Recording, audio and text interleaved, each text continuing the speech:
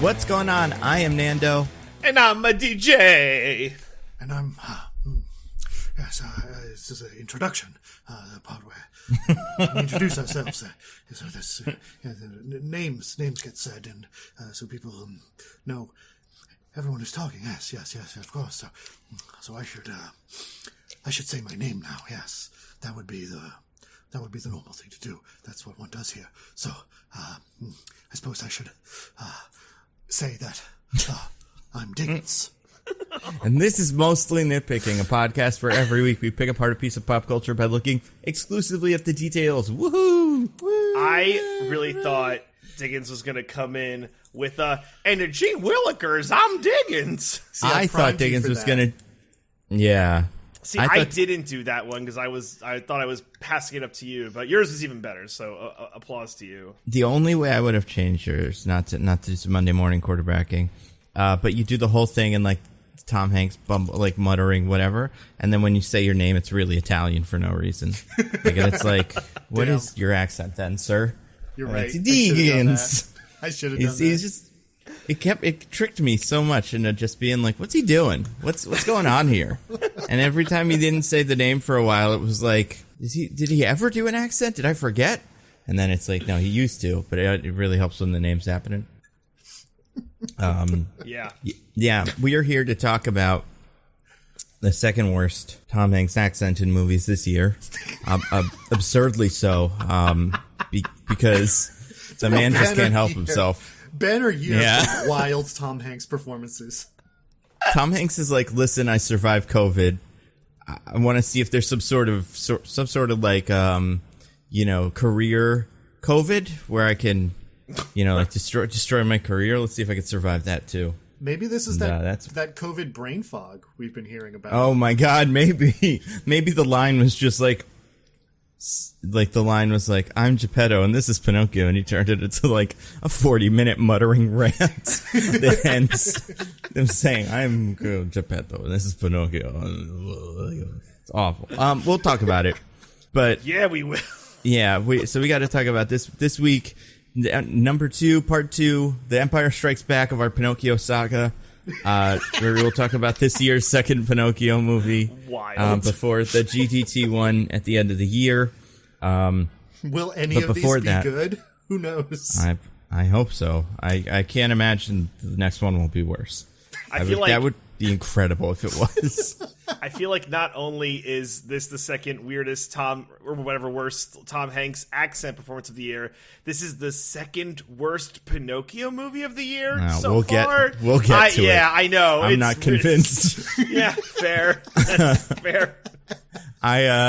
You know what? Yeah, I think the first one looked better, if only because this visual style was consistent. Yeah, and we'll talk about it. We'll get to it because we have other stuff to talk about now. We do? Well, kind of. So we have there's two newses of this week. One, incredible news for Disney fans. Lots of great stuff. And one is D23 announcement. So I'll get to the Disney fans one first. The Queen is dead. And that is usually good news in Disney, Queens are evil, so... That's true, yeah. Most queens are evil. They got her.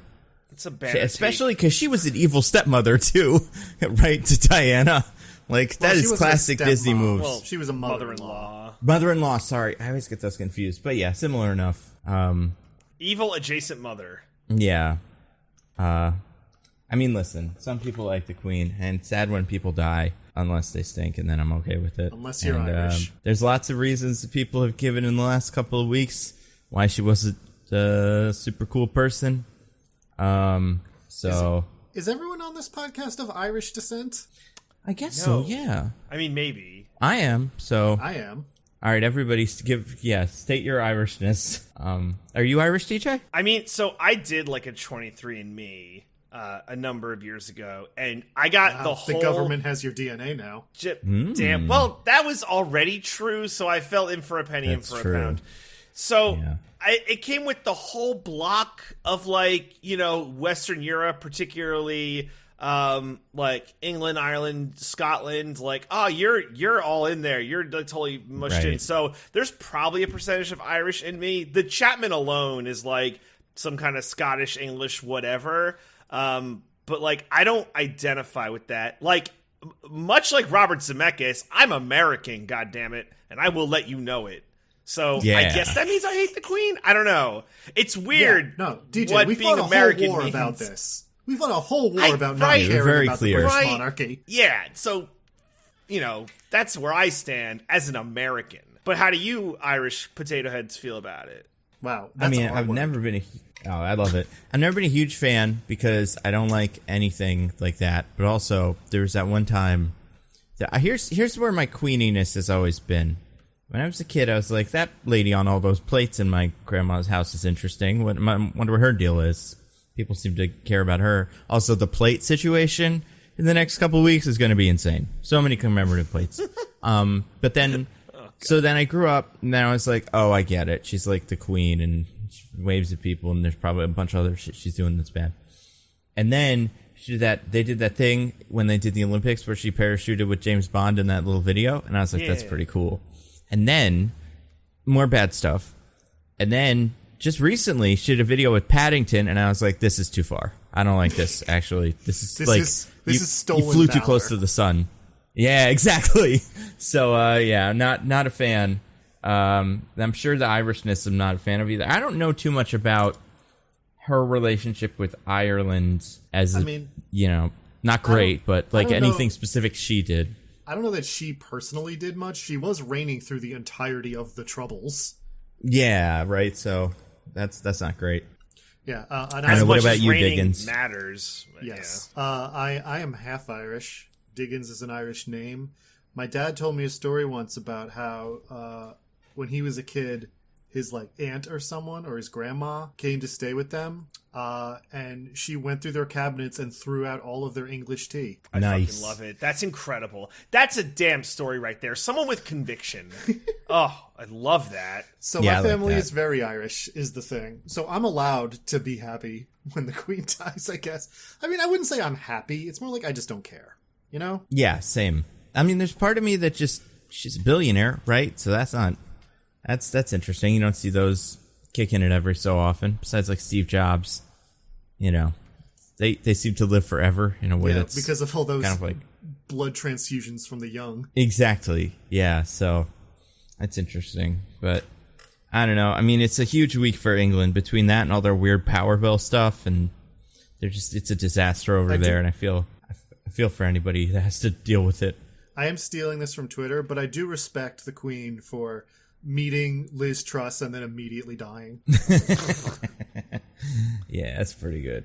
But yeah, so the Queen died. You can get a new queen or king or whatever. You get a new king. They gotta change the national anthem, which like, come on. Oh shit! That's God. That's gonna fuck people up. At like, they're gonna be at a football match and someone's gonna be like, sorry, they're gonna be at a what? The Queen. Shit, a football match. Okay, football. You know, everyone's favorite. And they're going to say, God save the Queen, and someone's going to be like, you idiot, it's God save the King, you fucking moron! That's going to happen. Fight's going to break out. Yeah. That's no good. Yeah, look at that. We got to learn our new ruling monarch's pronouns. Everything's gotten so woke. Different pronouns, different queen. That's why the monarchy is bad. It's because they've gotten woke. Yeah, they're too woke. I feel like the problem with them I mean, obviously, it's all the other stuff that's wrong with them, but also it's weird that we have to learn. Like, I don't want to learn who the next one is. And, like, everybody looked at all the little things of Succession. It was like, this one goes and this one, and I don't really care. But you don't have to. That's the beautiful thing about it, right? Like, we should learn from Meghan, right? I think she was the one who kind of gave us the permission as Americans to be like, you don't have to care about this shit. I stole one of them. Yeah, he's ours. You're welcome. Yeah. Nice. So, I think that's where we should be taking our notes from. Like, Charles ain't lasted more than 10 years tops, so... That's the crazy part. Yeah, I feel like he's got to stick around for a little bit, otherwise his death is like page 2. You know, just, oh yeah, by the way, Charles, huh? Yeah. But after him, who goes? Short. Is it... William. William. Which one's that? Is Kate he the Middleton's one with... husband, yeah. Is he... No. Yeah. Who's the one with Camilla? No, that's Charles. That's Charles. Charles was with Diana and Camilla and all that. Yeah. Oh. So their oldest son, William, who's with Kate Middleton, would be next in line. Oh man, yeah, I really don't know who any of these people are. But you shouldn't pay attention, right? No. Like, it's weird that I knew that. And I'm a little upset with myself, honestly. But I need Paddington to tell me who's the good one and which one sucks. Yeah. The only reason I know that is because my parents watched The Crown and they explained it all to me when she died. I love it. Yeah, that part's really important.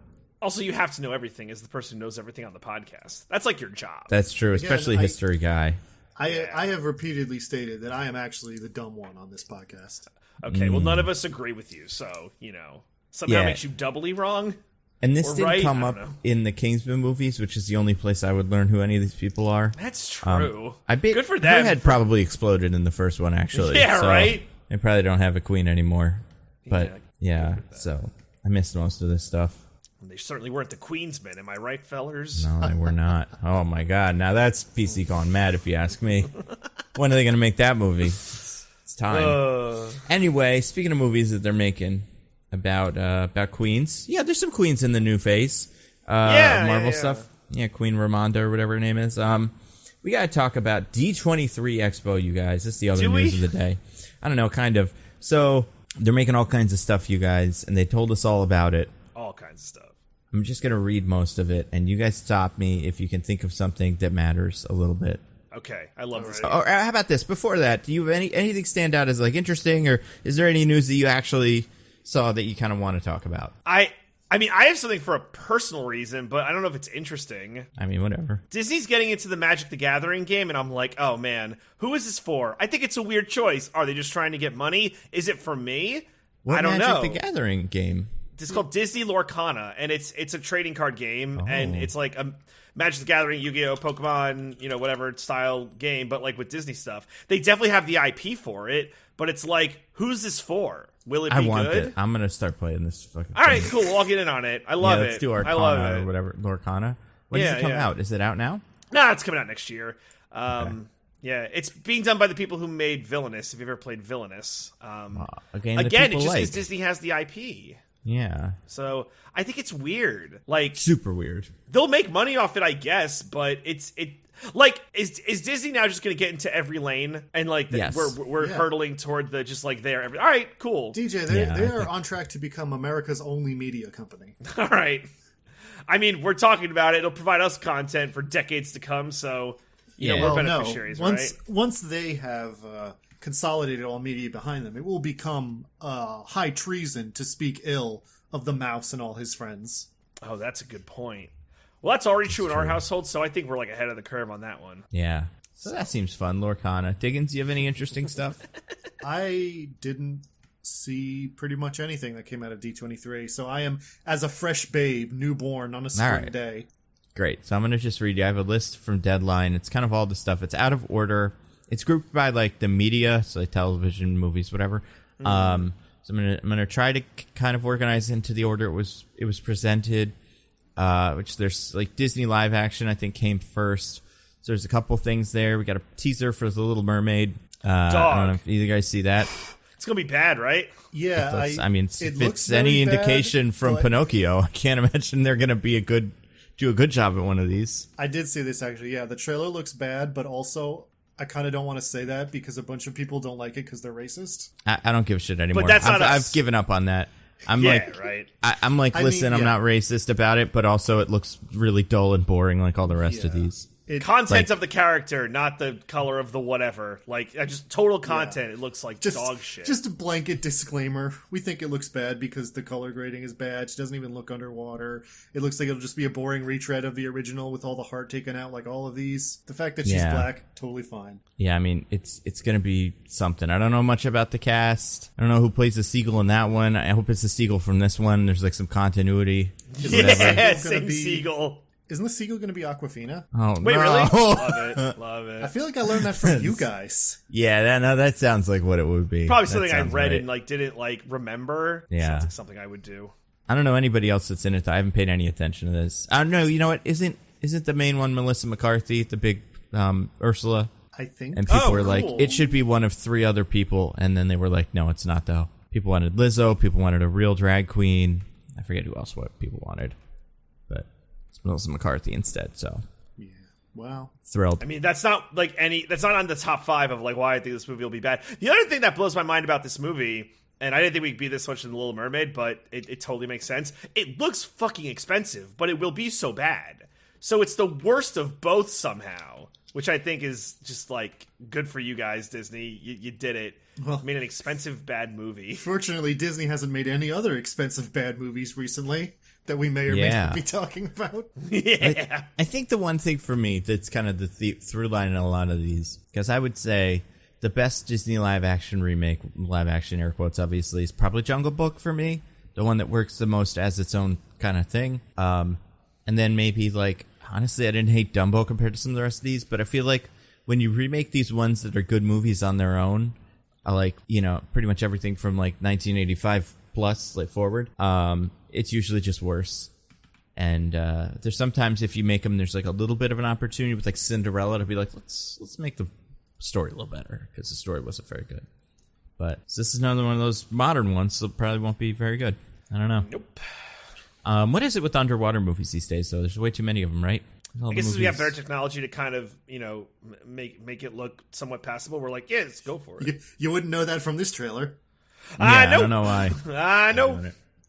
So the other Disney live action movie, I don't know if you saw this. This seems like a fake thing, but it's real. There's a prequel to The Lion King coming out called Mufasa: The Lion King. God damn it. Yeah. So. Next. Nope. Yeah, okay. Disney Plus has some movies. Hocus Pocus 2 is coming out in September 30th. So I soon. found out about this from an avenue close to one of our hearts. Is that how you found out there was going to be a second one? Yeah. Wow. What is awesome. that, Quibi? No. Nando doesn't check his email. Yeah, Nando don't check his email, I guess. Oh, no, I guess not. But we're having a watch party for the new one. Oh, cool. Yeah, you're both invited.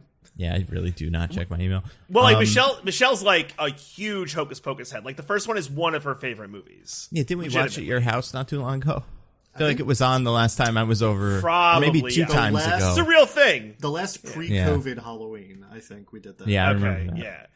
So I got nothing against it. It's fun. Yeah, no, I think it's like a legit good movie. This one's got what's his name? Richard Splett. Sam Richardson. Yeah. It has that headstone that says "Died a Virgin," which is good joke. Nice. I really remember. Remember when I watched that in school when I was like, I don't know, 10, maybe, probably a little bit older than that, maybe like 12. And there's that one scene where what's her name is singing the song and there's lots of cleavage, and I was like, whoa, this is interesting. This is interesting to me. You know what I'm talking about? Yeah. It's like I've definitely seen that. This better not awaken anything in me. I learned something about myself. I've seen it since, and I'm sure I remember it being fun and stuff. And it's got all kinds of other great people in it, like the wife, what's her name? Another Veep alum, the horrible press secretary's wife. She's pretty funny. Obviously, Bette Midler and stuff. Is also Bette Midler. She up to some weird shit on Twitter? Is she? Oh no. She kind of turfy. Is that what her deal is? I can't remember. Don't ruin Bette Midler for me. Yeah, no, I won't. So yeah, that's coming out. You also got an Enchanted sequel coming out called Disenchanted. Interesting. Wait, did you see any trailers for this? Wait, they just named it the same thing as that Matt Groening show on Netflix? Yeah. Yes. I think this looks okay. Seems like she has some sort of genetic disease that turns her into an evil queen as she gets older, so that's kind of fun. Yeah, I think it's an interesting concept. I don't know, like, not all of these could be bad, and all of them could be bad, right? It's like, I don't know. I don't want to be so cynical that, like, every fucking attempt at a retread or a sequel is just like a cash grab. Like, some of them might be, I don't know, like, legit good, but let's be clear. Let's be clear, DJ. All of them are cash grabs. That does not mean they can't have any artistry, but they are cash grabs. Right. Right. I think the cash grabs that are less obviously cash grabs, the cash grabs that have to be pitched besides just like Little Mermaid, huh? Like where you gotta go like, all right, it's a sequel to Enchanted, and here's what it is. Yeah. Already makes it more like a possibly good movie than the rest of these. Plus, they're getting all the guys back. The whole cast is back. Idina Menzel, Amy Adams, James Marsden's in it again. Thank God. Maya Rudolph's in this one, I guess. I didn't see too many other actors I recognized, but so they're doing that. Peter Pan and Wendy movie. Who cares? So much. Who cares? Yeah. All right. Some animated stuff. There's a movie called Elemental What If Fire and Water Were Friends? It's a Pixar movie, I believe. It might make us cry. Who knows? I think we're like 2 Pixar movies away from like What If Carbon and Oxygen Were Friends, because they're just getting back down to the fundamental building blocks of like things that can't be friends. Because we already did like, you know, feelings and old man and little boy, and we're running out of things that can't be friends, but it will be. Did you see so Inside Out 2? Oh yeah. Did you see the drama regarding that? I did. Do you want to explain it? Yeah, Bing Bong spit on the little girl. No, what was it? Was it Polar got offered like way more money than Kaling and Bill Hader? Yeah, here they lowballed them or something. So yeah, so now it's like they're maybe not all coming back. Is that and like Lewis Black was like, I will take $1. I'm not doing too much else, so whatever it takes. He gets it. Yeah. But it's interesting, right? I had to be reminded those two were in it, so it's not a great sign for their negotiating power. Yeah, I mean, but you think they can bring back the elephant, Bing Bong the elephant? Bing Bong, was he a fan favorite? I don't know. He died, but I think he was a fan favorite. So I mean, you could bring back anyone in an imagination movie. I'm pretty sure that's like how that shit works. That's a great point. What do you think is going to be the new emotion Riley has to deal with? Is it going to be puberty or something? Oh man, is there going to be a new person pops up in her head who's just horny? Yeah, and Libido played by like Antonio Banderas or something. Oh god. just like it's just I don't know, but it's gonna become what's that show on Netflix, Big Mouth? Yeah, right. Yes. Well, because that's the thing is like how many, you know, she already ran away from home, so she did that, and she's got to have emotion. I mean, maybe it could totally be a different kid. Like, there's no reason why it can't just be. No, it is Riley, and the logic is like, oh well, you get more emotions as you get older, so Riley's. Gonna so it's like different emotions. So, yeah, because like you get more complex as you get older. Like that is the pitch. There might be like a fucking hormone monster running. I've met some older people, DJ. I think there's I think 5 emotions is probably the max for them. It's like you do cap out. I think it might be 2. Yeah, like some of us. Yeah, I think hit 0. Yeah, I feel like it's going to be the sex one, and then, I don't know, the one from the anger or whatever, rage. Those two seem to fuel a lot of this, at least from my very limited stay on the internet. I was going to say, you think Riley's going to become a Twitter user? Yeah, she's going to get red-pilled by rage. And the fear one. Those two are going to team up to ruin her life. Anyways, so you got that movie, something called Elio, about the pizza. No, it's about yes, finally, a creative indoorsman finds it hard to fit in. It's something to do with aliens too. I don't know. I don't really care. Strange World. That movie comes out pretty soon, actually. You seen this? It seems like kind of like an old schooly adventure serial in Disney form. Animated. I did not see this one. Oh, there's like trailers. It looks kind of cool. Like, and it's not based off anything, so it's already immediately more interesting to me. I'll put the trailer in the thing just so you can watch it later. But and then the last one, the big one, Wish. This one, yeah, I have heard described as a parody, but it's not a parody. It's a real thing. Diggins, do you know what this is? Oh, I have no idea what this is. You want to take a guess? It's a movie called Wish. It's not about the website. Yeah, something else. It is about, that would have been my first guess, so thank you for that hint. Yeah. It's about the origin story of the Blue Fairy. So close. You're close. You're like it's the origin close. of the star itself. Yeah, like the wishing star. Yeah. Yeah, man. Here, I'm going to read you the thing. Set in Roses, the kingdom where wishes can literally come true. Centers on 17-year-old Asha, who makes an impassioned plea to the stars, which is answered by a cosmic force, a little ball of boundless energy called Star. Together, they face the most formidable of foes to save her community and prove that the will of one courageous human connects with the magic of the stars. Wondrous things can happen. Alan Tudyk plays a goat. We're doing it. Yeah. Wait, there's a goat also? Of course. I mean, Alan Tudyk played something. He probably showed up on set and just did some noises, and they were like, "Yeah, that's true. That's a goat noise, right?" He's the new John Ratcliffe. Yes, exactly. So yeah, the Wish movie, pretty cool. So yeah, that's all that. Let's do some Disney Plus stuff. Show called American Born Chinese about a little kid who turns into the Monkey King. Looks kind of good. Based Michelle off a Yeoh's in book? it. Probably seems like it, but I'm not sure. It's not a comic book or anything like that, so that's the only other option for an IP, right? Yeah, that's fair. Show called Big Shot, where John Stamos plays basketball. Who cares? Long form original series called Uaju. It's about Pan-African comic book entertainment company or something. Probably interesting. New Muppet show. Hey, look at that. Muppets Mayhem. That's what I like to see. Bad. Also, they found, did you see they remastered not remastered, they found a print of that song from Muppets Christmas Carol that's always been lost, and they were able to fix it. I saw that. Yes. That's the only shit I cared about. That's the only good news that actually was oh, that's awesome. Cool. They had a really funny panel apparently with a drag queen and all the Muppets. But yeah. So that's good. That's cool. Muppets, I feel like they'd be good friends of the drag community. I feel like if it wasn't for the Disney licensing, they'd probably be doing licensed drag shows right now, but they can't. National Treasure, Edge of History put out a trailer. Still no Nicolas Cage. Anybody care about that?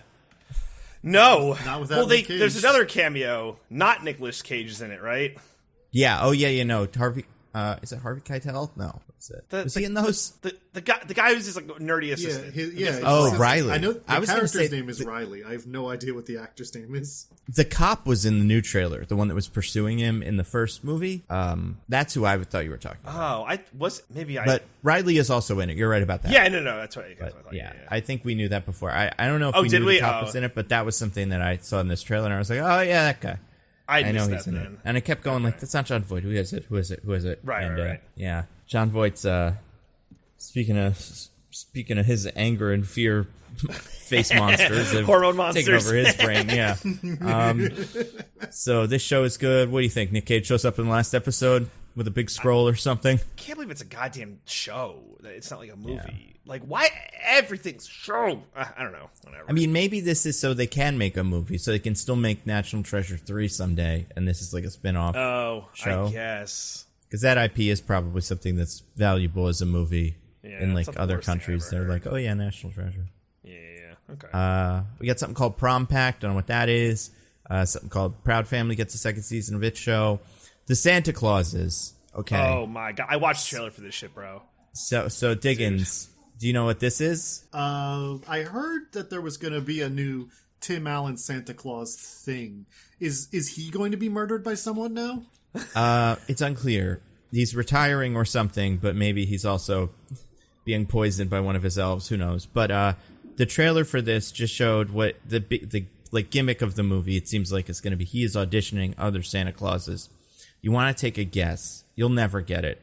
But just take a wild guess of who in the trailer is the character or real person in real life who is auditioning to be Santa Claus. Can we give him a hint? Well, guess and then we'll give you a hint. Take as many guesses as you want. What you mean is somebody playing themselves is auditioning. Yes, a celebrity playing this themselves. Actor is playing the dude who's auditioning. It's they're playing themselves. They're playing themselves. Okay. It's that first thing. Auditioning for Santa. Who would do this? John Voight. Oh no, that'd be fun. So I want to give him a hint because I feel like all right, Gina Carano. Okay. So it's not an actor. No, it's not an actor. This is not an actor, but they are a celebrity. The dang Cheeto in chief. Oh my god, that would be amazing. Joe Biden. Okay. Get someone in that's older than Tim Allen to replace him as Santa Claus for a couple weeks. Oh no, Jack, I'm too old for this too. I'm retiring. It's like when they made that super old guy Pope after John Paul II. This is our transition Pope. Although he's actually still alive. He's still Pope, I was going to say. He's still Pope. Well, no. He's not Pope anymore. He stepped down, and they elected Francis. Yeah, he lives in the Pope's beach house Francis behind the Vatican. Right. Francis is... He's just alive. I mean, Francis is an old man, but for popes, he's not that old. Yeah. All right. Diggins, I'll give you a hint for who this is. It's an athlete that you haven't thought about in a decade. Probably. I haven't thought about any athlete ever, so it doesn't help. Then this is going to be a real trouble. Okay, so Diggins, if you had to name Michael Vick, so I will say this movie knows who their audience is. He is white. If you had to name a retired football player who for some reason is like still in the public consciousness? Like, could you name one that's like, oh yeah, he would be in this? One of the Manning brothers. Yeah, the older Manning. one, Peyton. Yeah. Good job. Proud of you. Here's the joke. You want to hear the joke? This is the one joke in his little bit. Santa Claus is like, hey, Peyton Manning, say ho, ho, ho, because that's part of what Santa Claus does. And Peyton Manning says, ho, ho, Homaha, because that was one of his catchphrases like his 10 years call. ago. Like, yeah. Get so that's it? pretty good. Damn. We're so clever. Damn. Yeah, so I think Judge Reinhold should take over for him. Just like he took over for being his wife's husband in those movies. Like, I'm better than you in every way, Scott. I am the new Santa Claus too. And I also raised your kids. I don't know. They got time to figure this out. I'll probably be that one elf who's like a 50-year-old man now, but I'm glad he's back. So let's see what else we got. Win or lose. Oh wait, one other thing about the Santa Clauses. Have you guys ever seen the third one of these? No, I've never seen any of them. Oh, really? Same. Actually, I think I've seen the first one. Yeah, the first one's fun. Second one's not bad either. The third one, it's got some charming like qualities. Martin Short plays Jack Frost, the villain who's kind of trying to usurp Santa Claus during a moment of weakness, which is pretty funny. But you only learn about Jack Frost, I believe, because he's part of what he's like a holiday council, like, you know, like Guardians movie where it's just like, oh, all the other guys are real too. There is a terrifying man in an Easter Bunny like suit, prosthetic kind of thing. It looks like it's right out of the Cat in the Hat movie. I hope that guy comes back, but we can only bring him back, motherfuckers. Yeah. Other stuff. Show called Win or Lose about a basketball coach or something. I think we already did a basketball coach thing, but this is also that. Maybe it's not basketball. Zootopia show. Great. Let's see what else we got. I'm going to skip a couple of these things because I don't even know what they are. Lucasfilm. All right. Lucasfilm stuff. Got a couple things. Here we go. Andor coming out soon. They put out some trailers. Still looks pretty good. I'm so excited. I know I shouldn't be, but I am. Yeah. I'm not excited, but I will watch it, I guess.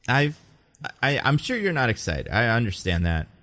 I do think out of all of the Star Wars things that have come out or have been on the horizon, this one both looks the most interesting in terms of like the pitch and also in the production. I think it has the best shot at being something. Speaking of that, the Mandalorian Season 3 trailer also happened, but it had nothing but Babu Frick was the only... Babu Frick came on and everybody was like, oh, him.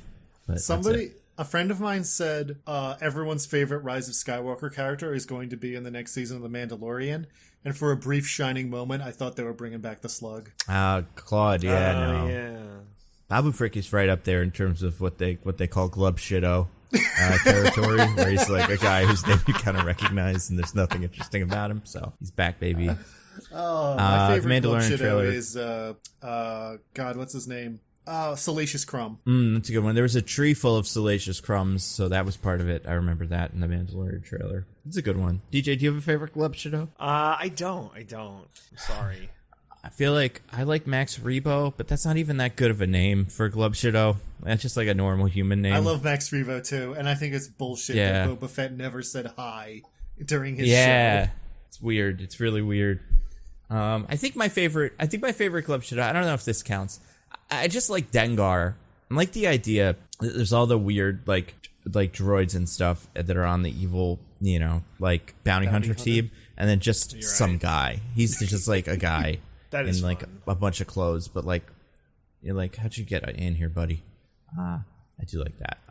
There was some Bad Batch stuff. The great Tales of the Jedi cartoon looks kind of interesting. It's like the short form animated anthology series where we see young Qui-Gon and young Dooku at some points. Yeah, young Ahsoka. Younger Ahsoka. Because we got to start with Ahsoka from pretty young, but we go younger. Well, have we seen the youngest Ahsoka we've seen? I think would have been in that Clone Wars movie that nobody watched. But I still think you're right. I think this is younger than that. The one with Baby Jabba. That's right. Yeah, with like Glubbo or something. He has a real stupid name. I'm gonna Google this now. But yeah, Rada. That's what it is. I don't know. This looks kind of cool. Probably. Does it sound cool? Yeah, I put all this stuff in the Dave Filoni's gonna do our Dave Filoni thing, so cool. Yeah. I had a long conversation with a friend of mine the other day about, because he watched all the old, like the Clone Wars show and the Rebel show and everything, and just me articulated my position that if you haven't, like myself, then so much of this stuff is like incomprehensible, and they make no effort to make it comprehensible. Also yeah, true. I mean, they're doing at least a couple of things. Like, we know, I mean, Diggins, you hate Ashoka, but she's someone I think that they've used the show to kind of gradually introduce. But they're doing the same with a character named Ezra Bridger. It was, I think, from Rebels, I believe. He is from Rebels. Who got live action cast today. He's a big part of Rebels. I don't know. Like I said, I've never watched it. He's the little kid who's like being trained, and he has a blaster that's all, or he has a lightsaber that's a blaster. That much I know. And they cast an actor who looks a lot like him from King Richard, I guess. I haven't seen it, but it's like a youngish guy. So people like that. And that's all from them. No movies. Again, they're just giving up on movies about Star Wars, which I think is fascinating. Good. Like, I'm glad. Yeah, no, I mean, the last ones were pretty bad, so don't do them. They've also anymore. given up on the era that is post-6, except for Mando. They're like, we're not doing it. We're not talking about it. We're going to retcon it somehow. For sure. I would bet so much money they're going to find a way to be like, this was an alternate, or like they'll find a fucking way to say that these things didn't happen or happened differently. I don't know how, but they will. Yeah, I think multiverse. I don't know. I think they're just going to bump up against that time and then always go step back a couple of years. Like, they'll never get to whatever it is, like 32 ABY forward, because they just can't deal with the actual future there. And I think that's interesting. Yeah, I agree. They did show a trailer for, speaking of Lucasfilm, the Indiana Jones movie. So that's pretty good. Harrison Ford cried and he said he doesn't want to do anymore. He cried because he's happy, not because they made him go to this. Joy, tears of joy, pure Crashed joy. Crashed a plane right into the stage and then cried a little bit and then flew away. Well, I've never been happier. It's important to keep in mind that Indiana Jones is the one that Harrison Ford has a direct financial stake in. Yes. So it's true. Yeah. And this one might be good. Phoebe Waller-Bridge's working on it, which is true of Solo, so who knows. But it's kind of interesting. I don't know. But there's that, and then you got a trailer for the new season of Willow, you guys. Oh, yeah, boy. Listen, I really like Willow. I don't know what they're doing with it. I haven't watched any of these trailers yet, but I don't know how they're going to deal with the Mad Mardigan situation with no Val Kilmer. Remember, there's going to be a scene where Willow comes to his office, and he types some things to him, too. That's just how we do all the Val Kilmer cameos from now on. That'd be awesome. I mean, it worked in Top Gun. It was the best part of that movie. Yeah, it's true. But, yeah, that's in there. I don't know. You ever seen Willow? Nope. No. You gotta do that for the pod. I've seen it days. referenced in many different... A lot of things reference Willow lately. Good for them. Willow's? Yeah, Willow's kind of cool. Like, it's like a weird little sci-fi... It feels like one of those, like one of those books that you always hear about where you're like, what is that? And your friend's like, it's kind of like Lord of the Rings, but not really. It's a little bit like of a take on that, but I don't know. Willow's kind of cool. Other stuff, we got some Avatar stuff, but nothing really interesting. They just showed some footage to people and went, this is what it's going to be. So come watch that. And everyone's like, oh my god, I'm so excited. Yeah, and they were like, wait, is this, which one of the underwater people movies is this? I can't remember. And they were like, oops, sorry, we did Black Panther footage. And then they did that again with Aquaman. And then they did that again with Little Mermaid again. Now it was Avatar finally. Yeah, I don't know if they're making it. All right, let's do the Marvel stuff. I had to kind of keep there were two columns. What was that? Wait, what? Jerking around on the page. Oh, okay. Like, it was like, because it's everything in this is organized by TV and movies. It's not organized by brand, so I have a hard time keep track of what I have done. So I think I've done everything on the page. Haven't they heard that brands are the most important thing we should orient all of our lives around now? I mean, listen, not anymore. Not according to the guy who already quit being in charge of HBO's DC stuff. Like, after like a day of negotiations. So maybe that's not the case. I'll start with TV stuff. They did the Ironheart show. You guys, you like that, right? Is your boy coming back? Ironheart? Probably not. I'm sorry. I'm thinking of Armor Wars. Yeah, we'll get to that. Yeah, sorry. Ironheart we did get one of the Hamilton alums, the son from Hamilton, is going to be a character named the Hood. So it's kind of fun. Jason Todd? You know who that is? Okay. Kind of, yeah. Honestly, he's a guy who finds some magic stuff and decides to be the head of organized crime for a little bit. and like it's just like a magic hood that makes him invisible and some magic guns or something like that. I can't remember exactly what the things are, but he's like, this'll do it. So that guy's in it. So trailer for Secret Wars, or Secret Invasion, excuse me, that's a thing. That one we actually got like stuff for. Did you guys watch it? I did. Nope. Things, you see it? No, I can't wait to find out that Rhodey has never been a Skrull. Oh my god, he's so a Skrull. The trailer's rough. Like, I don't know, man. They're like, he's like a vice president or something. Like he's got some sort of high level America? of something. Maybe, yeah. I don't know. It's unclear, but he has security detail and he's wearing a suit and he's not doing Iron Man stuff anymore. So I don't know. We'll see. Like what's his name? Ross was like, what was he like? Secretary of State, right? Secretary of State. Yeah. So maybe he's that now. I don't know. But Nick Fury's like, what do you know about your security detail? And he's like, I know they're Skrulls because I'm a Skrull. Ha ha ha ha. He doesn't say that, but that's what he means. So Octavia, whatever her name is, she's in this, right? Or Olivia Colman. She got a little bit of her. Yeah, I was like surprised to see her. Yeah. Apparently she's playing a character named Union Jack, who's kind of reimagined as a lady, first of all, but also a person and like a contemporary character. They're usually one of Captain America's friends. That's right. Yeah, they'll call her that.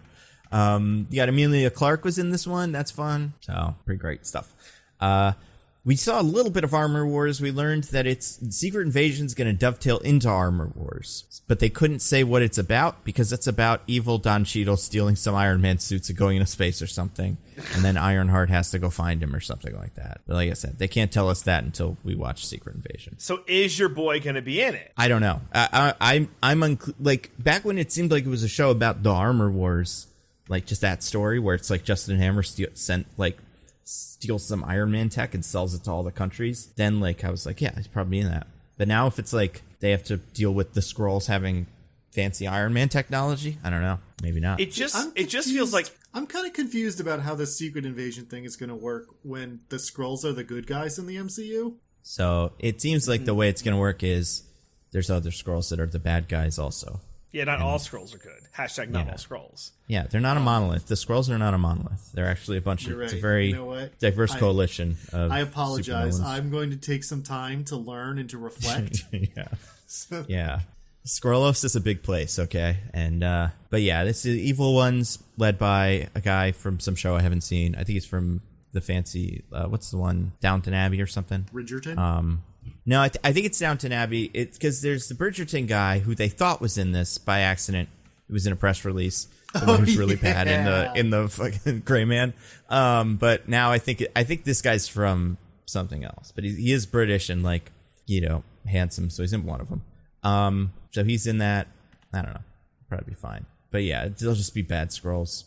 Cool. I find it weird. Not weird. I don't know what the word is, but like Justin Hammer, right? I feel like everyone who was in like the early Phase 1 MCU movies are like having a moment. It's like you're coming back. This is like your time to shine. But like not Justin Hammer doesn't make sense to me. Well, they know that like there's he's still alive. Nobody of any consequence cares about Justin Hammer at all. He has no fans whatsoever.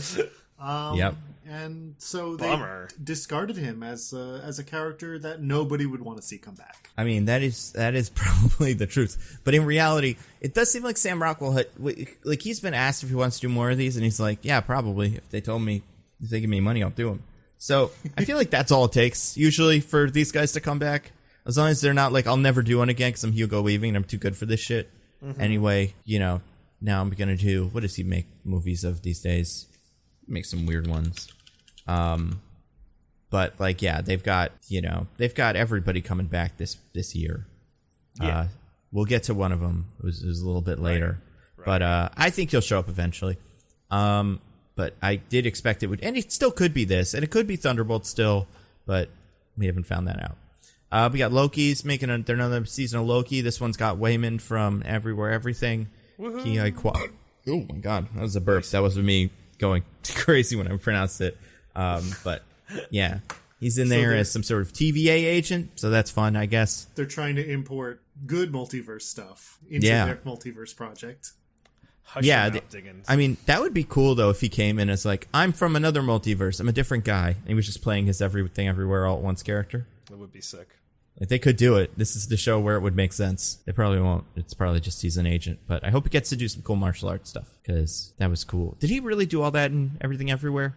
Yeah, he's no idea. He's been a stunt guy for decades, like a stunt coordinator and everything. Yeah, like he is good at stunts. That would be cool if they like just used like kind of the way that they hired Andy Serkis to be like in, you know, Age of Ultron. They were also like, hey, can you fix our fucking Hulk model?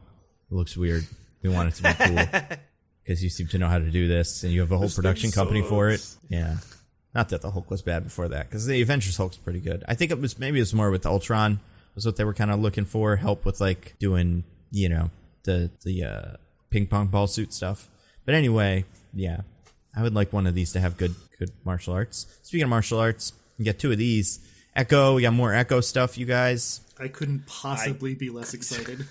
It's got Vincent D'Onofrio's back. He's gonna have an eye patch from that time they shot his whole brain, so that's good. Yep, so weird. It's got some actors I like. Like one of the main girl from Reservation Dogs is in it, so cool. But okay. I don't know. Yeah, do you ever watch that show? Yeah, Reservation Dogs is good. Yeah, it's the one who's, you know, I forget all their names, but her. She's the one who's named after the person from Willow. Wait, is that a thing? Yeah, her name is Alora from Willow. Oh, right, yeah. That's right. So that was one of the things I was talking about, that Willow gets referenced a lot lately. It's a popular thing. We got Daredevil stuff too, but just that they're making it, and Vincent D'Onofrio and Charlie Cox stood next to each other for a little bit. Still way too many episodes. I don't know what it's going to be. And then we got one thing. This is in the TV section. So, Werewolf by Night. How familiar are you with this, Diggins? Did you watch the trailer for this? I'm assuming, DJ, you did, since you watched Secret Invasion. I didn't, but I'm of course aware that Werewolf by Night is the vehicle that gave us the greatest superhero of all time, Morbius. That's right, and Moon by Night also came from Werewolf by Night.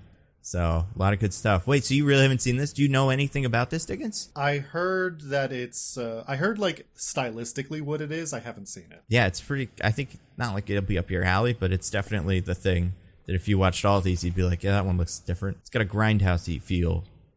But I did hear on the Weekly Planet, they had a scoop from someone who I think they said this is a pretty reliable scooper. So if you don't want to be spoiled, I'm not going to spoil it, but spoil like the whole idea of it, kind of. By apparently night, he's a werewolf. He is a werewolf. Well, he is a werewolf by night. However, the actor Gil, I can't remember his name, the one from Old. Garcia Bernal? Yes. Apparently, he hated wearing the werewolf suit, so they quit. They stopped making it. It's 30 minutes long instead of an hour, and it's not very good. That's what I've heard. What? But, yeah. Which I think is really funny. Crazy. It's just like, I don't really like wearing the werewolf suit. And they're like, all right, we'll stop. That's insane. Yeah. I mean, this is I hope that's true. A rumor, but I do think it's really funny. Wow. It has Man-Thing in it. We all have Man-Thing, right? That's, I love a giant-sized Man-Thing. He is a big old guy, and he's got a big old face. Pretty cool. Anyway, that's all the TV stuff. That one comes out in like a month, too, so we'll probably have to cover that soon. But you guys, there's also movies, kind of. We didn't really get too much information on them. Black Panther, it's coming out. Everybody was there. Well, not everybody, but like some of the cast members were there. Angela was Letitia Wright there? She was there, yeah. Oh. Was it she awkward? Like cordoned off in her own little bubble so that was she in a box? Could be infected? I have no idea what they're doing with her. I don't know. It's really weird. I kind of not like. I don't want people to boo her, obviously, but I do feel like she's not King Charles. The fan like reaction to her is like, oh, hey, cool. It's cool, that's what I'm saying. It's awkward. I feel like it would be awkward. It is. The rest of them are cool though. You got Tenoch Huerta was there. Winston Duke was there. Angela Bassett. And there was somebody else. There are 5 of them, I think. I don't remember who. But anyway, they're making it. Ant-Man and the Wasp, they're making that. Same thing, kind of. All the actors you expect were there. No surprises. Comes out soon, February 17th. Evangeline Lilly also in the little box. Yep. Every show had one of the box people in it. I don't know who's that for Captain America New World Order, but that's coming out. We got the first Israeli superhero. She's going to be in it, Sabra. Not to be confused with Sombra. When I heard it the first time, I was like, that's not from this. Right. But it's somebody else. And then you got Tim Blake Nelson. Leader is back, you guys. He's back, baby. He's back. Hopefully he's got a big green head, but there was no confirmation of big green head. Yeah. So, I mean, they teased that big green head in the first Incredible Hulk, so yeah, you know. And he's only got nothing Incredible but time to grow a big green head.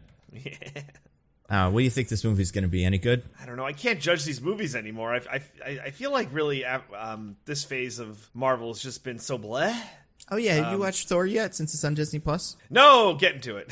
Oh, okay. You know, had to watch Pinocchio on Disney Plus Day, so Those are the rules. Ate all my time. Yeah. That's and the new Cars show. I was like, yeah, this. Diggins, do you have any thoughts about Captain America NWO? About the wrestlers? Yeah, Hulk Hogan's back. I was gonna say, I'm. You know, a lot of people have a lot of nostalgia for the Attitude Era, but I think we got to grow beyond that and like acknowledge, you know, that there's a lot of cool stuff that's been happening with the WWE since the Attitude Era ended, and we should try to give some space for that. Like Vince McMahon's cancellation, just That's really right. lean into that. Yeah, I agree. Yeah. So that movie's coming out pretty good.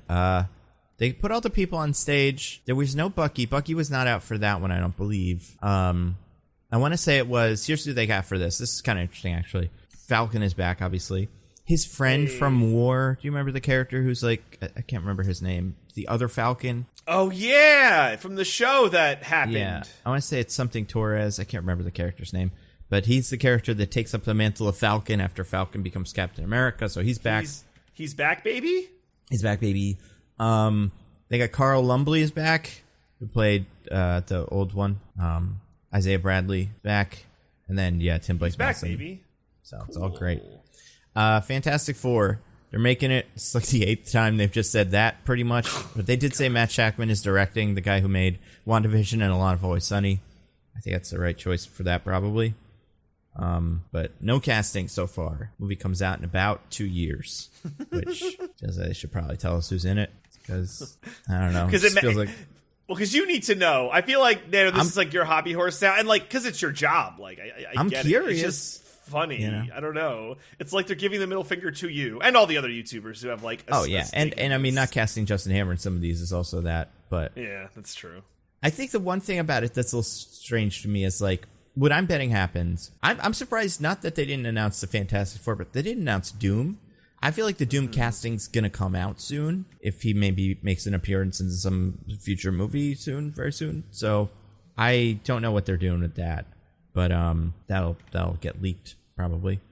But I'm betting they have almost all of the actors cast in Fantastic Four, but not all of them. And I bet they were planning to do it, but they were like, shit, we can't get our thing yet or whatever, so we can't do it. Well, then they gotta wait to what's like the next big convention, like next year's Comic-Con or New York. Well, there's no New York Comic-Con stuff, so like I mean New York Comic-Con, it's in a month, so maybe it would be that, honestly. But they don't have any big panels for movie stuff at New York Comic-Con. That's like San Diego Comic-Con that does that. Oh yeah, no, not usually, but I mean I do think like now it's kind of like, well, you got to do it sometime. That would be fucking wild if they're like, yeah, we're gonna announce this at New York Comic-Con, the most unlikely of places. That would be wild. I think it'd be funny if they announced some of them, but not all of them. They're like, here is Sue Storm and the Thing. TBD on the rest of them. We're going to get the rest eventually, but these are two. Seems like Jodie Comer was the front runner for a while for Invisible Woman, and Penn Badgley is the front runner for Mr. Incredible, or Mr. Fantastic. Yeah. But that's not, and Mr. Incredible. A couple of years till they get a live-action remake of that, probably. Oh, God. Oh, don't. And then there was one more thing. The Thunderbolts movie came out. They put the actors for that. Have you seen this? Diggins, do you know who's in it? I feel like it should be extremely clear by now that I have not seen anything. Okay. I'm going to give you some guys, and you tell me if a pattern emerges. Okay, this is the cast of Thunderbolts. Okay. David Harbour. Okay. From Black Widow. Uh-huh. Wyatt Russell from the thing that they just did. Right. Decapitation America. Yes, that's right. That's right. Sebastian Stan, a.k.a. Bucky. Uh-huh. Olga Kurylenko's Taskmaster. Florence Pugh. And then Hannah John Kamen, Ghost from Ant-Man 2. Any similarities pop up in that group? Well, I'm pretty sure they're all people who are kind of strong and good with guns. Pretty much. It's a lot of super soldiers. It's a lot of like Bucky and Red Guardian and U.S. Agent and Taskmaster kind of, Florence Pugh kind of, and then one guy who can walk through walls. It's also like 90%. It's going to be a good team. It feels like they just drew from one pool instead of the fun thing about these, which is you get a bunch of random weirdos. Yeah, they got two pools. The two pools that people were the least the two things that everyone was like, yeah, I think I saw the Black Widow movie. I mean, Right? people liked okay. David Harbour in that movie. They did and they like Florence Pugh in that, and then she got to be in Hawkeye, and then people kind of liked her more. I mean, who doesn't love a Florence Pugh? Yeah, and David Harbour, he's fun. I like him in these, kind of. Every so often I'll get a comment on one of my videos about him. It'll be like, I can't believe you liked him. He abuses socialist values and stuff. People are really upset about that. Who is supposed to socialist values? David Harbour, which he probably does, but also most of these actors do. It's kind of how this works, in Hollywood now. But either they do that or they're in the box, the big plastic box. Yeah, right. Every so often one of them has to go in that, but the rest of them usually want, I don't know, universal healthcare and stuff. But I feel like the only thing I know about David Harbour is I feel like he should be a bigger actor than he is. He did Bad Hellboy, awful Hellboy, yeah. But we like him, and then Stranger Things, sure. But I feel like he should be bigger than this. I mean, maybe this is his moment. I don't think so. I think it passed. Maybe. But I like him in the things he does. I mean, yeah, we got more Stranger Things coming up and more of this, so we'll see. I do think he's good in the first one of those, but I'm also I think I get it with this guy. Right? I don't need more of him in this. But I want more David Harbour. That's the weird thing. I'm not enough of this guy. I want more. But diversified. Well, I think it's more stuff. I don't need this character, this kind of knockoff Russian Captain America specifically. Yeah, I get it. Exactly. The rest of them. But yeah, it's a weird team. They say there might be more guys. So maybe Abomination is in it, but they haven't had the She-Hulk episode where he gets recruited, so they can't say it. Right, yeah. But I don't know. I feel like there's one omitment, Nando. There's not a certain character that you would think would be a part of this. But, I believe somebody gave some concrete odds for them being in it. Oh, that's not even the one I think DJ's talking about. Or is it? Is that the one you're talking about? Which one is Diggins referring to? Diggins is talking about Justin Hammer, who I did say. No, I think there was a guy. Yeah, and I think my odds were correct. I think there was a 75% chance he's in Armor Wars. That seems very likely. About a 25% chance he's in this. But then my odds, I adjusted them because I wasn't even sure they'd talk about Armor Wars, which essentially they didn't. So that's I think where we lost him. I do think I think there's a chance he pops up on something like Thunderbolts, but that team's so big now. They don't need him. They need a big giant, Red Hulk or something. Mm-hmm. Which means he'll probably show up. He'll get a super soldier serum too, and a big, shield that he'll throw. But yeah, Zemo is the other one that I'm more surprised did not get any nod here. That's what I was referring to. Yeah, it's I can't believe it, right? Yeah, especially this is pretty much they did his redemption tour and right. He danced for us. Yeah, he danced. Yeah. Everyone loved him, and it's weird. I guess my thing with this. I don't have bad will towards this Thunderbolt show or think it's gonna be bad or movie, I guess.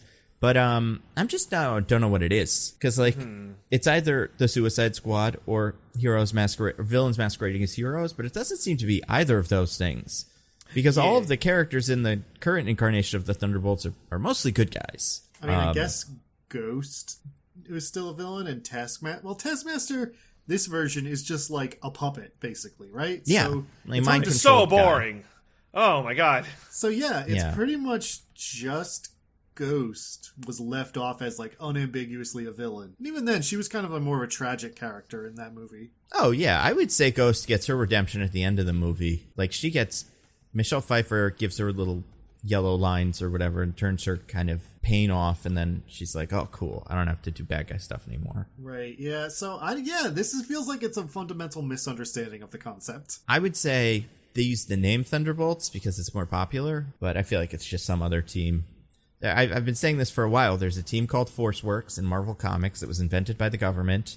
It has Captain US Agent. It has a couple of other characters that kind of rotate in and out War Machine, but it's what this is. It's even led by a Val. It's not this Val. I believe Val Cooper is the one who creates it. And that's definitely what this character is. They just couldn't name her that because she's an X-Men character. So they just didn't want to, I guess. Now. But they can now. Yeah, and I guess they would have been able to during Falcon and Winter Soldier, but maybe when they were planning it, they were like, we can't really get away with it. And also she's blonde, and Julia Louis-Dreyfus is not. Oh, no. Although she also doesn't have purple hair, so I don't know what they're doing with this. But anyway, I feel like this is ForceWorks. Wait, I thought that she was the Contessa. She is, but she's Contessa Valentina, whatever. But like, this isn't her job in the comics. She's just a spy sometimes. They are using her to be this other character. Yeah, Val Cooper is the character who creates government-sponsored superhero teams, and specifically, I believe, invented John Walker as U.S. agent. Like, that was her idea. So they're just doing this with her, and that's fine. But I don't know, it's weird. It just makes the whole Thunderbolts like logo a little bit more like, well, what is this that though, or is this just something else?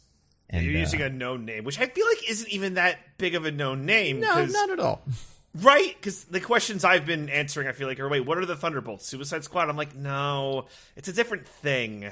So I don't know why they're leaning so heavily into it when it's not a thing. Almost like Iron Man in 2004. Like, I think I know what that is. But, you know, like Spider-Man's the thing everyone knows. Yeah, it's kind of, it almost feels to me, I'm trying to think of something that they've done this with where they've just gone like, well, we're going to use the name Guardians of the Galaxy, but we're just going to do our own thing. But that's not really what that was, because back in 2008, they kind of reinvented those, like reset that whole thing to what we have now. But like, I feel like there have been more of those things have happened. I just can't remember what any of them are. Where like they've just taken a name that you kind of recognized and used that to do a story that's not that, but is similar enough. This feels like the most explicit one of those. I mean, like, maybe, like, Ragnarok was kind of that's a different thing. And they're just like, well, we'll just kind of use the loose idea and not really... It's not really what you think it is. I don't know, it's weird. It is weird, but we're going to have to watch it. I know. We're going to have to. Maybe, like... We don't have a choice. Doesn't mean it won't be good. Well, no, it might be good. I don't know too much about the production because they haven't said anything. Like, I still don't know what the pitch is for this, but in theory, those are all characters that are relatively popular, except for Taskmaster. But like all the rest of them are characters people like just in general. But Taskmaster is a fairly popular comic book character. Yeah, but Tony Masters is whatever this one is. Antonia Masters is, I'd say. You mean this one is unpopular and bad? Like one of the less popular Marvel Cinematic Universe characters. Oh yeah, no. Yeah. I was basically trying to emphasize that they made a basically completely different character. Well, that is why I think if you just hit this character on the head with a brick, and then they went, you know what, I'm different now. I'm like I'm a wisecracking, mercenary, and I just do what I want for money. We just kind of pretended that was always what she was. Then we could do the Tony Masters thing, and that would be kind of fun. But yeah, I don't know. Also, she's not. I do think it's funny. Taskmaster as a superhero has like a superpower that is like photographic reflexes. They can like copy any moves they see. Which is A, they don't have that here. They have a robot helmet that does it for him. And B, that's also what Echo does. So at this point, just put Echo in it. Like I don't. Plus, we love Echo. Put Echo in everything. Everyone's favorite Echo. Yeah, I mark out for Echo on a daily basis. I mean, to be honest, like if there was one character who I'm like I could honestly see more of them, it's Wong. I love Wong, and I think we all love Wong. I think Wong had a great week in She-Hulk. So I feel like Wong does magic, which is different than Super Soldier Serum. So I don't know, maybe put him in this. I don't know, or put his girlfriend. She's his girlfriend now, Madison, or are they just like hanging out? Have you guys seen the new She-Hulk? No. Oh yeah. Oh yeah. I fucking love Madison. Yeah, like I feel like I don't know what their deal is, but I'd like it if she had to tag along for some missions. That'd be fun. Yeah. You should watch a new She-Hulk, Diggins. It's pretty good. It's really good. I'm in so fact, high on She-Hulk right now. It's great for us because it takes place at a very specific venue in Los Angeles. And it's pretty funny. Oh my god, yes! Yeah. Oh my. Yeah, I love that. Yeah. And it's like that's not what it looks like, but it's kind of like that. I don't know. Those aren't the tables. Have you watched any She-Hulk, Diggins? I watched the first episode and then I fell behind, but I've been meaning to watch it. I get it. You thought it was too woke, I told you. I fundamentally don't trust a Disney Plus show before it ends now. Instead of watching that, you've watched those 3-hour takedown videos on YouTube that have thumbnails of She-Hulk making a silly face going, worst show ever. Where some British guy goes like, oh my god, She-Hulk this week. Wow, Nando channeling his inner Pinocchio to just be... I haven't just been watching those, Nando. I've been making them. Oh my god, you're all those guys? You're the problem. Every single one. That's incredible. You're like a VTuber, but for like angry RedTube brats. That's so cool. Listen, if you don't like She-Hulk, that's fine. It's, it's humor. And I get that, because I know, I watched the Thor movie, and I'm like, yeah, this humor doesn't all work for me. Some people like it, that's fine. But man, there's some people who hate this show, and I can't imagine why. It's really bizarre. Why would people hate it? It's so specific and weird. I don't know. Yeah, I can't put my finger on it. I think they hate it, but I also think I think if she stepped on them, they'd also be pretty thrilled by that too. I think they're kind just of thing. Racist against Hulks. That's it. That's not good. Nailed it. That's a fop. Yeah. I mean, to be fair, maybe their whole family got killed in South Africa during Age of Ultron, and they just can't get over it or something. In all that collateral damage that the movies recognize for like 1 second, and then go back to doing it. But he's cool now. He meditates. But you guys, that's Disney Plus. They're also doing a lot of park stuff. I don't know if you saw any of the park stuff. They got rid of Dinosaur Land and putting in Moana. Yeah. Which is fine. Honestly, Dinoland USA is very fine. It's weird because, it's not the theme stuff. It's it'll be updated technology and stuff that might make it, better. But, the people who, give a shit probably don't even go to the parks, right? Because I feel like your Disney park bought-in audience is, like the Chapman family. That's us for sure. We're very much in that, Disney Mark space where we're like, oh. If they're not announcing that Genie Plus is going away, then there's still that huge glaring problem. You would have to kill Bob Chapek for Genie Plus to go away. What about that big hotel that is a warehouse, though? Is that still kicking? The big hotel's a warehouse. The Star Wars Halcyon Cruise or whatever? Yeah. Oh, yeah, it's still kicking. Do people go to it, or is it 5 people per it seems like people go to it, but they would never admit, the unsuccessfulness of it.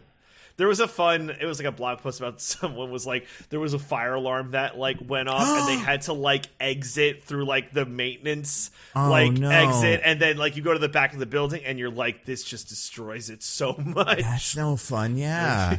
I feel like I'd want my money back at that point. Right? Yeah, the illusion's just shattered. Yeah.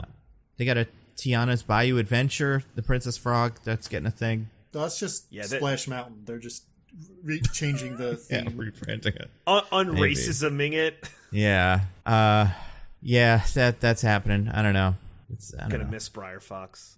Well, it's weird too, because I don't know. There's a Coco thing. I think there's a It's that new one, Encanto. They're getting a thing.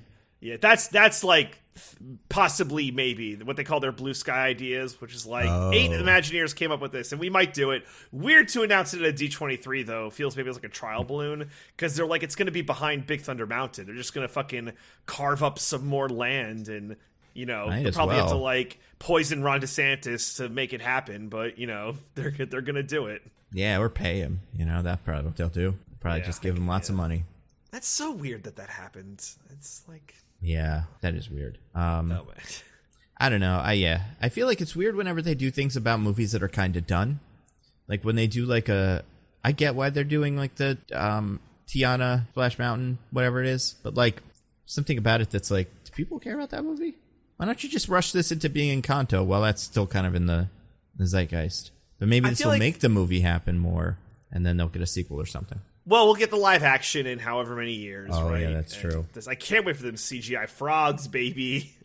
Oh, my God. That alligator's going to be hideous. Oh, my God. It's going to be a live-action nightmare. Oh, my God. The fly is going to be hideous.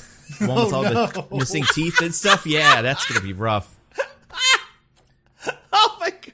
We got to do it while what's-his-name is still alive. The real actor from, Nope and stuff. What's his name? Jesus. Jesus? Jesus Patashnik. What's his name? The guy from all that stuff.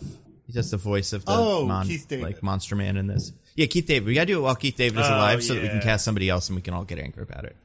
Because that's probably what they'll do. Oh, yeah, right? I mean, be like Harry Styles, and then we'll all be like, wait, what? So good. Yeah. I gotta say, that movie does hold up very well, and I think is a favorite of people, which is why, if we're going to make Splash Mountain something else, we have no Princess and the Frog rides, and it was the last, hand-drawn or whatever Disney Princess movie, Disney Princess Edition, da-da-da. It's all right, let's give her a ride, because she's every Disney princess should have a ride, right? So she doesn't have one, let's give her one. Like, it makes sense, I feel like. Oh, yeah. And I do think she's... I agree. I think that movie is cool. I also think that movie has, like, a lot of style that would make for a fun ride, potentially. Like, just visually, it's an interesting one. But it does feel weird, because that's the last time I thought about it. Although I do think they were making an animated one of those, right? Wasn't that a thing? Like a Tiana show? Oh, yeah. Yeah, I think that was on the table. I mean, there's a lot of stuff they didn't talk about at this. Yeah, obviously, there's like a bunch of Star Wars things that they're probably not going to make that they didn't talk about. They didn't talk about Guardians 3 had nothing here. That comes out pretty soon. What else had nothing? None of the Kang, Secret Wars, none of those Avengers movies. So that's kind of interesting, but also who cares? You know what they didn't talk about, because everybody was watching it obviously at the time that they were doing the panels, but everybody had their phones out and they were kind of watching the panels and kind of watching some of this in there, And the sly is the new live action remake that Disney's so proud of they haven't told anybody about, Pinocchio. Oh baby, you guys, we got to talk about it. I've been waiting with bated breath. They made a Pinocchio movie. It's directed by Robert Zemeckis. Can you believe it? I can. Having seen it, I can believe it. Yeah, having seen it, yes, I very much believe it. Yes. Yeah. Stars Tom Hanks and a bunch of other people, and who's in charge of the IMDb summary for this monster? It's a me. Oh, I'm scared of this. I'm gonna give you guys a hint. Yeah. It's basic. Okay. So definitely go brevity, I would say. Okay. All right. And I lost, so Diggins can go first. DJ, by the way, where did we get this IMDb summary from? Oh my gosh. So every week, the great people at IMDb, when they have like a movie they have to make an IMDb summary for, they pray and they wish real hard that a summary that they create will become a real boy.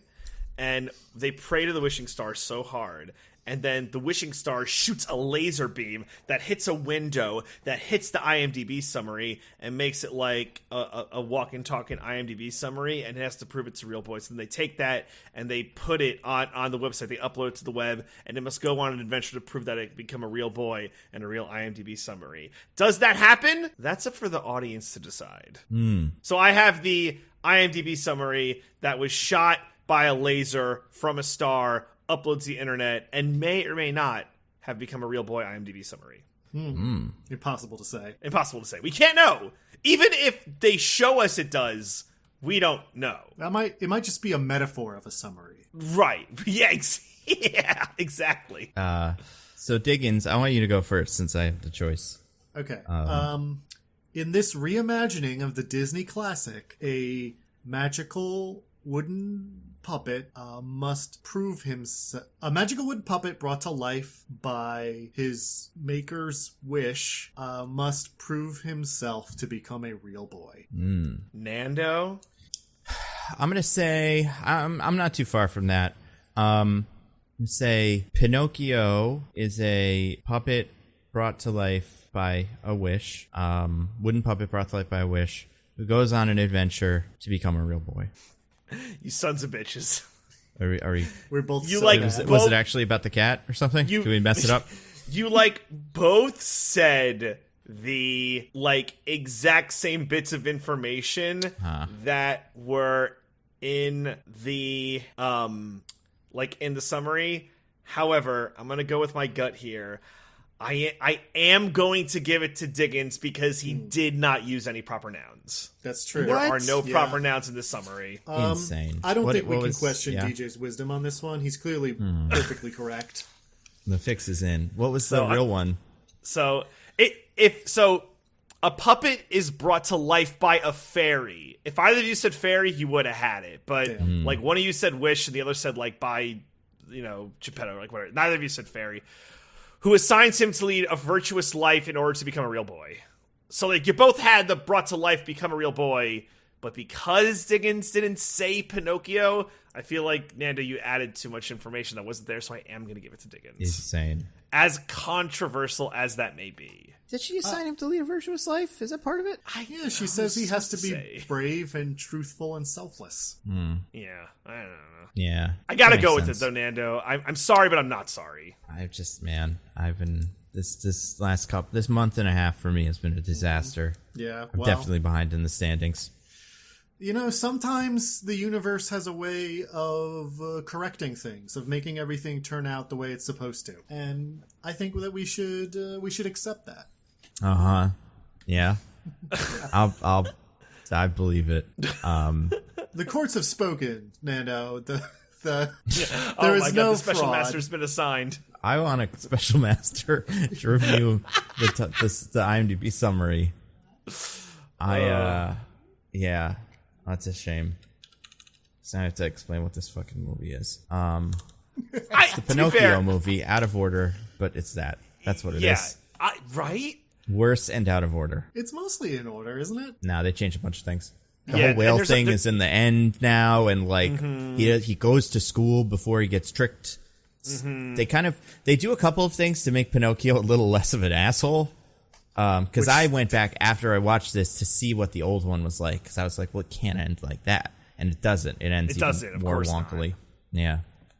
Yeah, you go back and watch the original Pinocchio, and you're like, actually, the flow of this movie kind of had it. They really did nail it. Yeah. It's this new movie that like fucked it up big. Yeah. So yeah, it's a movie about. Here's a real quick summary. The baby Pinocchio is an actual boy who was killed somehow. I'm going to say by robbers. I'm going to say it was like a Spider-Man scenario where Geppetto was doing a wrestling show, and while he was doing that, his wife and son were killed. It was instead of a wrestling show, it was a clock show or something, and that's why I feel so guilty about clocks. So he goes crazy and makes a little wooden boy because he's sad about his son being dead. And he can't really deal with that grief, so he makes a little boy. The boy looks like a cartoon character from a Disney movie. I gotta say, we're really lucky that the fairy decided to grant his wish after he carved the boy, because next would have been the wife, and I don't want to know what he would have done with that. No. Yeah, that's true. Oh no.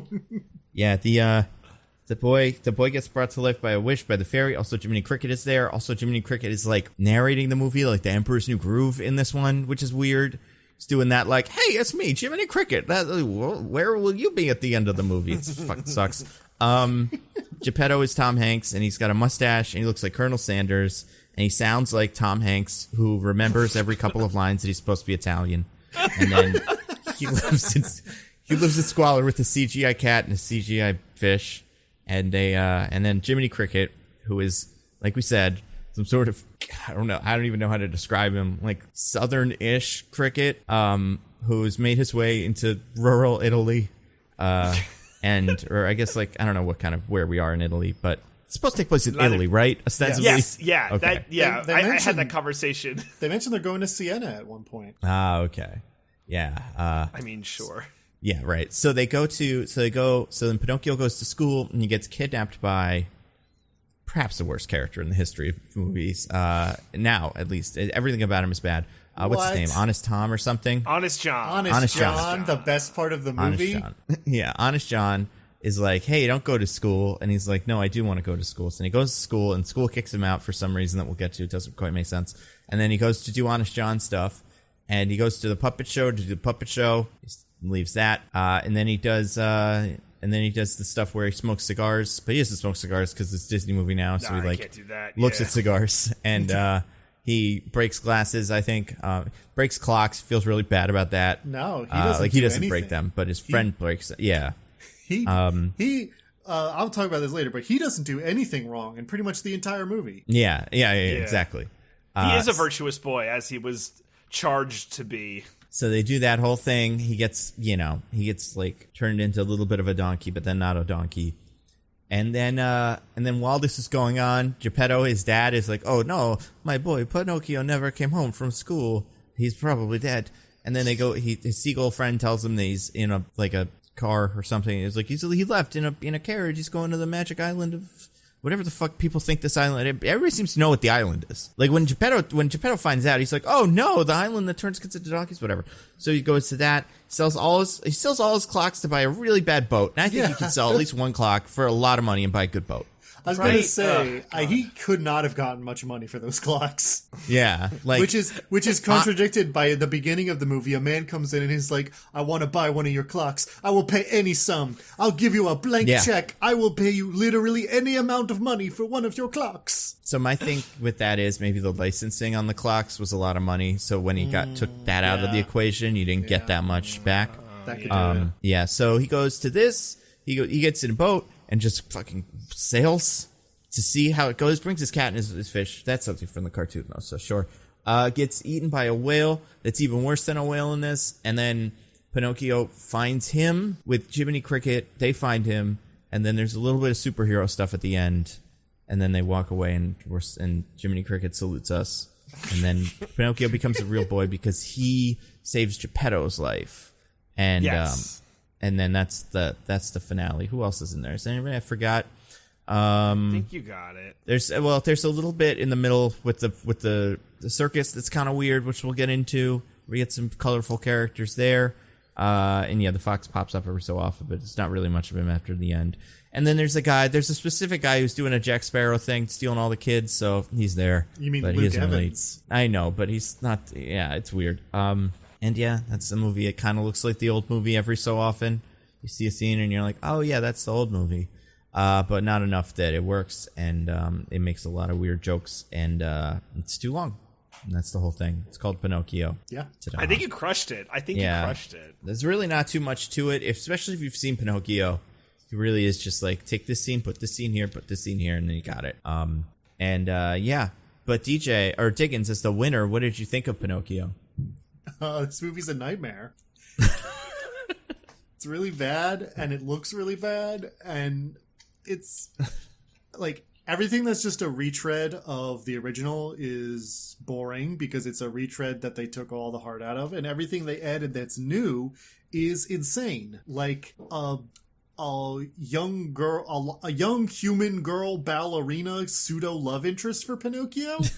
Oh man, insane. Yeah, we'll get to her. She's terrific. On Pleasure Island, instead of drinking alcohol and smoking cigars and being rad, the kids are like, I'm gonna eat a bunch of candy, and look, there's some stuff I'm allowed to break. I'm gonna break it. And it's like, wow, it's almost like they're not doing anything wrong, really. Yeah, we have those things in real life now.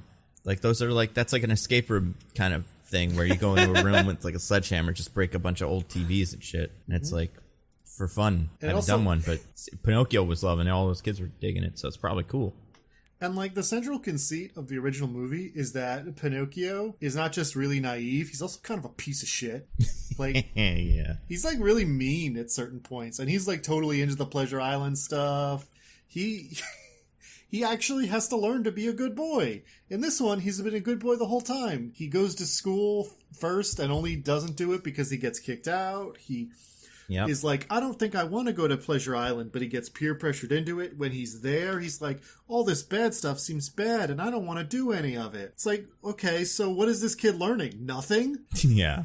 I think his character flaw here is they just kind of dense. Like, he just doesn't know things. Even to the point where in the beginning he just thinks it's like Groot. He just says his name a bunch as his whole words. Oh, like, he doesn't. So dumb. Oh, yeah, boy. but that's kind of his defining character trait. Is you can convince this Pinocchio to do anything. He could kill a person, and be, like, as long as you were like, "That's what your father said, Pinocchio," he would like shoot somebody. And the nightmare factories that are the Disney CGI shops, where you have to work 24 hours a day, 7 days a week with no breaks, just so that they can change everything at the last minute, has produced a movie that looks it's approaching Cats level. It's just like... It is! Yes, it is. Pinocchio looks so fake, and he's the main character. So in just every scene is just like a regular backdrop, and then this like CGI model from Food Fight is lumbering around in it. Yeah. It looks so bad. It really does. Yeah. This is a bad movie, guys. Don't watch it. It's very bad. I mean, watch it if you want to. Watch the original Pinocchio. If you want to laugh at how bad it is, because it is bad enough to be funny, but that's it. That's the only reason. Yeah, it's... DJ, what about you? What did you think of this Pinocchio? Oh, Diggins like crushed it. It's so bad. It's weird. Like, I don't know why these live actions just don't take the original and just go shot for shot. It wouldn't have worked in this movie because like shot for shot would still look bad, but at least it would have been like a coherent like story. Like the only thing good about this movie is whoever kid they got to voice act Pinocchio crushed it. Sounds just like Pinocchio. It's the only good thing I could say about this movie. It's so bad. Yeah, Diggins hit it. Skip it unless you want to laugh at it. Maybe like get drunk and watch it, but it's fucking terrible. Nando, you gonna swerve? You gonna zag? You gonna zag where we zig? I mean, listen, I'm with you guys. It's really bad. I do think it could be fun. I think we may have found the next Cats. I agree with Diggins. Oof. I don't think you get something like this that often. I also think when we decided we were going to do all 3 Pinocchio movies this year, I was like, they're going to get better as we go, right? Because we're starting with the Pauly Shore one. We'll get kind of a medium one here, and then we'll do the GTT one, and that'll probably be interesting. And that's not what happened. It's almost worse. No. It's worse than the Pauly Shore one. The Pauly Shore one's like kind of boring and weird in some ways, where it's like, oh, they didn't cast it right, and like the animation's not great, and some of the actors are also like weird in different like Russian ways, whatever. But like, this is just horrifying. It's no fun. A child would hate it. Like that's the thing that I can't imagine is just sitting your kid down, kid who hasn't seen Pinocchio but kind of knows what it is, and going like, here you go, watch this movie where like the fox gets way too close to the camera lens and like just try not to cry the whole time. Although to be fair, that is in keeping with the spirit of like the original Pinocchio, kind of taking a hard left turn into nightmares. But this one does it a little less intentionally. They kept all of the bad stuff from the original Pinocchio and added new bad stuff. Yeah. And took none of the good stuff from the original Pinocchio. So it's all bad. Although, did you guys hear, it's honestly kind of incredible that this movie is as good as it is. Did you hear what happened? No. So when they started filming this movie, right, as like all movies do, they did a table read. Actors didn't really know their lines, they hadn't kind of figured out their characters and all that yet. And they decided to record it because they thought it would be fun. Then they did the whole movie. They like, made it and shot it and did really good CGI and stuff. And they put all the tapes in the same factory as all the fireworks. And one day by accident, the whole factory exploded and everything got destroyed. And they went, oh no, we can't show it. And someone went, actually, I do have still the table read footage if we want to kind of try to work that into a movie. And they were like, well, we can't. It'll be way too low energy and it won't work. And all the everything will look terrible. And they were like, well, we can kind of work with it. And that's what we got. And that's why all the costumes look bad and all the accents are bad and nobody's good and it sucks. Because that's what this feels what like. an incredible story. Who reported this? It's I just broke the story. It's very fascinating. Oh, you broke? Yeah. Wow. I have an uncle who works in the fireworks factory, and he heard about this. It's something they're kind of trying to bury. First, yeah, where we're breaking news. I will say this movie. One of the things that I think is my biggest problem with this movie is it has both like, and I don't even. This has nothing to do with the CGI. I do feel like they are the most blameless in this because they are all people that are getting worked to death by Disney, and the design of some of the things is bad, but like, yeah, it's like, can that be done well in the week they had to make the whole movie? But also like, when they think about the performances, we know these people are good actors, or at least like competent actors. It had the energy of like a high school play. It's everybody was just kind of doing stuff and like kind of like you were saying with Tom Hanks, kind of muttering improv, like, oh yeah, what am I gonna do? I just gotta make a little baby wooden boy. I was losing my mind at the start of the movie when he was doing that. I was like, what is this? It's so bad. It really felt like he only had a vague idea of what the script was. And also, like, the staging's really boring for most of it in a way that's just like, yeah, it's 3 act. Like, I can see the version of this that is the high school play where, like, it's 3 kids just walking around stage doing lines at each other. Like, yeah, it's not funny. You know what else? There's some things about... Sorry, there's some of the camera work as far as the staging goes that's just, like, outright incompetent, too. Because there's points in the movie where, like, at one point when Stromboli comes in and almost catches him talking to the little girl ballerina love interest. Again, nightmare. Can't wait to get to her. Oh, yep. my God. And he like notices that the ceiling is open, but the way we see that he notices is he like stops and looks up at it, and we don't cut to it. We don't see what he's looking at. And then he looks back down and he's like, gotta make sure nothing happens. And then he closes it. And there's a point when he first gets picked up by the coach where the boy with the worst accent in the movie. Oh my God. Lampwick? Lampwick. Yeah. Lampwick. He like shoots his slingshot off at something, and we never see what it was. We don't cut to anything. It's just like he fired a slingshot for no reason. It's so weird. Yeah. I also think, where was I going with this? The jokes are bad. The acting's bad. Plot is bad. The staging's bad. The sound design is bad. Sound design is probably bad. And really nothing jumped out. Oh, this is my other problem with this. And I feel like we did this. I cannot remember. Was there a live action Pinocchio movie on like the Disney Channel in the 90s? I think they did this. Oh, maybe. It wasn't I don't like remember this, so. But I think that this has been tried. Maybe with like Drew Carey, honestly, might be. There was Geppetto in it. You are saying words and possibly. Yeah, doesn't matter. I do think just inherently there's some things about Pinocchio that just can't translate. Like I watched the cartoon version after I watched this, not all of it, same. but like enough parts because I was like, is that how this went? And like in the dancing bit where he's doing the little marionette number, he does that same bit, like that same move where his head stays in the same place, but his body dances and turns around. And it looks weird in cartoons, but it looks awful in real life because it's real life. And like there's certain things that Pinocchio does that just can't look good fully animated and like fully brought into the real world. So like just at a basic level, the conceit of this movie probably can't work unless it's completely reimagined. I imagine like the Del Toro one will be. Because the Pinocchio also doesn't look good. None of it looks good. The cat looks horrible. Again, CGI artist, not your fault. But like, just there's cats. Use a cat. Get a cat on set. We've seen better cats in other movies, like Disney movies.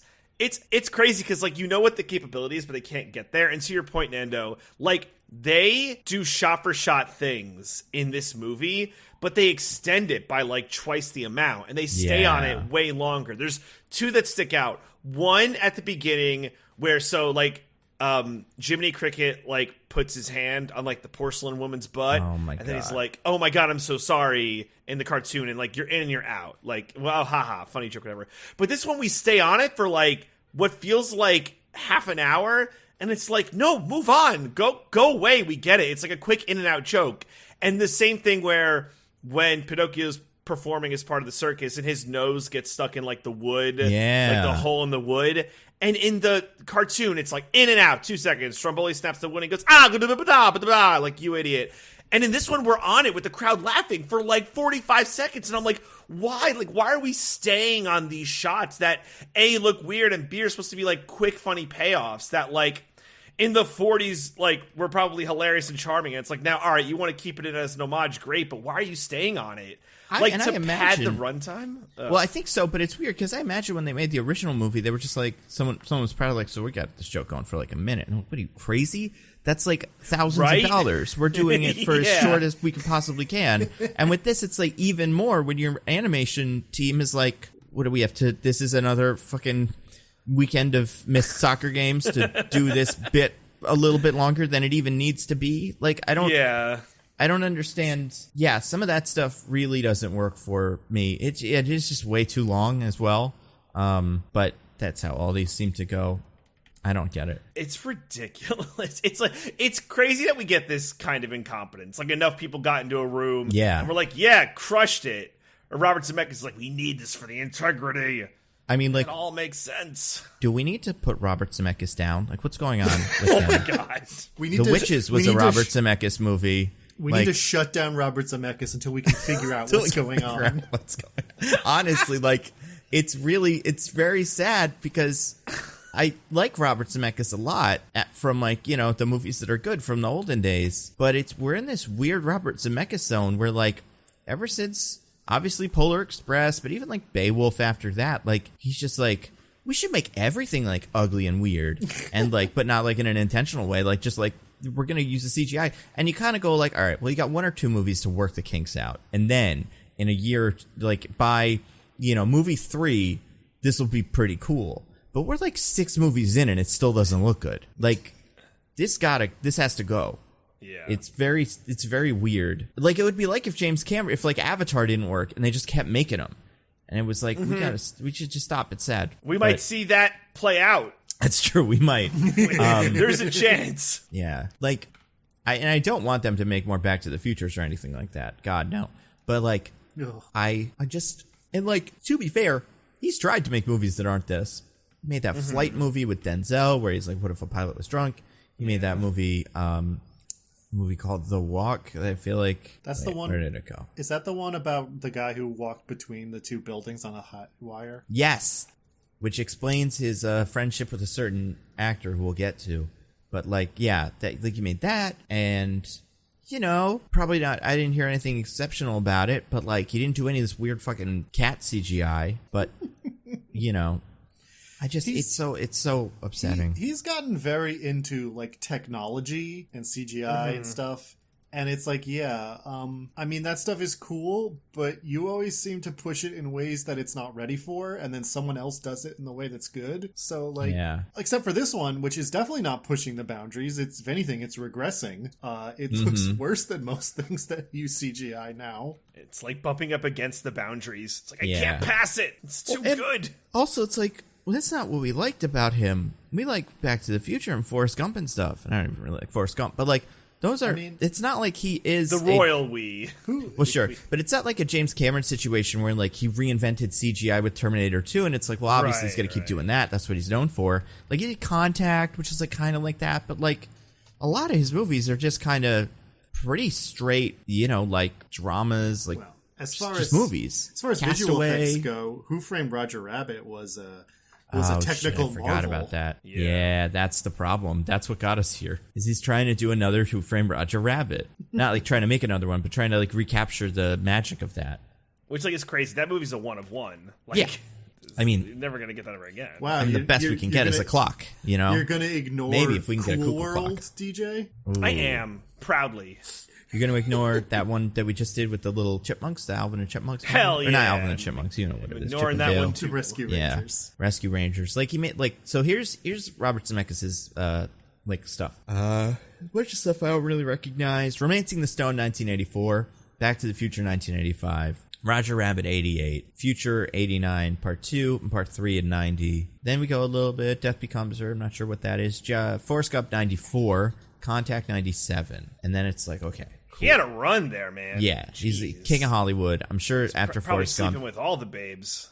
I mean, guys, perhaps, yeah. Who knows? All the preferences. little marionettes and whatnot. I mean, I wouldn't be surprised. This is his second movie with sexy marionettes, so maybe this or not sexy marionettes, but sexy little tall ladies. It's a theme. Yeah. So then we got What Lies Beneath. I haven't seen that, but just like I think it's like a thriller. Then we get Castaway. And I remember Castaway was like a huge hit. And it's good. I think it's, as a movie, it works. It's fun. Tom Hanks, fun in it. And by this point, we've established, you know, Forrest Gump this Tom Hanks connection's real. Yeah. And then 2004 is Polar Express. And that's where this really goes off the rails. And then 2007 is Beowulf. 2009 is Christmas Carol. And then, so those are three absolute, you know, Trash. just like, yeah, like wet farts in a row. Followed by Flight in 2012, and like that one's good. The Walk, like you said, the one with Tightrope Walker, and like that one's fine. Allied, movie I haven't seen, have never even heard of before, which seems to be like a World War II something. I don't know. I also never heard of it. Yeah, right. Like Brad Pitt, Marion Cotillard, nothing. Then Welcome to Marwen. What if Steve Carell had a bunch of dolls he was in love with or whatever? I've heard not great things, but also that we're back to this weird CGI kick he's on. Then 2020, The Witches. Just disaster. Yeah. And then 2022, Pinocchio. So, like, it's so weird. Man, when you go through the list like that, it's jarring. It's a bunch of really great, like, all-timers, and then just dud after CGI dud after CGI dud. Yeah. Then he's got two more movies coming out, like, in the pre-production / announced phase. It's something called Here, set in a single room, follows many people who inhabited over years from the past to the future. I probably can't be too much CGI, so maybe it'll be good. And then a movie called The King, which is about King Kamehameha, I believe. And it stars Dwayne Johnson. That one could be CGI, because it's like how much of it is like, you know, real and how much is it like a crazy fantasy. But like, yeah, we got to chill with this, Bobby. It's not good. And we have a wheel, much like the thing that almost crushes Jiminy Cricket heroically halfway through the movie. We also have a big wheel. It's got a lot of stuff. We're gonna try to get through it. Like we said, a wheel that will crush Jiminy Cricket, and then it doesn't crush him, and then he like lays down like, "Oh, good, I'm fine," and then it starts crushing him again. He's like, "Oh shit, the wheel." That part really pissed me off. I was like, man, he deserves it. You're like, what is this, Prometheus? It was he went to the Prometheus school of running away from the you guys, we got a wheel. I'm gonna spin the wheel. We got a lot of things. Here we go. Spins, tick, tick, tick. All right, landed on something. Oh, good. This is for the beginning of the movie. This one just says clock duct placement. So we got a lot of product placement in the clocks. Yeah. That was upsetting, wasn't it? Here's the thing, Nando. We have a new thing here. Not a new thing in terms of this is the first time it's ever happened, but a new thing, I think, recently in human history, which is pre-product placement, where they show a thing that does not currently exist to make you excited for when it will exist shortly after. Yeah, you think they're going to get into the cuckoo clock market real big? I would be shocked if at least one of these clocks does not become real. Which one is the best one? I can't even remember. So it's interesting, right? Because I think one of the first ones we see is Woody from Toy Story, and it's like, oh, haha, that's funny, voiced by Tom Hanks. Tom Hanks is in this movie. Ha ha ha ha ha. And toy come to life, thematically, like kind of sound. Yes. So like, and then there's Who Framed Roger Rabbit, and you're like, haha, Robert Zemeckis directed this movie. I get it. Haha. And then there's like Aladdin, and you're like, okay. Hold on. Haha. Haha. Wish to make a person real. Haha. Yeah, these all make sense. And then whatever was Snow White, I think, is in there at some point. There's a Treasure lot. Planet, I don't know. Yeah. Sleeping Beauty. There's a Sleeping Beauty one. And it's almost like if it's just Toy Story and Roger Rabbit, it's like you could probably let it slide. But it's all of them, and it's fucking crazy. Or if it was just the fairy tale ones, like if it was just like Snow White, Cinderella, Sleeping Beauty, I'd be like, all right, he made fairy tale clocks, fine. Right, yeah, that would make sense. But they're like, no, all of them. It's like, you know what it is? It's like one guy had an idea in the writer's room, and then everyone had to have an idea in the writer's room. Because you can't just let one in, you have to let them all in. It was that Gremlins 2 Key and Peele sketch. Yeah. Everybody, they got a script doctor to come in. It's like, okay, everybody gets a clock. We'll get to him. Don't you worry. But I do wonder, okay, so in universe, these are clocks that old Geppetto's wife was like, I hope you make me all these sick clocks. These are her idea, right? Mm-hmm. Yeah. Well, all he says is that she loved the clocks. It's okay. not, I kind of get the sense, just from seeing Geppetto as a person, that it was one of those things where he like made a clock and he was like, look on the, I've made a clock. I should ask her, does she like the clock? I should, yes, that's what I should do next. Honey, do you like the clock? And she was like, yeah, sure, whatever. And he took that as being like, these clocks are her favorite thing in the entire world. Right. And just kept making them forever. And every time she was like, I can't correct him at this point. Like, we've gotten too deep. Yeah, that makes sense. It's like those bracelets with charms on them. There was that one SNL sketch of like, your husband got you one and now it's kind of a thing. So just kind of go with it. Yeah, I mean, that makes sense because his character is insane and he jumps to wild conclusions all the time. So that would make sense. True. Did he come up with the idea of cowboys from cartoons? Well, he invent okay. that? It's in the 19th century, so cowboys did exist, I guess? Yeah, but they didn't look like that, right? Well, no, absolutely. They didn't have blue jeans on. That's like a pretty, yeah, American kind of 1800s Max thing. And like he would have had to hear about it somehow. Yeah. Right?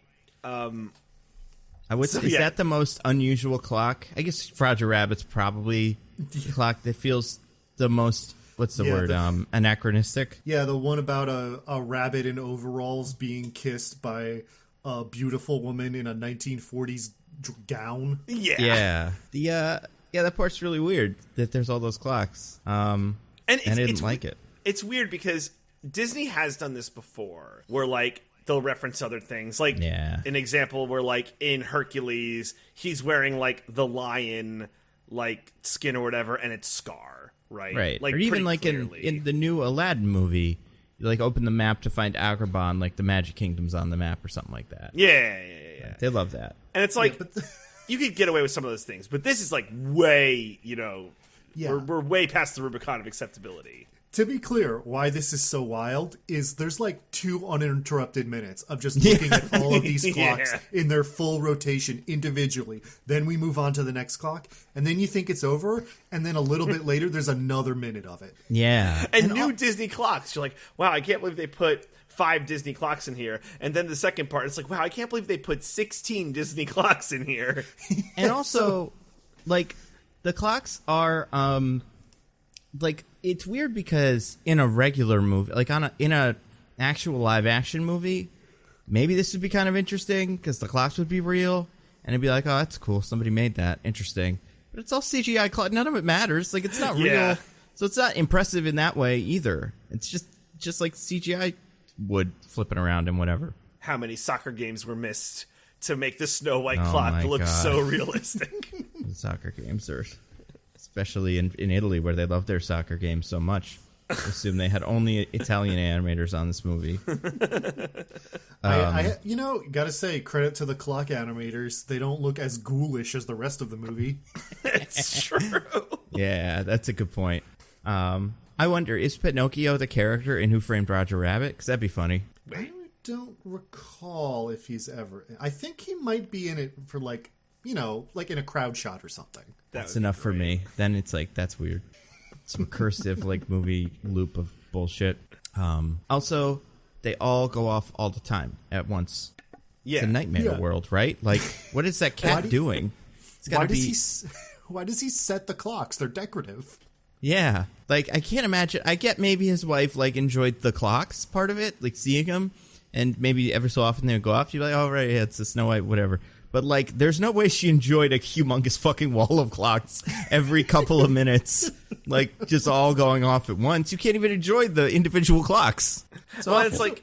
Here's a real question I have about cuckoo clocks. Yeah. Do they go off at night? Oh, I don't know. I mean, you could set them to whatever, right? Yeah, I imagine they have one... It goes off once or twice, like as like a sun-up, sundown kind of thing, or you just pick one time and that's the time when it goes. That's my guess. I assume like church bells, right? Church bells have a limit. They're going off every hour during the day, but like, all right, 8 o'clock, last call for church bells. Then we don't hear them again until 8 a.m. And you see those cuckoo clocks every so often that are like people on a track going around like through doors and stuff, and that seems to be like a day-night cycle thing. So I do feel like one of them is like the nighttime ringing and one of them is the daytime ringing. I don't know. I guess this was pre-alarm clock, so like this is what you would do, right? Yeah. I mean, it's even like in the original Pinocchio, the impressive part, I guess, about what the movie's doing is Jiminy Cricket is trying to go to sleep, and there's a cacophony of sound, but it's like a lot of things. It's like Geppetto snoring, and it's like the fish doing the gloves, and the clocks have different sounds, like the woman abusing her son, and the drunk, and like it's this like impressive sound design, like orchestra, like, oh, there's like all these different sounds that is part of this scene. And then, Jimmy Cricket's like, shut up. And then, like, everything stops. And it's like, it's cool to hear all those different sounds. That was, like, very popular with cartoons of the time. Like, let's see what kind of, like, weird different sounds we could make with, like, a noisemaker or, like, fucking, like, New Year's Eve rattle or whatever.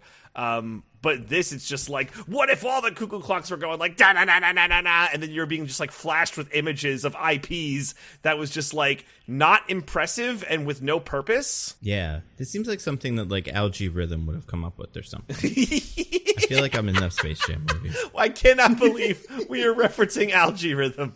Algae Rhythm's pretty cool. He took off Warner Brothers a couple of weeks ago, and he hasn't looked back. Gosh. I just, the product placement in this movie, not super bad. There's obviously some weird references, which we'll get to.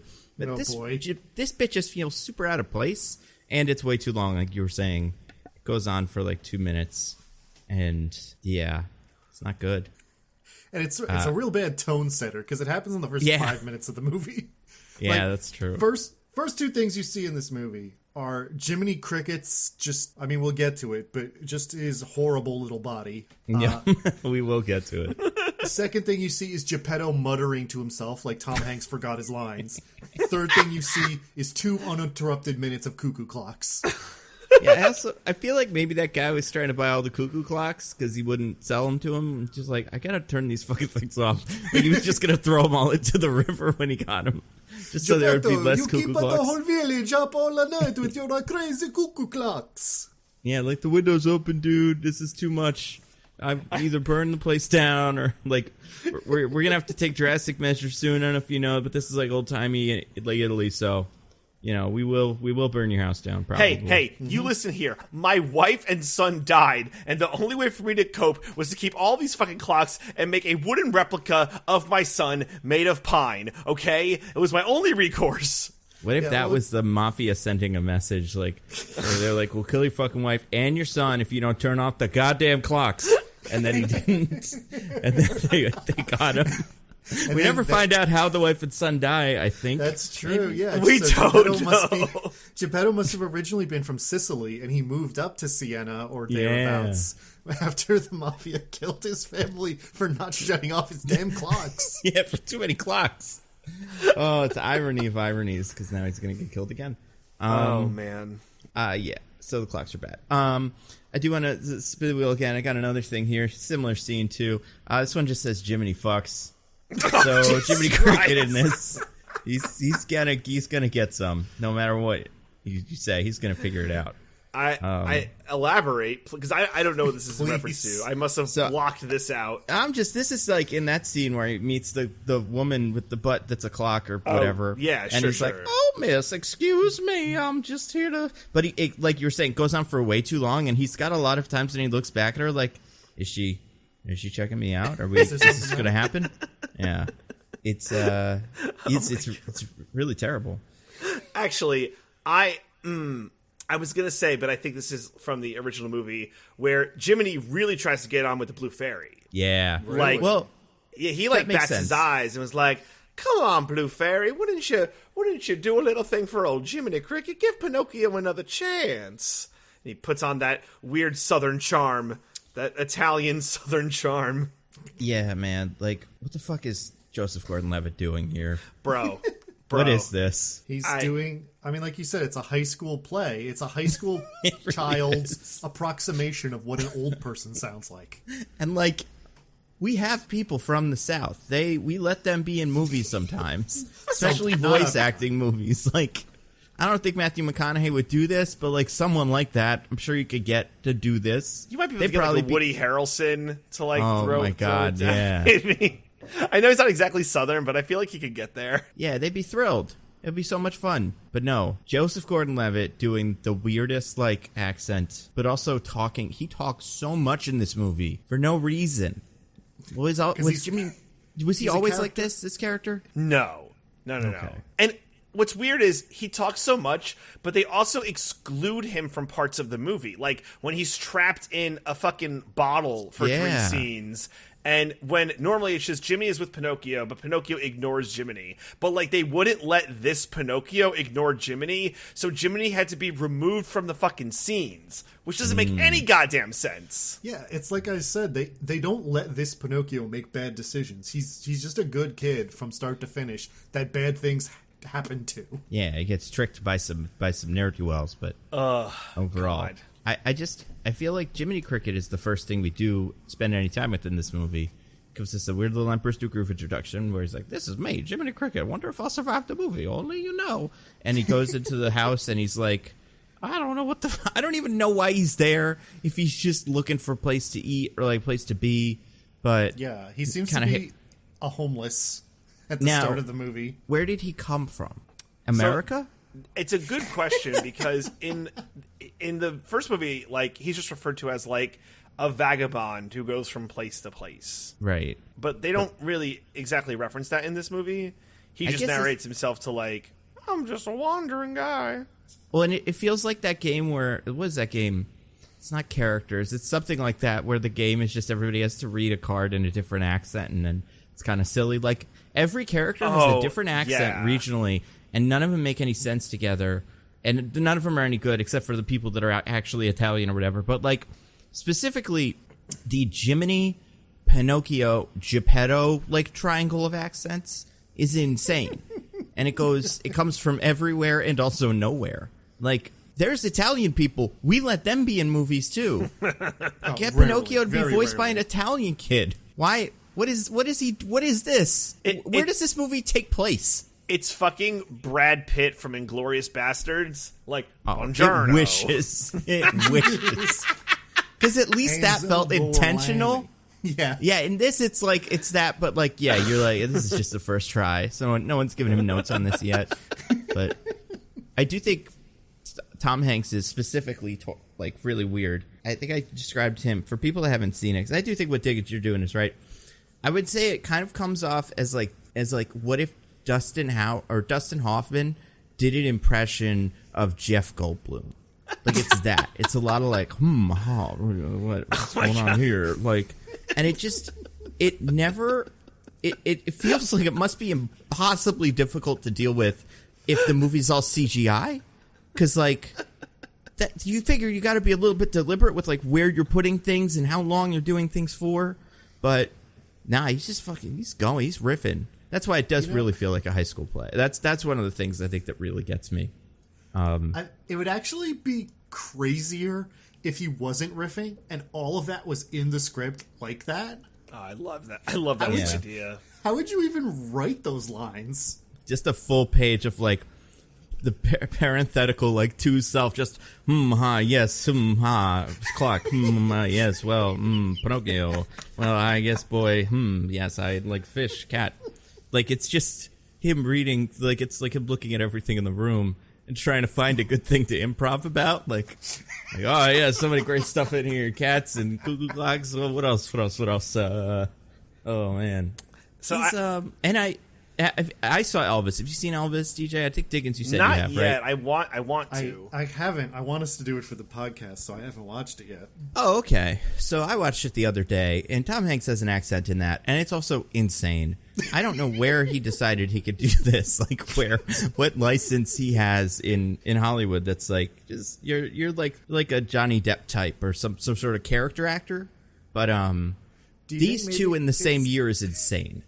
It's like a thing where he's gotten to be such a huge star that everyone likes and respects that he'll make an absolutely bananas choice on set and no one feels like they can tell him not to do it. Oh yeah, and in the Elvis movie it makes a little bit more sense because the guy is supposed to kind of definitely not be from the South, but kind of be pretending to be from the South, and no one really knows where this guy is from. He's like playing he's Dutch Tommy or something. Wiseau? Kind of. Yeah, honestly, it's like that. So you're like, okay, so this guy did sound like this. Like maybe they're just nailing it. But with this, it's like, I mean, we also, much like the child doing Pinocchio, we know what the Geppetto in the movie sounded like. Just sounded like a guy, little Italian guy. Honestly, maybe Tom Kenny should have come back for this one. Can we take the best parts of both these Pinocchios and like smush them together? Because like that was about what I'd expect from this. But I got a quick question for you guys, kind of like a theory I'd like to posit. So are you guys familiar with in The Hobbit, like Sir Ian McKellen had a breakdown because he was just like in a big green room, like acting in front of nothing, and he's like, oh, this is like, I can't believe this is where I am, and he just had like a mental breakdown.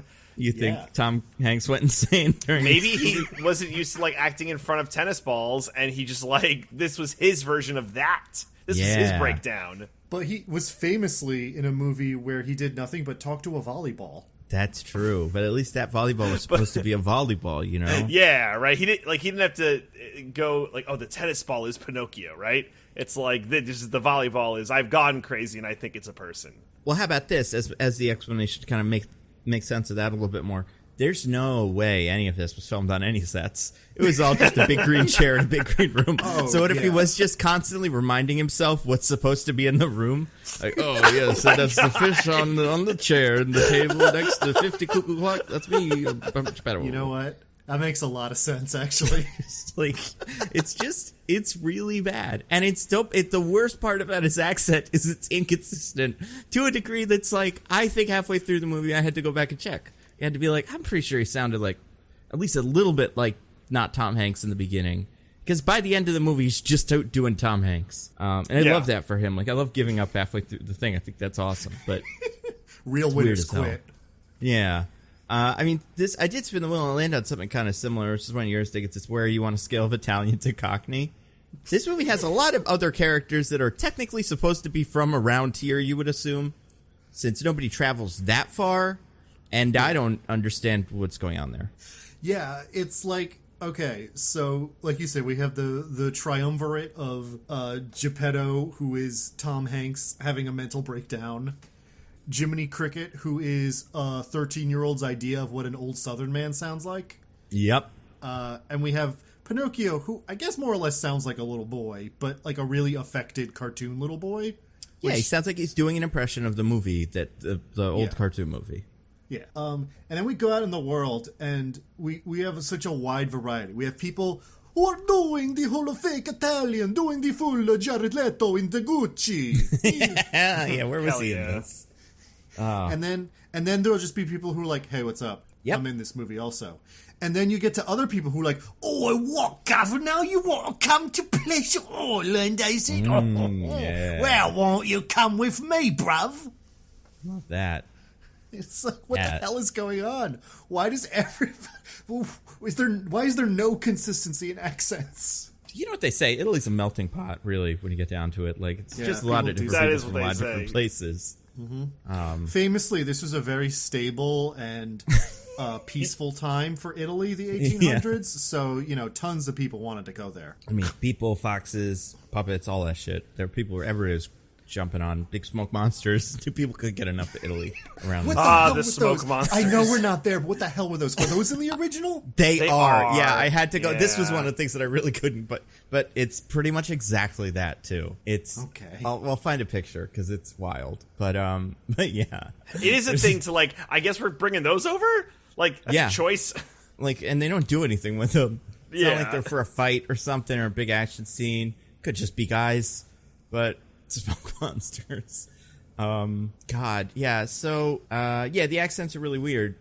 Honestly, like, and I think we get a little bit of like the traveling circus aspect of it to kind of explain away one or two accents.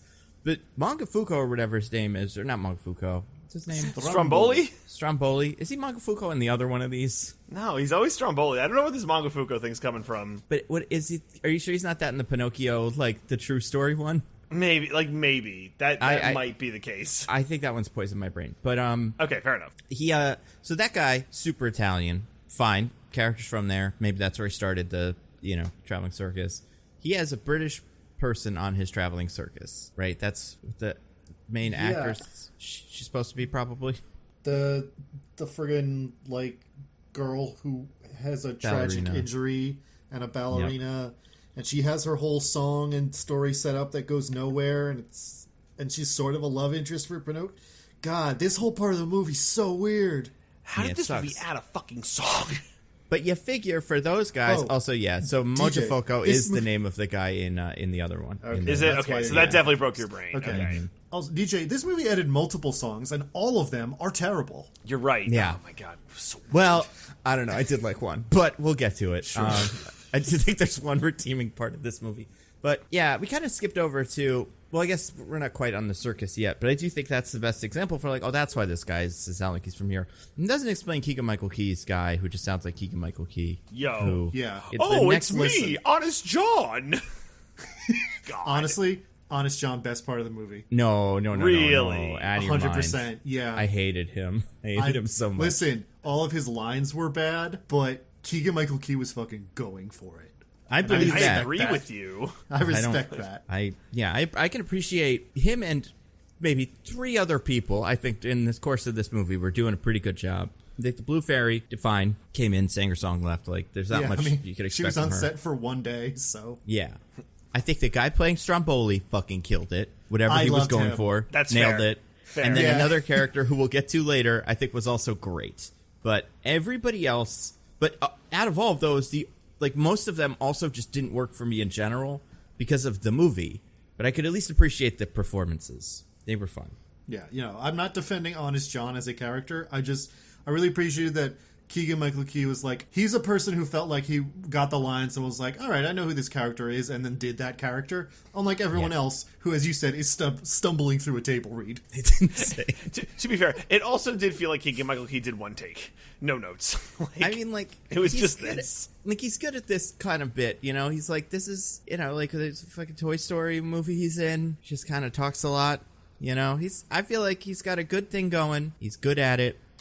And yeah, but it's a little him having no accent might be the weirdest one. He's also the actor who I'm like, I think he could probably do one, right? Like he seems like he's good at this, at voice acting and like that. But yeah, I don't know. Yeah, I think he could. He could. I spun the wheel again, you guys. It landed on something that's very important. This is the question I had the most during the movie, and I'd love to answer it now, especially before we get onto the play, as it kind of drives the action of the play. I'm sure you guys had the same question. What do people think Pinocchio is? Oh man, what a great question. But when not Pinocchio only walks Pinocchio. down the street, what do they think what is he to them? Is he a child? Is he a magical little wooden boy? Well, like everyone we see react to him is like, oh, look at that walking puppet. Yeah. And Yeah. they think that's notable, but they don't seem surprised. I think this has happened before in this village, and that's why Geppetto did it. But you kind of have to pretend you don't want it to happen. You got to be like, oh, I'm just making it for fun. Hope no fairy comes and like makes it real. But like, yeah, it does seem like the kind of thing where everybody's like, oh, yeah, another one of those, huh? Like someone buying a Ferrari in your town, and you're like, oh yeah, good. Looks like he's got one. This is Geppetto's 5th replacement child, and when Pinocchio walks out there, all the townspeople are like, well, Geppetto tricked another fairy. Yep. But what do people think Honest John is? It's a great question. He's just a fox, I guess. Just a But is that- humanoid fox in clothes. Yeah, what kind of world are we in? Like, in the other Pinocchio, it was like, the talking horse, Tybalt. Like, Oh, what yeah, are now that was good. Well, and even in that, they were like, you're the only talking horse that exists, Tybalt. And I was like, good. That's true. That explains how this works, and I can appreciate it. But, like, when Honest John first gleans Pinocchio, he's like, oh, look, a wooden boy. And they was like, double take, oh, wooden boy? Like, puppet man, whatever. And he's like, that will be valuable for the show. And, like, when people see that in the show, it's, like, a good part of the show, but it doesn't blow their minds or anything. Right. I do think there's a couple Pinocchios running around Italy, and it's unusual if you see one, but it's not like insane. You know what it is? It's like seeing someone drive a Segway down the street. It's like, oh yeah, I forgot they made those. We're still doing this, huh? Yeah, We're hey, still cool, good for making him. wooden boys. Good I thought for we were him. past this. Yeah. I thought you'd go to counseling if you lose your I- dead son. Maybe this was in the original, and you guys who have watched it far more recently than me, who hasn't watched it since I was a child, can correct me. But I love that they added dialogue to explain that why they think they can get money for Pinocchio. Where he's That was like, added. That was added. We already got in trouble with the Stromboli for our fake magic puppet thing. We can't do that again. What? A real magic puppet?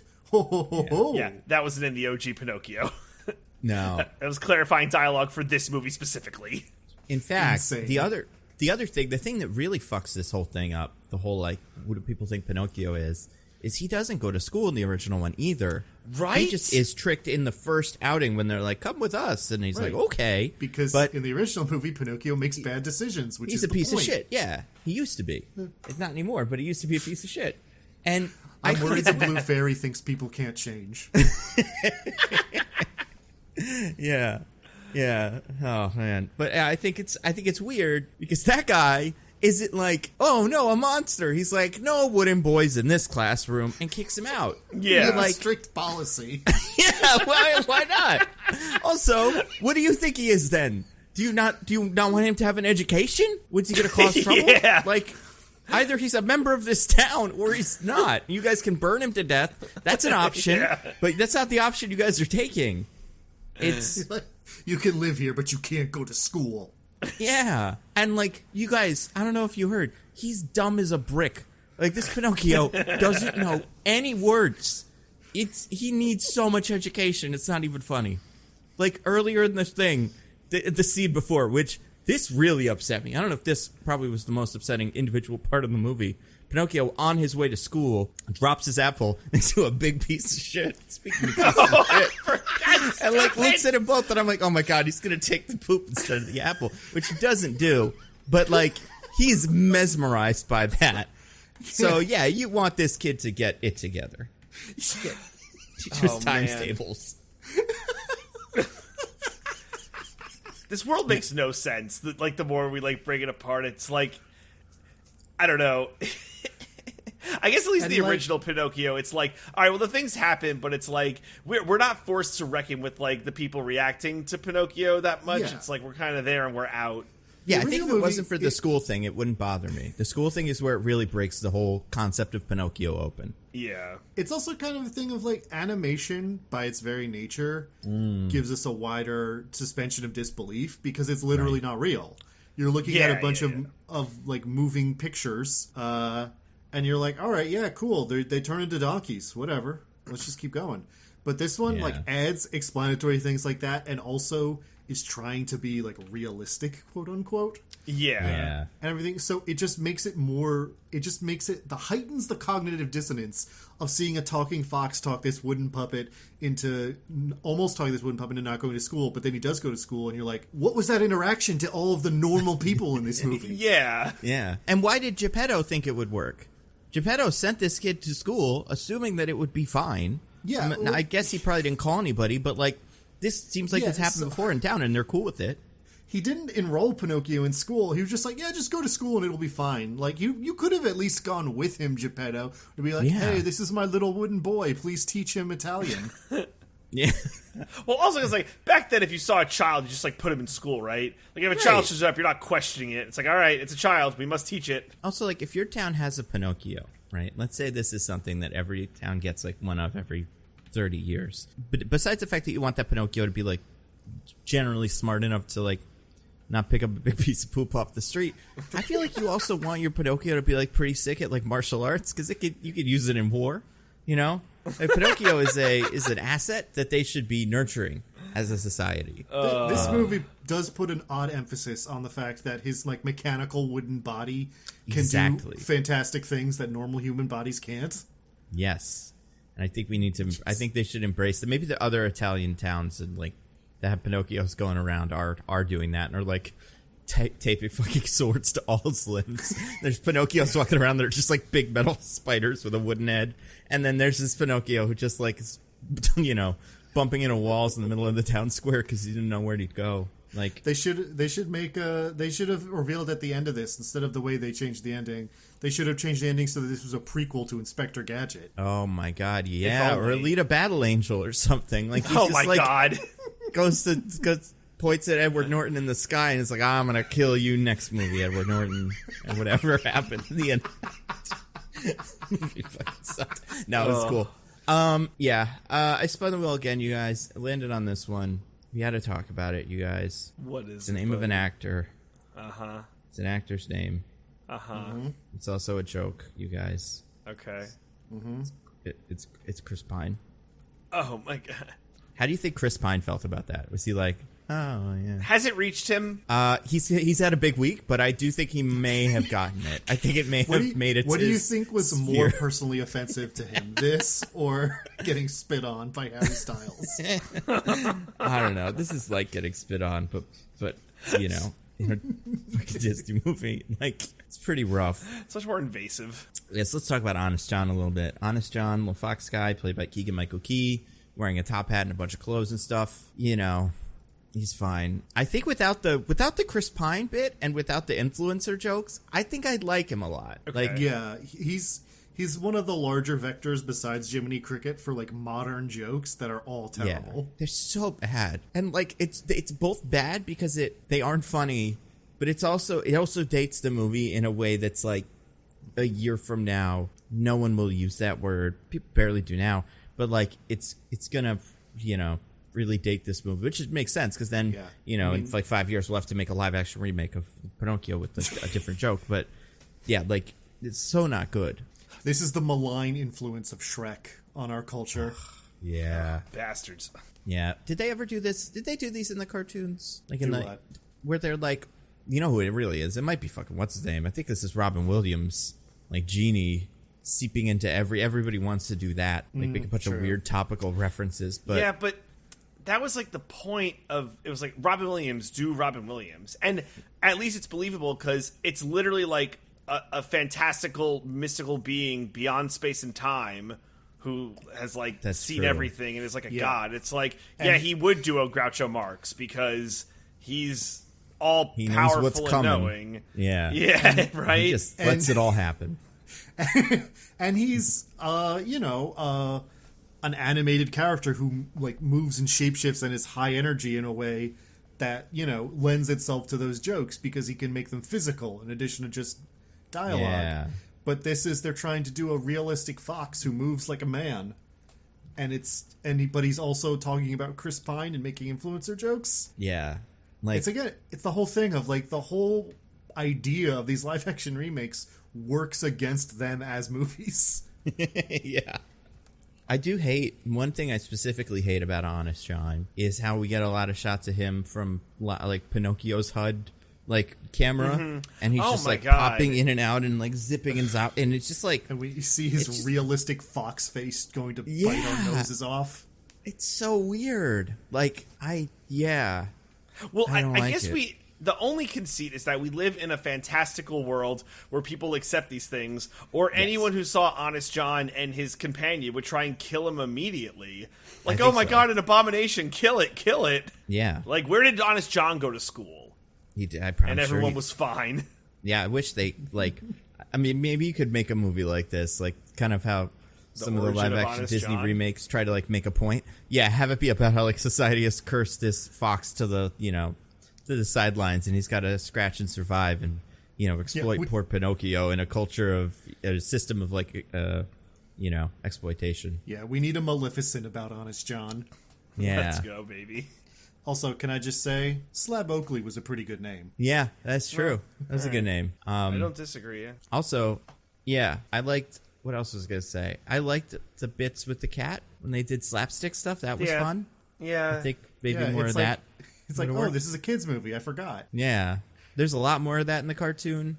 And I think part of that, too, which, again, we kind of lose in this, is it's a lot of Jiminy Cricket and them having this weird, like, push and pull on Pinocchio, where he's like, get out of here. And devil on shoulder, angel on shoulder, right? There's a lot of that. Yeah, like the Honest John is trying to kill Jiminy Cricket, or not Honest John, the other one's trying to kill Jiminy Cricket, accidentally hits Honest John in the head with a frog pad, like that kind of shit. This could have used that more. But yeah, instead Jiminy Cricket's in a cup for like half the movie or something. It's like stuck under a big jar. That's and like it misses the point, right? It's like, like the original movie posits like a conscience is very important, and it's like, oh, everyone has a conscience. Wait, a wooden boy can have a conscience. Oh, here's a literal conscience, and like he's there, literally being the voice of reason. To Diggins' point, not to repeat it for the 8th time, but it's like it's so instrumental that like that's the point of Pinocchio, and this movie fucking misses it. Yeah, it's like, oh no, what if the conscience just was away, and that's why, like, as if you could turn your conscience off and be like, oh, I'm just flip that bad boy off. I'll turn it on when it's convenient, and then I'll listen. Yeah, and I mean, like, I also think in this movie, because Pinocchio goes to school and is kicked out of school, when Honest John's like, you gotta do something, I'm like, you know what? Yeah, whatever. Go for it. Yeah. Some good points. The society doesn't accept you, that you want to do puppet shows or whatever. That might be it. Maybe tell your dad, but like, go do puppet shows. Whatever. Try not to get enslaved during it. But besides that, like, if that was just a thing you could do instead of school, make a little extra cash, that's not bad. Oh, yeah. Make some friends. Yeah, how much does a wooden boy really need to know about the world? Exactly. And look at all the stuff he learns about, like, Russians and dancing and shit. Like, you get kind of an education from being in that play. Plus, get to be a little wooden boy to throw coins at you. It's pretty good. Speaking of that, spun the wheel again. Landed on this one. This cheese just says not Josh Gad. Not Josh Gad is in this. I was convinced that was Josh Gad for a while, and then I had to look it up, and it's not Josh Gad. It's Who is not Josh Gad? The Stromboli. I just felt like somewhere where he would show up. You could tell because the performance was fun. Well, yeah, it took me. Like in the beginning, I was like, "Oh no, we're doing this." But then, yeah, after a little bit of time, I'm like, "Nah, this is something's clicking a little bit more here than it usually would." What is Stromboli's whole deal? He's just a carny. I feel like he's like the only straightforward character. Like at least him being over the top makes sense. He's a carny. Yeah, he's a dude who owns a puppet show, underpays his workers, and enslaves wooden boys. Classic carny shit. What happens when Pinocchio like escapes, or like can he escape? Like what happens if he's doing another play, like day 2 of enslaved Pinocchio, right? Like he's just gonna run away, right? He's not gonna do the play anymore unless maybe you'd like torture him. But I don't know, it just doesn't seem like at that point in the movie he enslaved Pinocchio, the girl. Like she ain't going nowhere. Well, I mean, but she's like doing it. She also has like dreams of being a star as well. And Pinocchio's in, like he's good. He's enjoying the whole play thing. And then Honest John the Star Bully still throws him in a fucking cage. So I don't know, man. Be nice to your people. Much more straightforward in the animated movie where it's like he's trying to fucking like escape. I mean, sorry, like leave of his like own accord. And Star Bully's like, no, you got to leave. You got to come in. You got to here, right? It's like Pinocchio mentions dad, and then Star Bully's like, no. I'm your daddy now. Yeah. And this guy is some Italian comedian, I believe. I don't know. I looked him up. He's doing good. What'd you think of the Pinocchio dance bit? I mean, whatever. It was weird that they threw in that extended Avengers Age of Ultron reference. If only. That's what we needed. Well, they took the song. They did take the song from the... I forgot that was a thing. Was that just the trailer, or was it in the movie, too? It was in the movie. He says it a couple times. Well, I remember it was like creepy in the trailer. He says it when he's like... When he's supposed to be like showing up in all the extra bodies in the like basement of that thing. He each of them says it. Again, all this movie cares about is IP. Yeah. Stole that. I do think... Speaking of fucking Avengers, by the way, hold on. I do want to get this out of the way. I don't think I have this on the wheel. No, I don't. What's going on with the score of this movie? Yo. They used the Avengers score pretty much. Like, it's the same guy. It's Alan Silvestri. And it's got all the same, like, big musical cues that you'd expect from, like, fucking Ant-Man coming out of a portal. But it's, like, Pinocchio turning his head and seeing, like, Honest John. It's so weird. Again, they did use Alan Silvestri. So, like, I feel like when you get him, you know what you're getting. Yeah, it's not his fault. He has a lane. And it's great. It's just so out of place in some of this movie. For this musical sequence though, for the No Strings on Me, this movie's rendition of No Strings on Me, I mean, I think the production of it's fine. You know, it's a big spectacle dance number, and a lot of the CGI is weird and bad, but that's because the CGI in the movie is weird and bad because they made the animators make it in a week. Right. But this movie constantly does something that always annoys me about these live-action remakes, which is, like, you can feel some executive going, like, well, we got to include the songs because people like the songs, but, like, don't include them too much. Like, only kind of include them. So, like, Honest John will be singing, "Hi, fiddle-dee-dee, an actor's life for me," but he'll sing, like, one stanza, and then go, okay, no, we're going to do dialogue for, like, 5 minutes, then I'll go back to it. And even this, which is supposed to be a stage show, will be like Pinocchio does one stanza of No Strings on Me, and then we have some bit about him looking backstage and people being like, keep going, and Stromboli like, ah ha ha, I am getting money, so good. It's like, just do the song. Yeah. And it's weird because, like we've said, I don't think we've bumped up against any of them yet. There are quite a few original songs for this movie. We've bumped into... we bumped into one of them, which is at the start, Geppetto. I can understand you forgetting this because for pretty much the entirety of it, I was confused if he was supposed to be singing or not.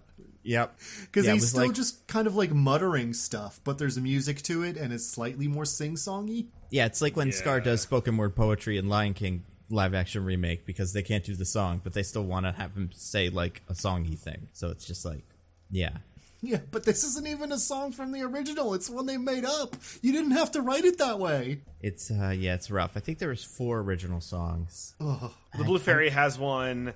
The Ballerina Girl has one. Wait, does the Blue Fairy get an original song? Yeah, she doesn't sing in the OG movie. But she's just singing When You Wish Upon a Star, isn't she? I thought she had... maybe I'm misremembering. I don't know. I know... For some reason, I'm like, is she doing extra stuff? But yeah, maybe it was just like a beautiful version of When You Wish Upon a Star. Yeah, like, because she's in there doing her thing.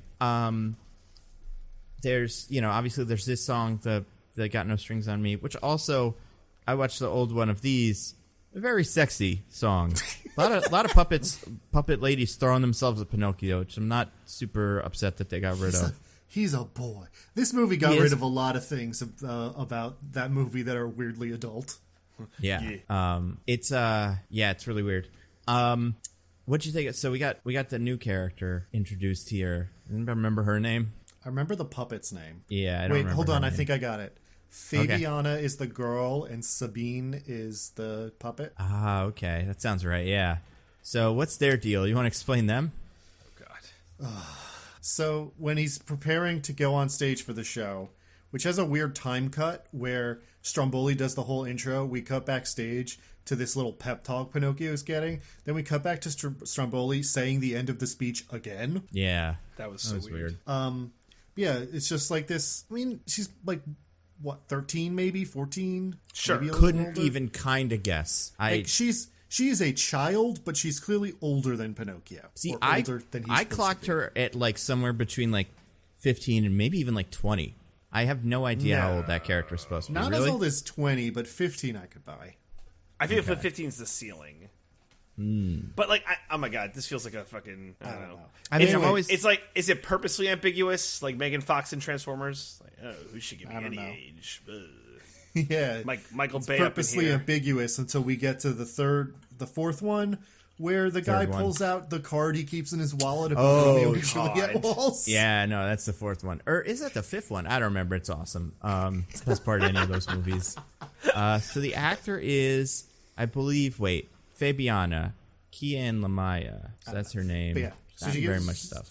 He's giving him a little pep talk, like, go on the stage and do the stuff. You can't stop now. Stromboli sucks, but whatever. And then she turns away, and you see she has a little contraption on her leg that helps her walk. And you're like, oh no, a tragic backstory. I wonder what it is. Well, keep guessing, idiots, because we never learn. Fuck you, and it's not audience. important, and neither is she. It also doesn't seem to impact her in any meaningful way. She could still do on She's point like a crazy, yeah, she can still do full ballerina stuff, and she has a crazy, like, clockwork prosthetic that completely, it's like Rhodey in Marvel, where they like made him paralyzed, and you're like, oh no, that's a huge change for him, and then he gets the robot legs that make him not paralyzed, basically. And you would assume it would make her potentially a better ballerina or something. Especially with the like idea that like Pinocchio, because of his, this thing that's kind of weird about him, is treated like maybe the best performer ever. You figure like, all right, well, is that what we're getting here? Like, is that what ties these two characters together? But not really. They're just kind of both there. Yeah, so she's just like some random girl who wants to be a famous ballerina / ventriloquist. Who has to work for Stromboli, implied because of her injury, but also, like we said, her injury does nothing to stop her. Yeah. And that's and Pinocchio has a crush on her puppet, kind of. Yeah. So like, what's going on there? I'm curious. What's your read on this whole thing? When that started, I was like, is this movie Sonic 2006ing this? Hell yeah. Oh yeah. Is Pinocchio gonna kiss a human woman? I like that. I like that a lot. So I'm not positive about this because it seems like there's two different actors. One does the voice for this character, and one is the stand-in. But I'm pretty sure I found the stand-in, and she is 36 years old. Yeah, so one person does the puppet voice. Yeah. And one person is the girl. Both these people, because I'm looking at the picture of the other one, can't find her age, over 30, for sure. And this is why I'm like, that's not a 15. Like, and that's why it's so confusing, because not only is she, like, faking the puppet thing, although we'll get to it, but, yeah, like, I just don't understand what her point is. She's not captured, right? She could leave if she wanted to. I mean, I don't know. Is Stromboli just like have everyone under lock and key? I don't know. She makes it seem like she's got no choice. But maybe that's because of circumstance, not literal entrapment. Yeah, I imagine the deal with her, the way I read her is like, I want to be a ballerina, nobody lets me, but this is how I get on stage, is as in a puppet show.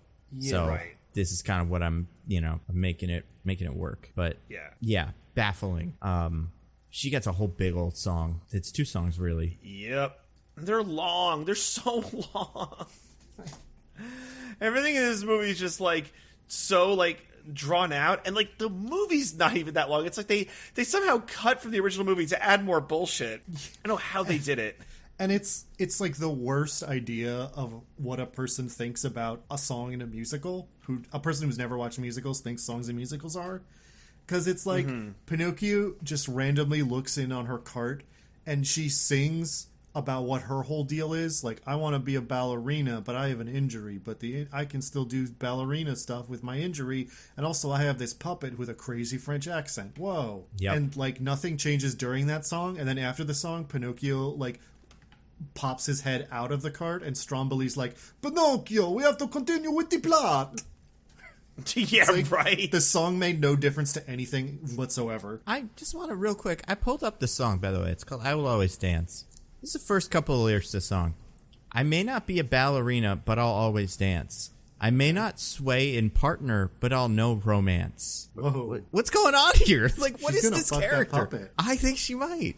Oh, God. Yeah. And then the song is the puppet sings it for a little bit, and it does what feels very Lin-Manuel-y, where it just rapid fire goes through a bunch of things that rhyme, but it's not. I had to look this up. It's not Lin-Manuel didn't write this, or if he did, he took his name off it.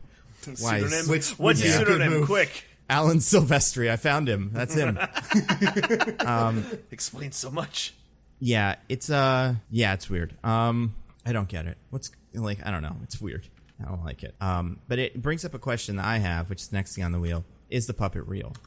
Because there's a point later on where she is meeting Pinocchio again, and she's taking over the play and stuff, and then she's like, Pinocchio, come with us, go on our play.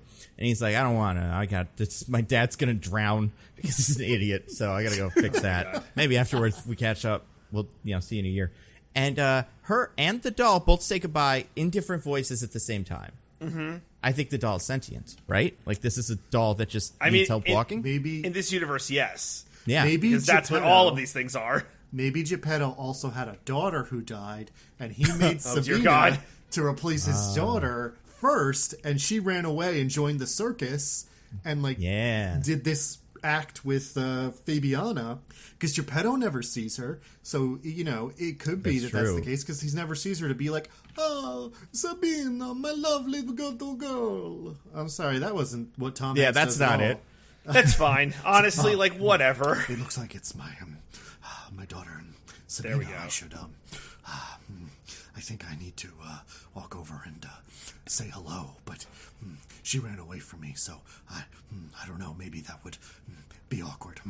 You're like Liam Neeson somehow. And the other thing It's is, like the I feel Taken like speech. and we did this before too. He does really lean into a couple of Italian words, like your friend who's not from Italy, but he loves saying mozzarella every time that comes up in a conversation. It's like, yeah, hey, I love making this is a great puppet. I made my Pinocchio. Like he sits in that word for a full 3 seconds every time. My Pinocchio. Yeah, Jesus Christ. God. And I did think the Leonardo DiCaprio reference in the last one of these would be the worst real pop culture reference in a Pinocchio movie. But no, it's the Chris Pine one, which is insane. Also, another name origin. We have Tom Hanks sitting here going like, Oh, God. I'll call him Pinocchio Solo. I made that reference to Michelle when we were watching because it felt like that so much. I have a Why question. is it Pinocchio? I just assumed. I guess, is that why? Is it because of Pine? Is that why they Fuck, named it that dude, in I have real no life? idea. It can't Okay. be. Makes Felt like the enough movie sense had to me. make this up. It's not the also, Italian word for pine, I don't think. At one point, they also Honest John is like, he's like, I'm made of. You're made. He's like, oh, you're made of oak, and he's like, I'm made of pine. And Honest John's like, okay, well, we'll make do. Is pine not good? I don't know the pine jokes. I don't know the tree context. to Honest appreciate John the just humor. pushes it away. Yeah, He's like, I don't give a fuck, kid. Yeah, it's trying to neg Pinocchio into getting him to do the puppet show by making it seem like the wood he's made of sucks. Also, this is the part where we do the Pinocchio Noves bit. I can't remember because I haven't seen, like, I didn't watch the whole last one of these after as like a refresher. Is that the only time it ever happens in the original? It is, which I also found surprising because I'm like, Right? wait, I feel like it feels like It's a the big thing quality everyone of remembers. his. Yeah. Yeah, but it only happens the one time. That's so 'Cause I guess weird. else he wouldn't be able to get out from under it because Right. like, so how does it reset in this movie? He just tells the truth because in the OG one, the Blue Fairy has to like bail him out. She's like, you get one freebie, Spider-Man rules, but no more, Yeah, pretty no much. more.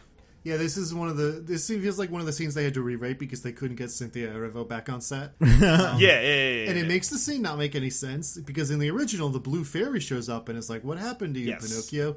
And he lies to make himself look better. Right. That's why his nose grows. But in this one, Jiminy Cricket shows up and is like, "I told you this would happen if you did a bad thing, Pinocchio. I'll get you out of here." Pinocchio's like, "Nah, that didn't happen." Yeah. Also, Fake news, Pinocchio, that's not what you got happened. a good excuse. Listen, Yeah. I know I didn't do exactly what you told me to do, but I feel like getting captured by the circus man is not going to happen if I try this again.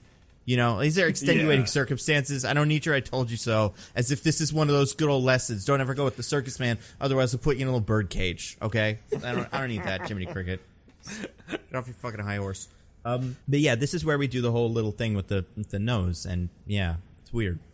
Then we have a whole little extended bit of Jiminy Cricket getting to do stunts. Yeah, and the camera getting to like really eat up that like kind of nose comes in, like put your 3D glasses on moments. A lot of those.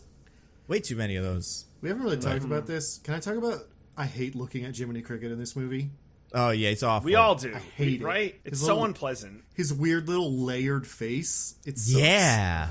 What And, are like- they going for? Well, like, what was it? Like, real cricket? No one gives a fuck. You Yeah. don't give me real cricket. Jesus Christ. I think they were trying to go for a blend of like original Jiminy Cricket and real cricket and ended up in the worst of both worlds. Yeah, it looks like Jiminy Cricket is wearing like another cricket's skin or something. Like, Like it he's looks. Bigfoot. Yeah, exactly. And also, like, yeah, if you're gonna go through all that trouble, just get a Southern guy to do the voice. Come on, what are we doing here? Going making an anatomically correct Jiminy Cricket and then doing a shitty Southern accent. Like, we're priorities, but I guess I don't know. They're friends from the Tightrope movie, so he has to be in it. Yeah. So then Pinocchio escapes. Now, while this is going on, Geppetto is going crazy because his kid is gone. And it's all his fault, pretty much, I think is a reasonable way to read this situation. And he sells all his clocks and buys a boat? Or is that not yet? We don't find out he did that until later. Right around here, we see him, fretting about Pinocchio not being there and being like, I have to do something. Right, because he doesn't get the boat until he learns Pinocchio's on Pleasure Island, I think, right? That's why he's like, I need a boat. So at this point, he's just like, I hope my Pinocchio comes home tonight. It's a tiny town. Should I go look for him? Yeah. Well, he also, there is another character we haven't mentioned yet who's, I think, come up by now. For some fucking reason, I don't know what it is with Sopranos this week, but there is a seagull Yeah. played by Lorraine Bracco, I think. Is that who it Yeah, is? Dr. Melfi herself. Yeah. And that's part of it, too. A new character for this movie. Is that a new character? Oh, my Yeah. God. Yeah. I That figured... seagull is not in the OG. See, when I saw that seagull in this, I was like, well, that's got to be for the next one. That's got to be in Little Mermaid that's going to show up. But like we're saying, I figured if we said it's on or off the pod, that's going to be Aquafina in the next one. Why not put Aquafina in this one, too? Have that be Yeah, the seagull right. voice. We keep Better it going. yet, Like, why not have the seagull? also an option. Also an option. Yeah, there can't just be somebody who's like... Because the only reason the seagull exists is the seagull's like... It has to tell Pinocchio, like, I did this. Like, your dad left at this time and he's going in this direction. Just have the guy that gave him the boat tell him that. That's information a couple people should have. Again, do you know how it is in the original movie? Well, it's different, like, order, right? Like, he doesn't... Well, he finds out that Geppetto looked for him and wound up in Monstro after getting back from Pleasure Island. Oh. Doesn't the Blue Fairy just tell him? It's a letter from the Blue Fairy, yeah. Okay. So, more Blue Fairy interaction that this movie's just like, nah, we can't. We need a new character, a seagull. Cynthia Erivo isn't returning our calls, DJ. We have to do something. Yeah. She saw the work print and decided that she actually can't be in it anymore. And good for her. But it would just be a Because- letter, because the Blue Fairy's not in that scene. They just need a reference to the Blue Fairy. That's true, yeah. But at this God. point, Pinocchio is free, and this is where, for about 5 minutes, the movie becomes amazing. Because we get the introduction of, in my opinion, the only character that fully works in terms of fits into what the movie wants it to do, and also it's just an actor giving it 110%. We find Luke Evans, a.k.a. Dracula Untold, and some other stuff too, as, what's this character's guy? What's his name? The coachman. Coachman? Yeah. I thought he's you were doing gonna a say Jack Sparrow thing. It's fine. I thought you were going to say Lampwick. Lampwick was your favorite character. But that wasn't Luke Lampwick Wick. That is wasn't Luke Evans. Unbelievable. The worst Lampwick, accent in the movie, and that is I a had to- competitive category. I had to go to this kid's Wikipedia page to like be sure, like, but he was born in England, and he is. He's from there. I don't get it. But yeah, no, Luke Evans is. You know what I big, think it is? I think he's not trying to do an English accent. He's trying to do like a Brooklyn accent kind of thing. And it just sounds like he's doing a bad English accent because he's that bad at the Brooklyn accent. It's bizarre. And again, you know, because I don't think the Pinocchio's doing anything incredible either, but just directing, tell the kids not to do the accent, guy. Like, this is a choice you can make, Robert Zemeckis. Yeah. But yeah, no, he couldn't be bothered. We get our third original song from Luke Evans, and it's about something I can't even remember. I know he dances on a lot of donkeys. Yeah. He's like, everyone here thinks it's cool and good to go to Pleasure Island, so you should want to go to Pleasure Island. Because again, Pinocchio doesn't make the wrong choice here. He hears about Pleasure Island and is like, it sounds like I don't want to go there. Can you take me home? And then he gets pressured into it because the coachman's like, I won't take anyone if I don't take you. I have a whole song about it. Let me swing on this tree branch. And also, 5 seconds before he gets on the coach, Jiminy Cricket, like, out of nowhere, is like, peer pressure's bad, Pinocchio. It's even worse. It's like, sometimes people tend to get pressured by their peers or something like that. Yeah, it's like, so on the nose. Yeah, it's horrible. It's so great. On the nose, another joke this movie makes. That does do that. Yeah. Oh, God. Yeah. It's awful. Also, I didn't notice this until I saw it on the IMDb page. Apparently, Jamie Demetrio from all that stuff from like After Party and stuff is the headmaster. Didn't realize that. Yeah, the school headmaster. He's all that stuff, and also he is the brother of Natasha Demetrio from What We Do in the Shadows. Oh, that makes sense. Has he ever been in it? I don't think so. They gotta get that crossover going. Because he's the hot new Hollywood thing. I love him. Apparently he's in the Barbie movie. Oh, I can't wait. Anyway, but yeah. So Luke Evans is in this movie. I thought he was fine. I think he's doing okay. I like his energy. That's what I'll say. Yeah, Keegan, he is like doing something, which so many of the people in this movie are not doing. Because he's like an actual actor. I'm like, he's okay. making choices. Yeah, fine. The actors do a thing. And everyone else just kind of bounces. Yeah, exactly. So they go to Pleasure Island, and then there's a bit for a while where he's like, they're on like a floating log flume. So I spun the wheel again. Landed on one of yours, I think, Diggins. Disney is evil, says Disney. Want to talk about this? Oh, man. Yeah. So in the original, Pleasure Island is like some kind of actual like den of sin where the kids go and smoke cigars and drink whiskey and just generally get up to no good. I think they gamble. It's like what adults would do to sin. And it's like, yeah, definitely kids should not be doing this. This is messed up. But here, they're like, well, we can't show that in our kid-friendly movie because that would be wrong. So instead, it's Disney World.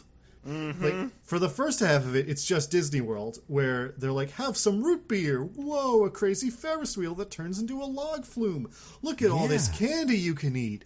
And then... I did kind of like this because they lean into it so hard, where there's like the shopping lift where you can go in and steal stuff. That was cute. And then there was like a fucking the wall of hatred from the Succession episode. Like, just like a bunch of kids with little protest signs that say like "fuck you, Pinocchio," putting them up to like a little binoculars. What was that?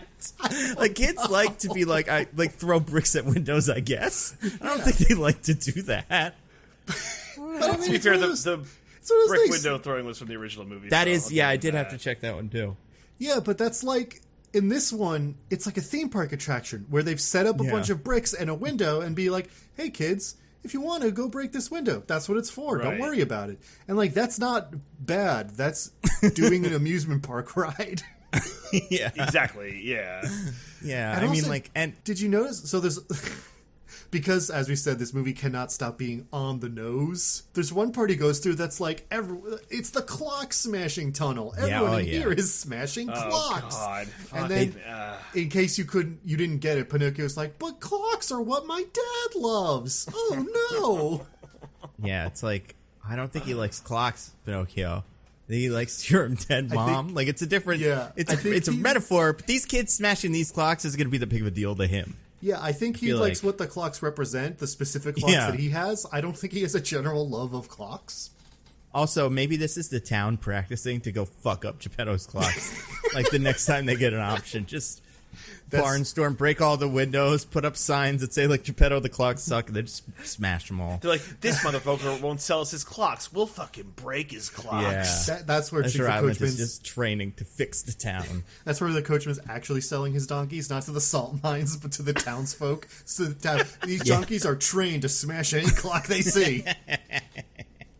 Yeah. So, Diggins, you may have forgotten about this because it was, hours ago. We did mention very offhandedly that for some reason the coachman employs an army of smoke monsters. And that is something from the movie or from the original cartoon. Yeah. It's pretty weird. I don't know what they are. And they drag the donkeys into the coal mine.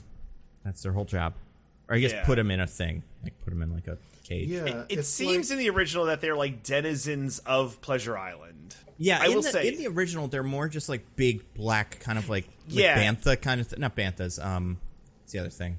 I'm not What's sure that where thing? you're going. They're like the big Salacious monster. Crumbs, Max Rebos. The big monster in is it Wampa? No, the thing in Star Trek that like cuts or Star Wars that cuts off Luke Skywalker's.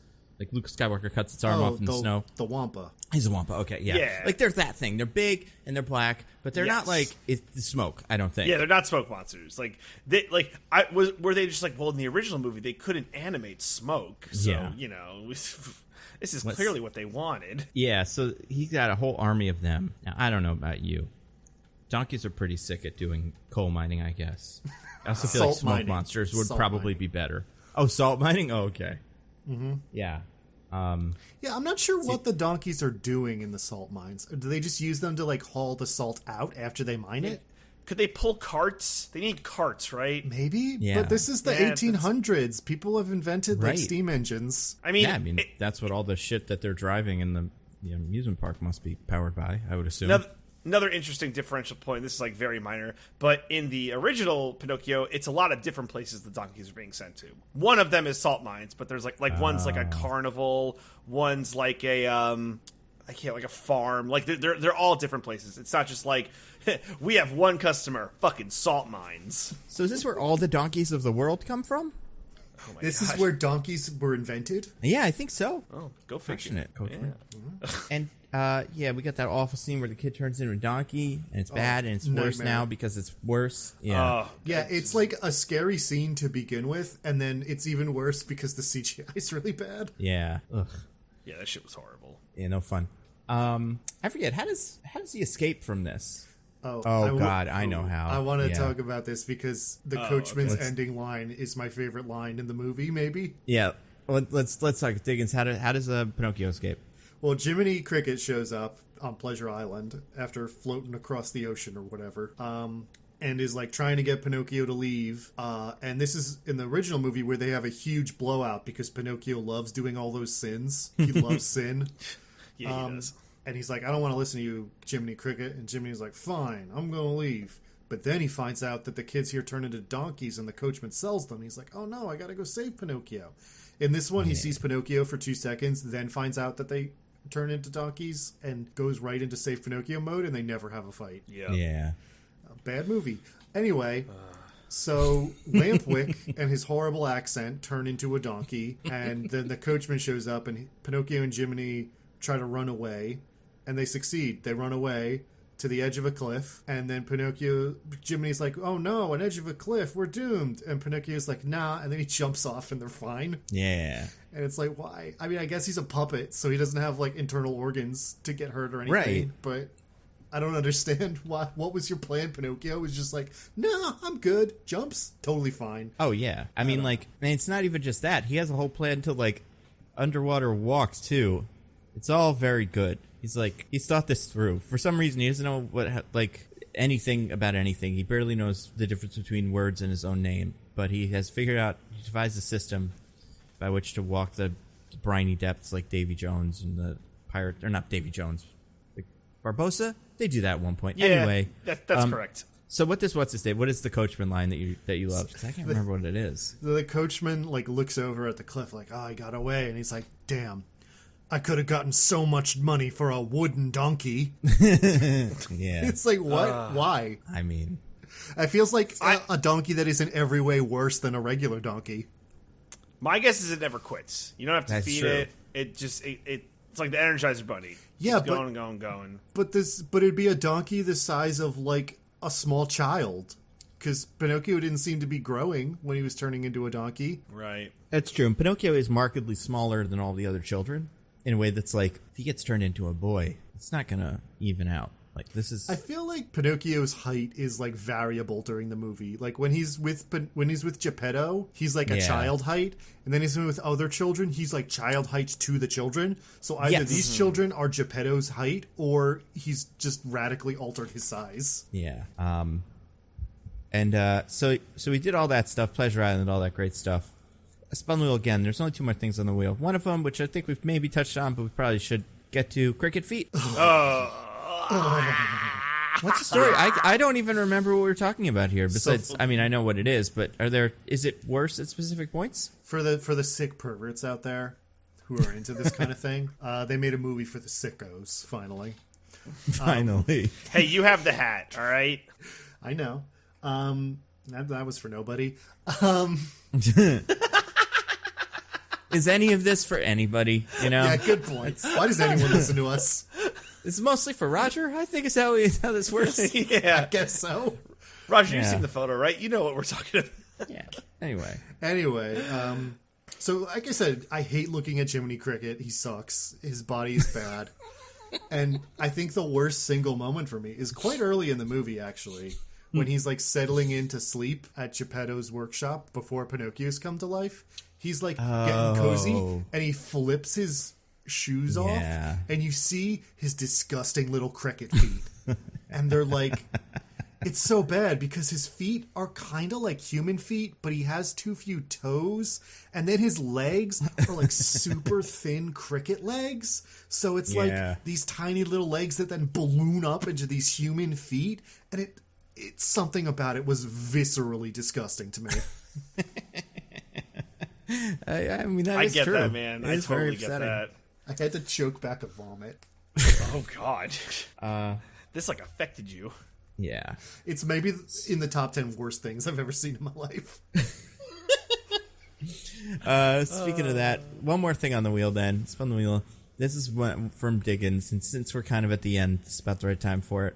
You have 36 hours to make the final sequence. Let's explain the ending of this movie. And if people are like, wait, what is left? It's all that stuff that hasn't happened yet, kind of all together. Yeah. Mixed with kind of, you know, I don't know, like Aquaman or like superhero movies smushed in there as well. Skybeam. Yeah, it gets a little bit of that too. The Alan Silvestri score really sees its place in the finale here. But yeah, so how does the movie end, you guys? Well, so we get to the point where it's like, okay, Pinocchio goes to like rescue Geppetto, and originally just like they get the letter that Geppetto has been swallowed by Monstro, which is just a big whale. But now it's like, oh, we find Geppetto and we get swallowed by Monstro, which now is like a whale octopus hybrid thing. It's kind of fucked up sea monster. Also, DJ, don't gloss over the extended bit about not being able to hear Pinocchio and then being surprised at everything he did in a single day. A joke that takes 2 minutes minimum. And this, for me, is where Tom Hanks shifted into Tom Hanks, no Geppetto. Where it just started talking like Tom Hanks. I don't know why it's this, and maybe it's just because we haven't seen him for a while, but this felt like a different character. Also, we're back at the point where now we have to kind of determine Pinocchio's superpowers.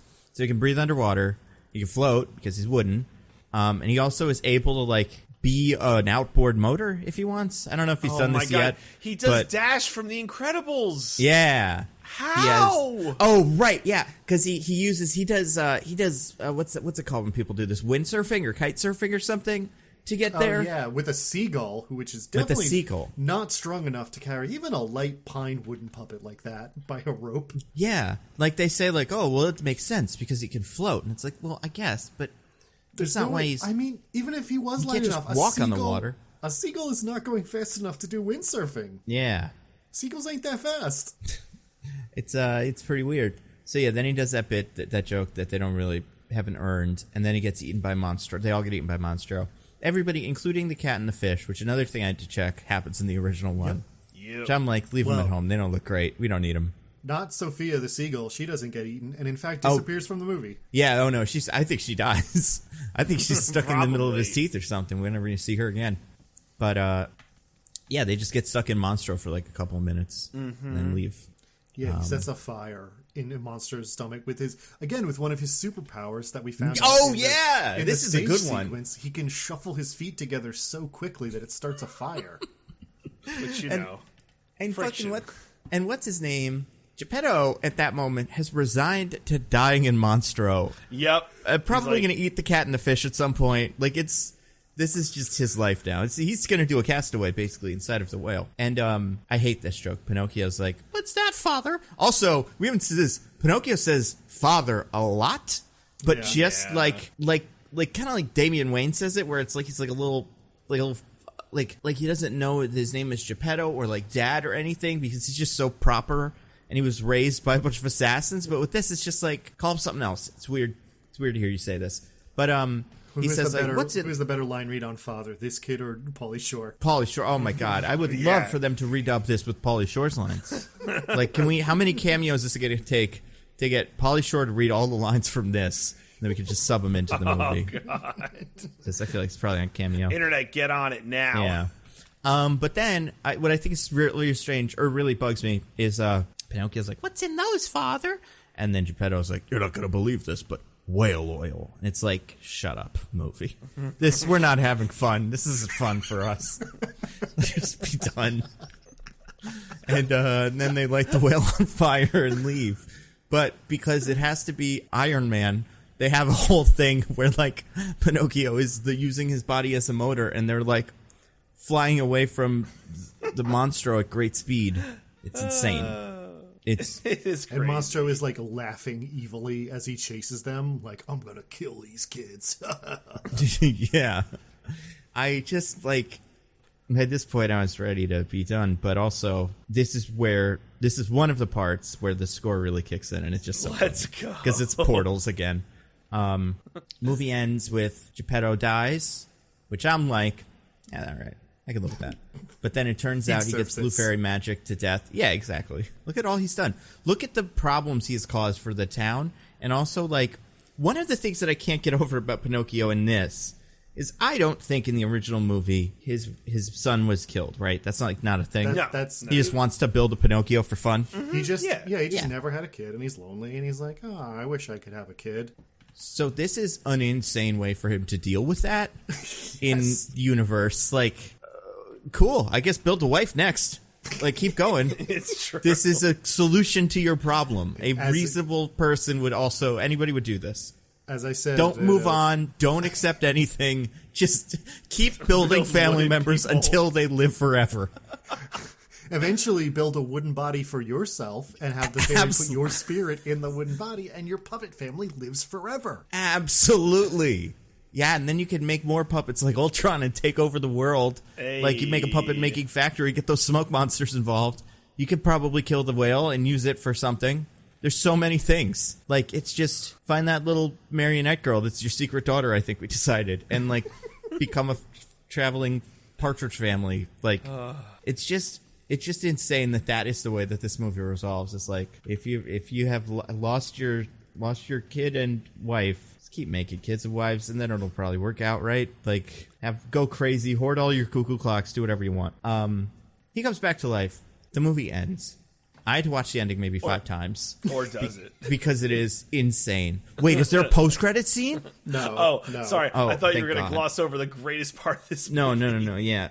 So then Jiminy Cricket's back to narrating the movie because he forgot he was doing that, but he did start doing that. Except for Snoopy, he does it twice in the movie. And he's like, says like, no one knows what happened to old Pinocchio. He has a lot of nicknames for Pinocchio. Gets real casual with Pinocchio. But some say he transformed into a wooden boy. Well, you're there, Jiminy Cricket, so tell me what happened. But he turns it from wooden boy into human, and we see his little wooden turn to flesh. It's horrible. It's really, really, really bad. They shouldn't do that.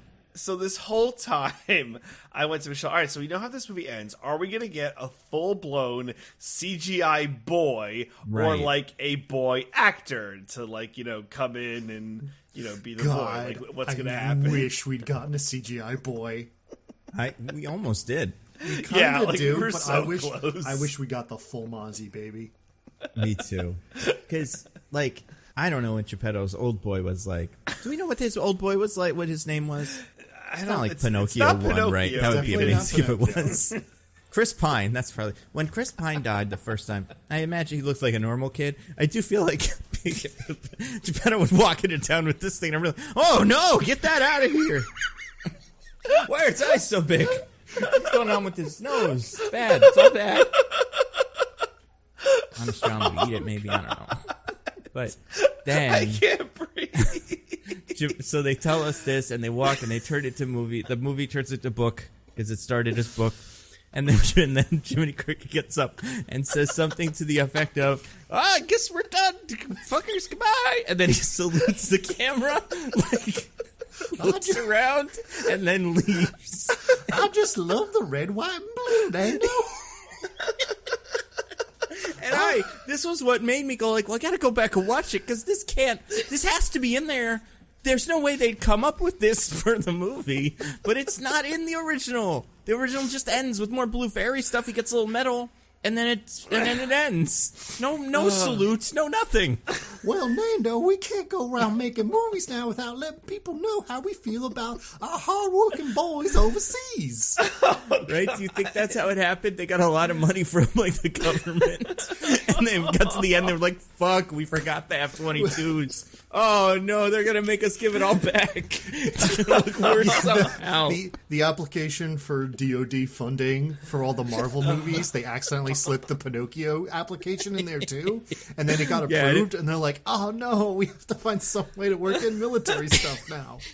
Like, the whole document is just, like, a lot of acceptable things. It's just a huge list of, like, plane starts up, and you look at the fire on the plane, and then the plane goes away. Or character salutes is also, like, an acceptable option.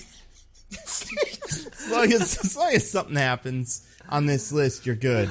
As long as Jiminy Cricket gets saluted at the very end. Cricket sheds a single tear for all our boys in blue who died on 9/11. I need everyone to go to, if you haven't seen the movie, you don't have Disney Plus, go to Nando's Twitter account. Yeah. I think it was around like last Friday, the day after the movie came out. Must Nando like tweets the still. It will explode your brain. I can't remember if I said this on or off mic, but I'll say it again. I showed this to my cousin, and he's like, wow, that's a funny Photoshop with like that. I'm like, no. This like is how the period exclamation point to the movie. And he's like, how do we get there? Walk backwards with me to how we get to there. It's weird. So crazy. Well, It's extra weird. You know because, how, like, Jiminy Cricket doesn't seem super into it. He's kind of like, all right, I guess we're done. Like, looks over his shoulder. We're not doing anything else. Okay, I guess we're saluting. Like, it's like when you wave to someone for a little too long and you have to do an extra wave or something because you're still waving and they can still see you. But, like, yeah, it's done with so little zeal. It's so weird. Do you think he's in the army at home? Do you think he's, like, dodging a war? Something. Nando, he's Southern and it's the 1800s, so if he's dodging a war, it's serving in the Confederate Army. He doesn't agree with slavery, like, on principle. He's like, I can't do this. No, Maybe. It's actually post-Civil War, and he's like, I had to get out of there because the country was no longer tolerant of certain views I held vis-a-vis people and property. Jiminy Cricket's just Leo DiCaprio from Django. Yeah, I mean, like... Oh my god, it's so bad. I don't know that I'm qualified to serve as a conscience, Pinocchio. I got a real checkered past. Yeah. I'm just glad Geppetto didn't make you out of a darkwood, Pinocchio. Oh, Jesus Christ. Well, you know, he does meet the Blue Fairy, and he's very composed. That's he true. doesn't say anything. He's just very composed. He's like, Blue Fairy, you're awful articulate, aren't you? Oh, Jesus.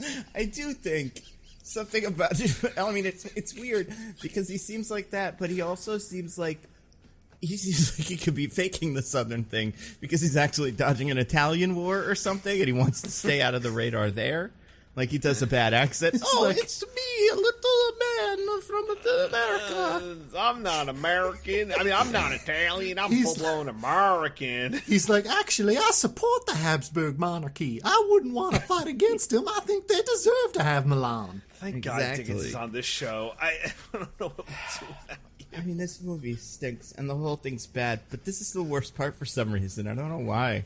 But also, it makes it worth it because it brings joy. Like, for me, it sparked so much joy. Yeah, it really did make me laugh and rewind, and laugh and rewind, and laugh and rewind, and I took a picture, and then, like, every time I think of it, it's just so weird.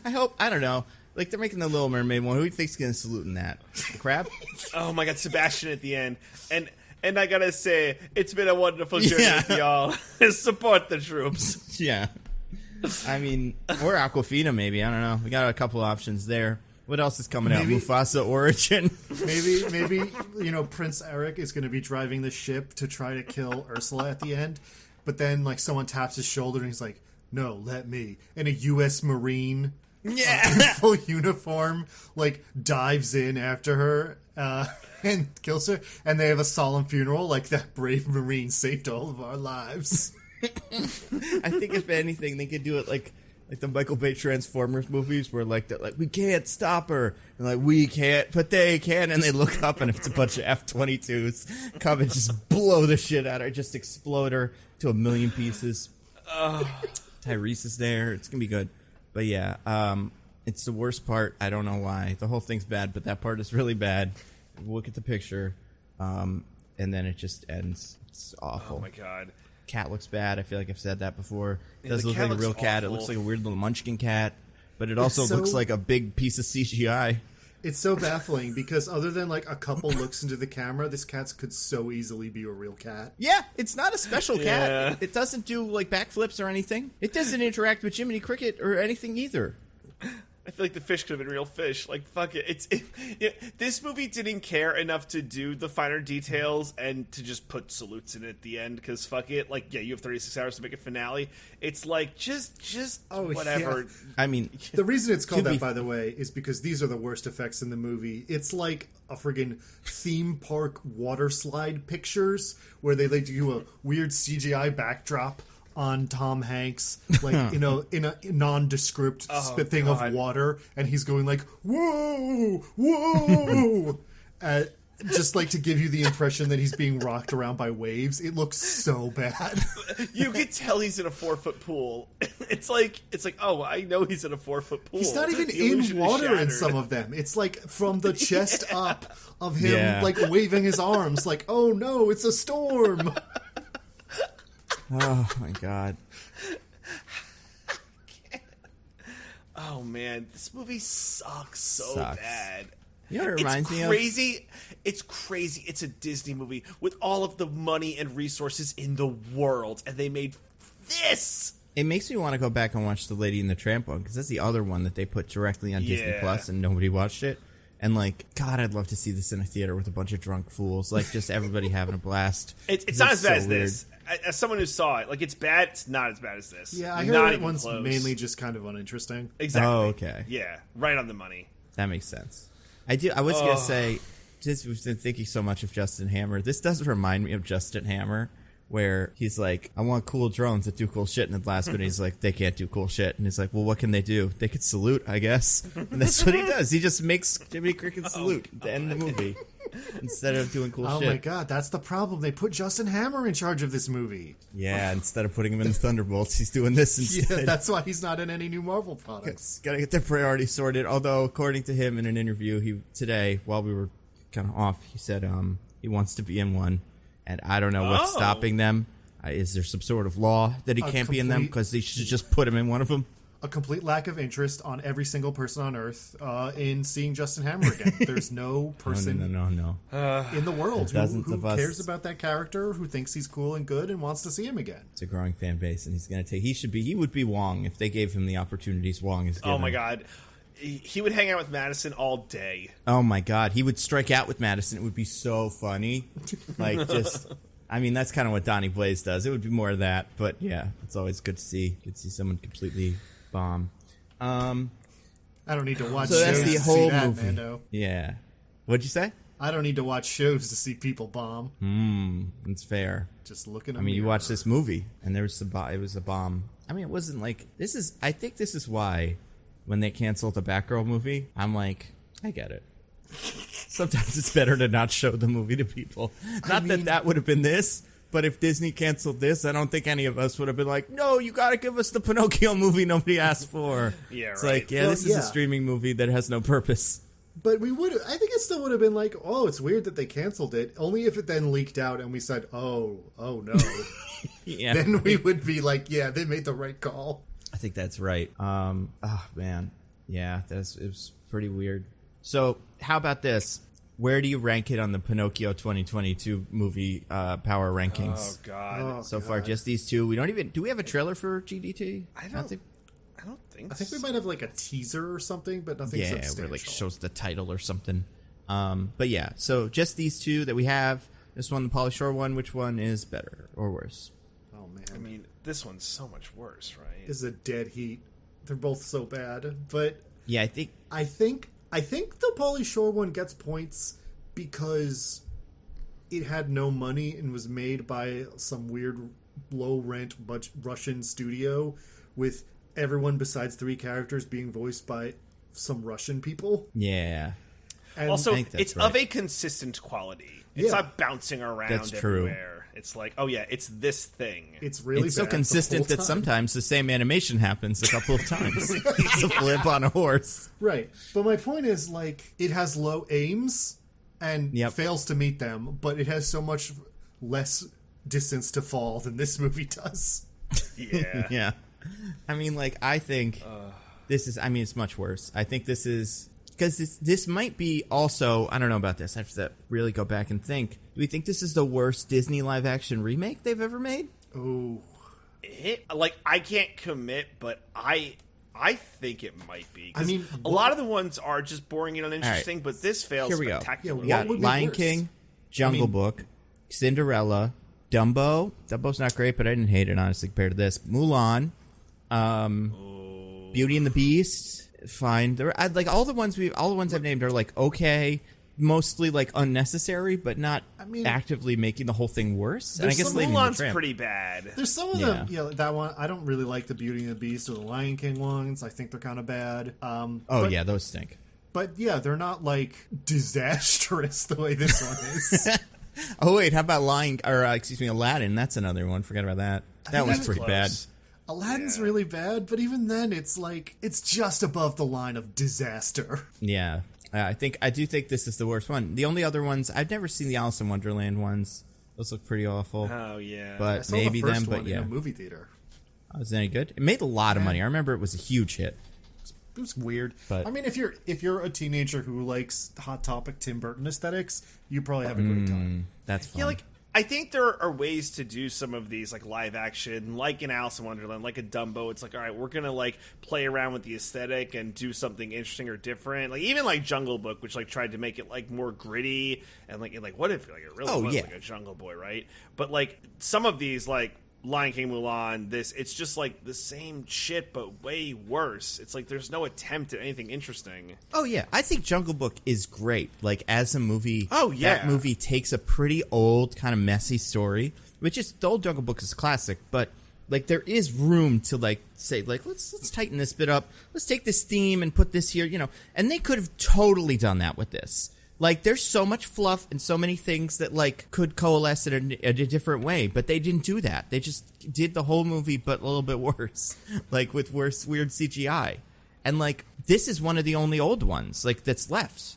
Yeah, the first couple were, like, Snow White, Dumbo, and Cinderella, or, like, Sleeping Beauty. Those were, like, the first 4, I think. And we've done all of those. Snow White's coming out next year, or 2 years from now. Technically, we haven't done Sleeping Beauty. We did those Maleficent movies, which is right. Not the same That's thing. True. That's a good point.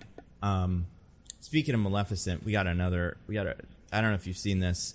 They're making a Snow White movie in 2024. Did you guys see who's in this? Kristen Stewart. No, oh God, I wish. Maybe that's what I was confusing it with too for a second, because those existed at the same time, like Maleficent and those ones where she's, Snow White and the Huntsman. Yeah, but no, this is, so we got Rachel Ziegler as Snow White. Yeah. Okay. I forget what she's from. West Side Story. West Side Story. Yeah. Yeah. And then some other people who doesn't matter. But an actor as the evil queen who is, I think, incredibly out of her depth. And that might be the only thing that could make one of these as weird as this. Gal Gadot is going to be the evil queen. Yeah, like, man, that's a proposition. Weird choice to do a Snow White remake set in Israel. Weird choice to have. I just can't wait for the bit where she sings a show tune or whatever as menacingly, like in Red Notice. And does the queen get a song in Snow White? I don't think she does. No, I don't think so. No. I'm sure they could make her one if they wanted. It'll probably be like these. It'll just be weird and long, and it'll make the movie a little worse. But it won't matter. But yeah, I'm still so confused about what they're gonna do with the Seven Dwarfs. Like, what that's just gonna be, because I don't think we've really gotten a good answer for that yet. Have you seen a little movie called The Hobbit? Well, I mean, and I would love that. I would love. Well, yeah, no, don't forget, we can have a couple that look all weird and crazy and stuff, but then we have to have the others who just look like hot dudes, and they're the ones. Yeah, I do want one hunky dwarf dwarf that she falls in love with. Mm-hmm. Like, that would be pretty sweet. I know one of the things that she said in an interview today, Rachel Ziegler said, like, this Snow White isn't like falling in love. That's not like what she's all about. She's like a strong character or something.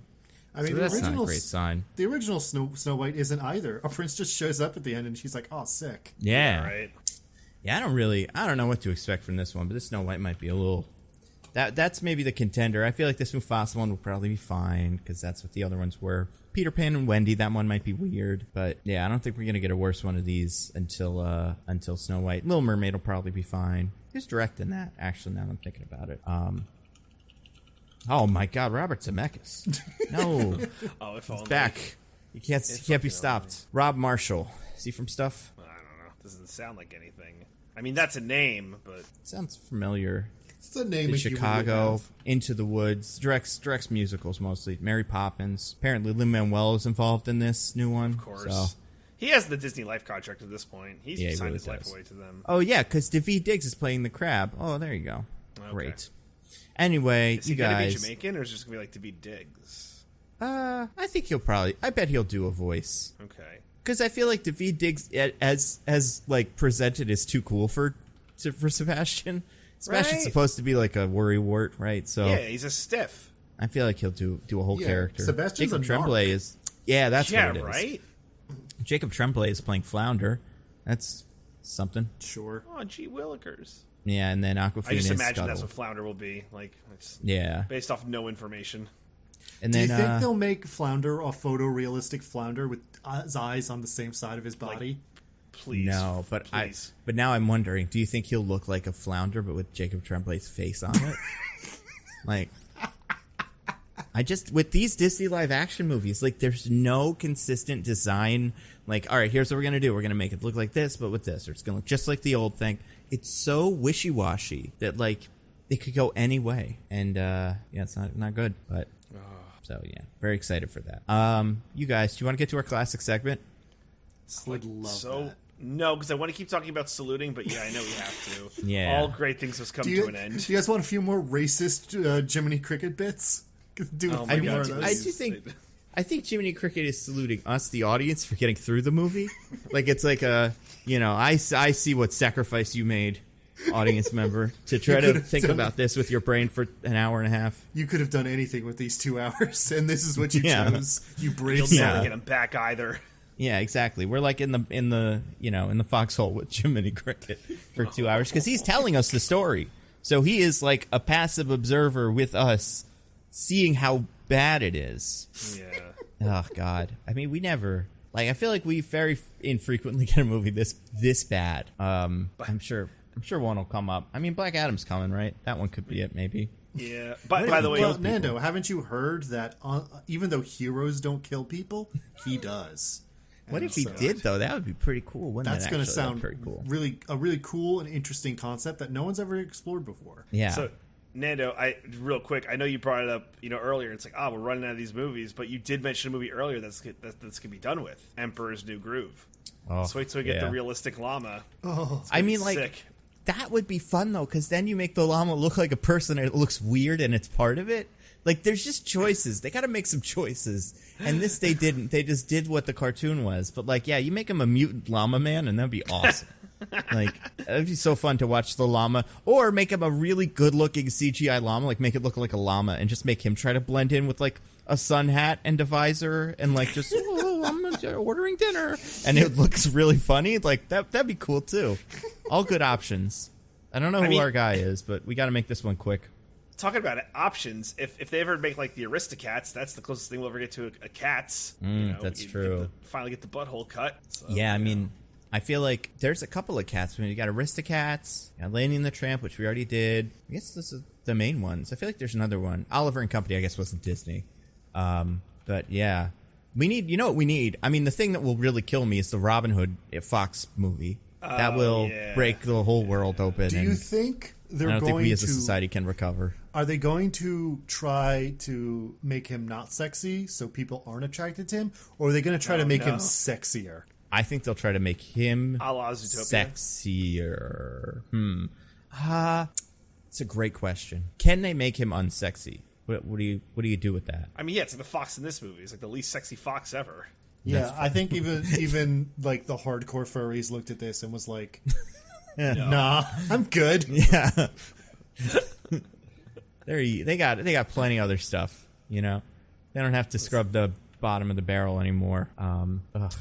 Yeah, I mean, I think there's plenty. They'll do them all. I mean, Hercules is one they've been threatening us with for a while. I'm sure we're gonna get that soon. Honey, you mean Huncules? Yeah, exactly. Danny DeVito is Phil. Yeah, I mean, we got to get that one done while he's still kicking, and while he can still do it, just walk around on set, and then get James Woods back and just ignore all the things he says besides Hercules lines. Because I do think with this one, it does feel like we're kind of almost out of them. We're getting pretty close to. At least the big name ones, like you could do Sword in the Stone, right? Right. Like the Brave Little Toaster. Can you fucking imagine the Brave Little Toaster live action? Brave Little Toaster's not Disney, is it? No. Is it not? They might own it now in one of their many purchases. That's true. It was right. It was not a Disney movie when it was made. Okay, my bad. Like, there's some I wouldn't mind seeing. Like, I wouldn't mind seeing. I've said this before: Atlantis, Treasure Planet. Like some of the ones, the Disney movies nobody liked. I'm kind of interested in taking another crack at them in live action, even though Atlantis is pretty much just Avatar again. But like, Great Mouse Detective. That you're right. You got that. Yeah. Oh God, Pocahontas. That's a huge one. I'm surprised they actually haven't brought back. I feel like we might never get that. I'm not surprised at all, TJ. I don't think they want to touch that. You know what though? I think they might. I think they'll get cocky after the Echo show and be like, I think we could do Pocahontas now. And who knows? Maybe they'll nail it. It's an insane story that I feel like the more people know actual things about, the more the movie seems like insane. It's another one like that is Hunchback. Surprised they haven't taken a shot at Hunchback yet. Jason Alexander back to be the little statue man. That was pretty fun. Losing to a bird. Just gotta do another reread on that line. Nope, we only have one take, Jason. We're moving on. That's how we make these. I'm Robert Zemeckis, and I am the director of this too. Also, guess what, nerds? Brave Little Toaster is Disney, so get really? dusted. No. Yeah. Why isn't it ever in anything? Why isn't he a Disney princess or any of that shit? I don't know. Man, I'm surprised. It's again, it might be a Disney acquisition because it was done by Hyperion Pictures and the Kushner Lot Company. Third-party studio. Okay. So yeah. Uh-oh. Yeah, no. It was a third-party studio, but it's a Disney movie. So, yeah. I think Disney distributed it in the U.S., but they didn't make it. Oh, okay. They just owned it. Oh, yeah, because I'm seeing, Spirited Away on this list. Okay, never mind. It's what Diggins said. But, I think movie? It's on Disney+. I think that's what, threw me off. Nice. I mean, it's a pretty sick movie, probably. I haven't seen it in a while, but I remember loving it as a child. It's, weird, but I did love it as a child, so I have a fondness. Yeah. I think as a kid, for a long time, I was like, I don't understand what the deal is with that blanket. What utility does the blanket serve in real life? Why is it electric? Only now do I kind of get why those even exist. But at the time, I was just like, it's a weird one. Do that someday. It's a heated blanket. You know that thing that still exists? They totally exist, and they're great, and people love them. Oh my God, you guys! There's another Pinocchio movie from 1996. It's live action. Jonathan Taylor Thomas is Pinocchio. Martin Landau plays Geppetto, and Rob Schneider plays the fox. No, everybody loves Rob Schneider. Let's get the white hot heat of Rob going. Oh my God, yeah. So you guys, you want to get to our classic segment? Yeah, it's probably time. To find people. Yeah, probably time. DJ, got anything to recommend? I do. So I would like to recommend a little game I have started playing with my wife called Splatoon 3. Came out over the weekend, or at least since we last recorded. It's been a minute since a new Splatoon. I think like Splatoon 2 was pre-pandemic, so it was like good to get a new Splatoon under the way. For those of you like don't know the premise, this is like Nintendo's answer to a first-person shooter, because Nintendo's not going to make a game where like you like kill people with guns and bullets. Right. You have like hats or swords. Those are the two things you can kill something with. Or bombs. Yeah. Or bombs. Right, bombs. Oh yeah, for sure. Or jumping on. Mm-hmm. No, but in this, it's an arena, and you have these different paint implements, and you have to paint the arena to get the most territory, and that's how you win. And it's a fun game. I've been clowning on 6-year-olds. They're getting destroyed by me. I'm so good at this game, and I have like inferior guns because I haven't been able to put so much time in it. But I just go into PvP and I demolish because like I just got that awesome 32-year-old dad energy. So I'm just like destroying 7-year-olds. And it feels great. Are you going on voice chat and trash talking them? Oh my God, so badly. They're like, Mom, come tell this old man. And I'm like, shut up. Your mom's homeless. There's nothing you can do. I'm so great. So yeah, I've been having a ton of fun. Like probably too much fun. But been playing with Michelle. That's a lot of fun. Yeah, it's good. It's a good game. It's like if you like Splatoon, it's all here for you. It's like, what does this provide? New maps, new guns, no controversies, not like your Overwatches. Yeah, that's how many of the Splatoons do you get at launch, and how many do you have to buy? It's a sequel that's real. Oh. Yeah. Oh man. That is like the nice other thing too. It's like there's like no like season pass stuff or anything like that. It's just like the game, and that's that. Because like I don't think Nintendo has like adopted that model in any significant way yet. Yeah. Like the closest thing is like you need the like Nintendo Online subscription to play online. But like that feels like a bygone era of like the PlayStation Plus or like whatever.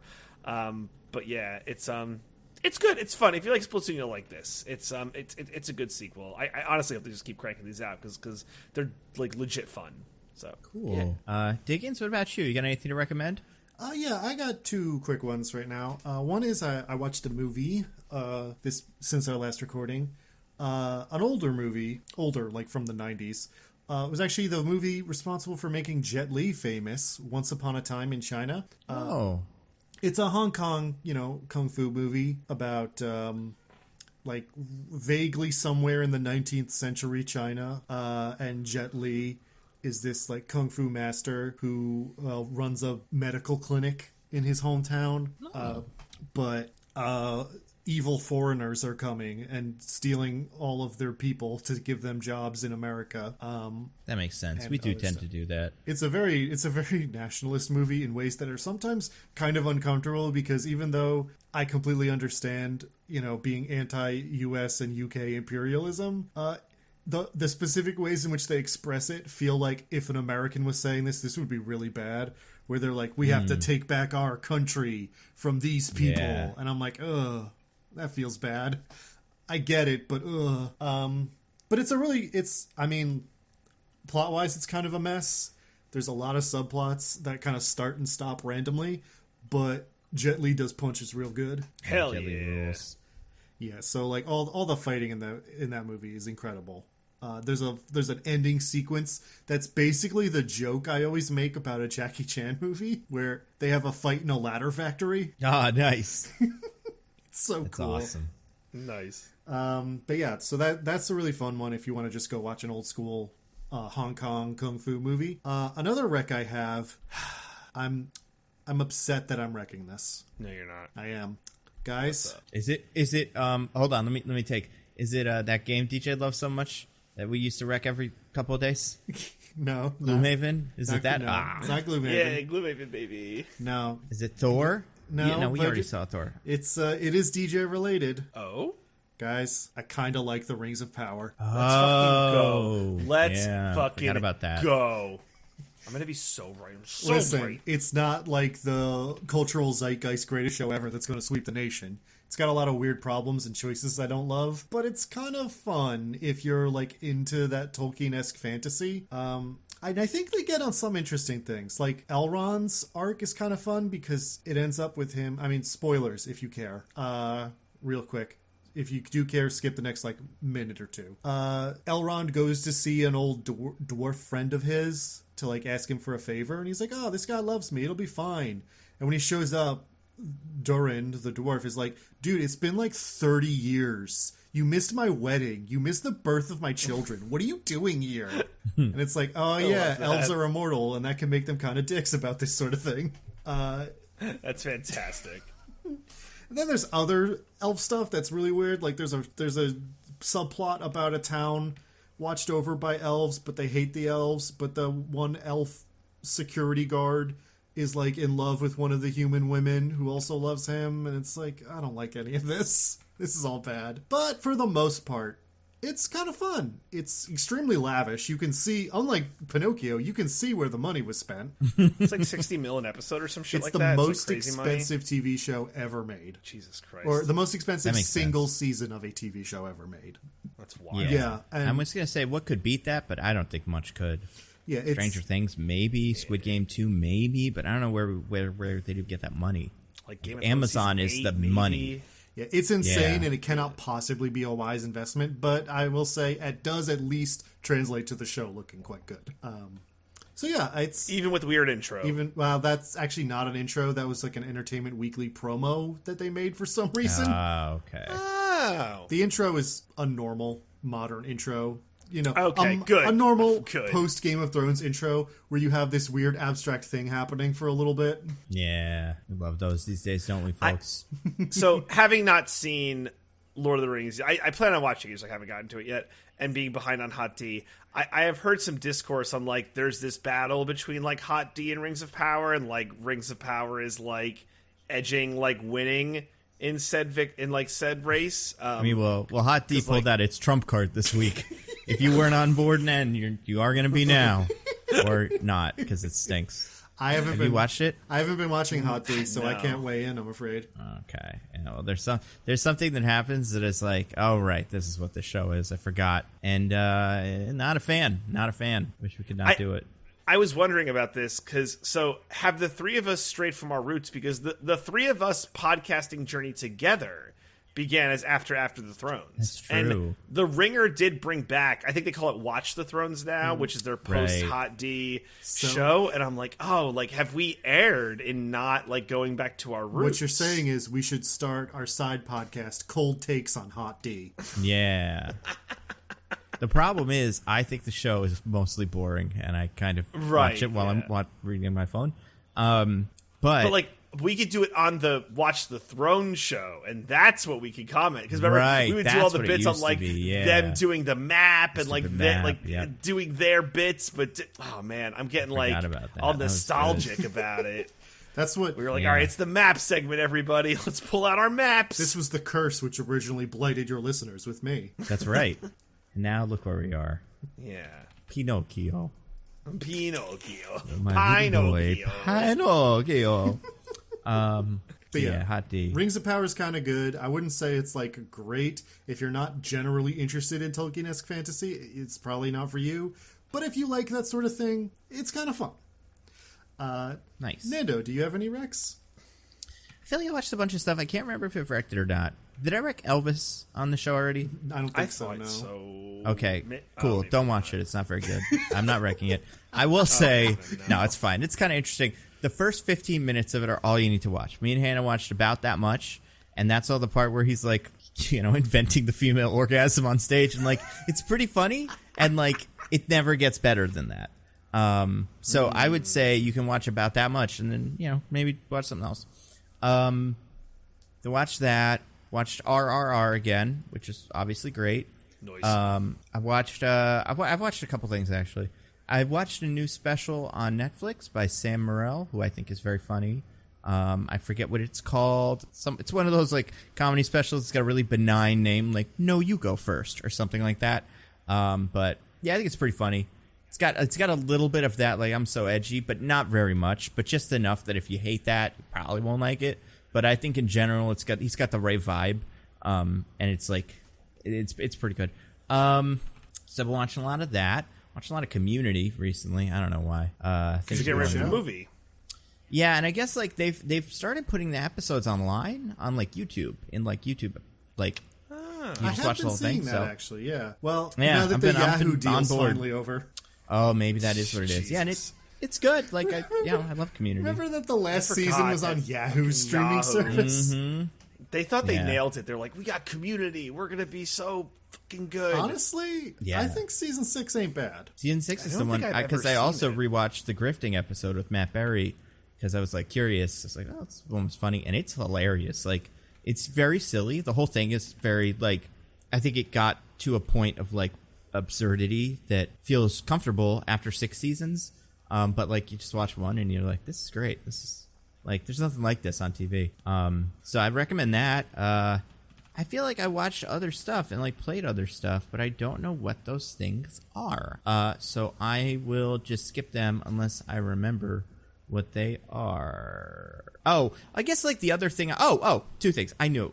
Because I was like, what? It's nothing on my streaming services. What could it be? I think I watched in person. I finally saw Top Gun Maverick. I think it's pretty good. Good. Yeah, I liked it. Like I said before, the part with what's his name, the part with Val Kilmer, very, very emotional. The whole thing was fun. I think it's interesting what Miles Teller has become, kind of. Yeah. I don't know if we're ready to give him another shot at being like the cool leading man, but I did really like him in it, and I think he'd be a good Cyclops if we needed him to be. It wouldn't work because he's already been Mr. Fantastic. Everybody would be confused, but he's got that energy. In that same token, Glenn Powell is just what a star.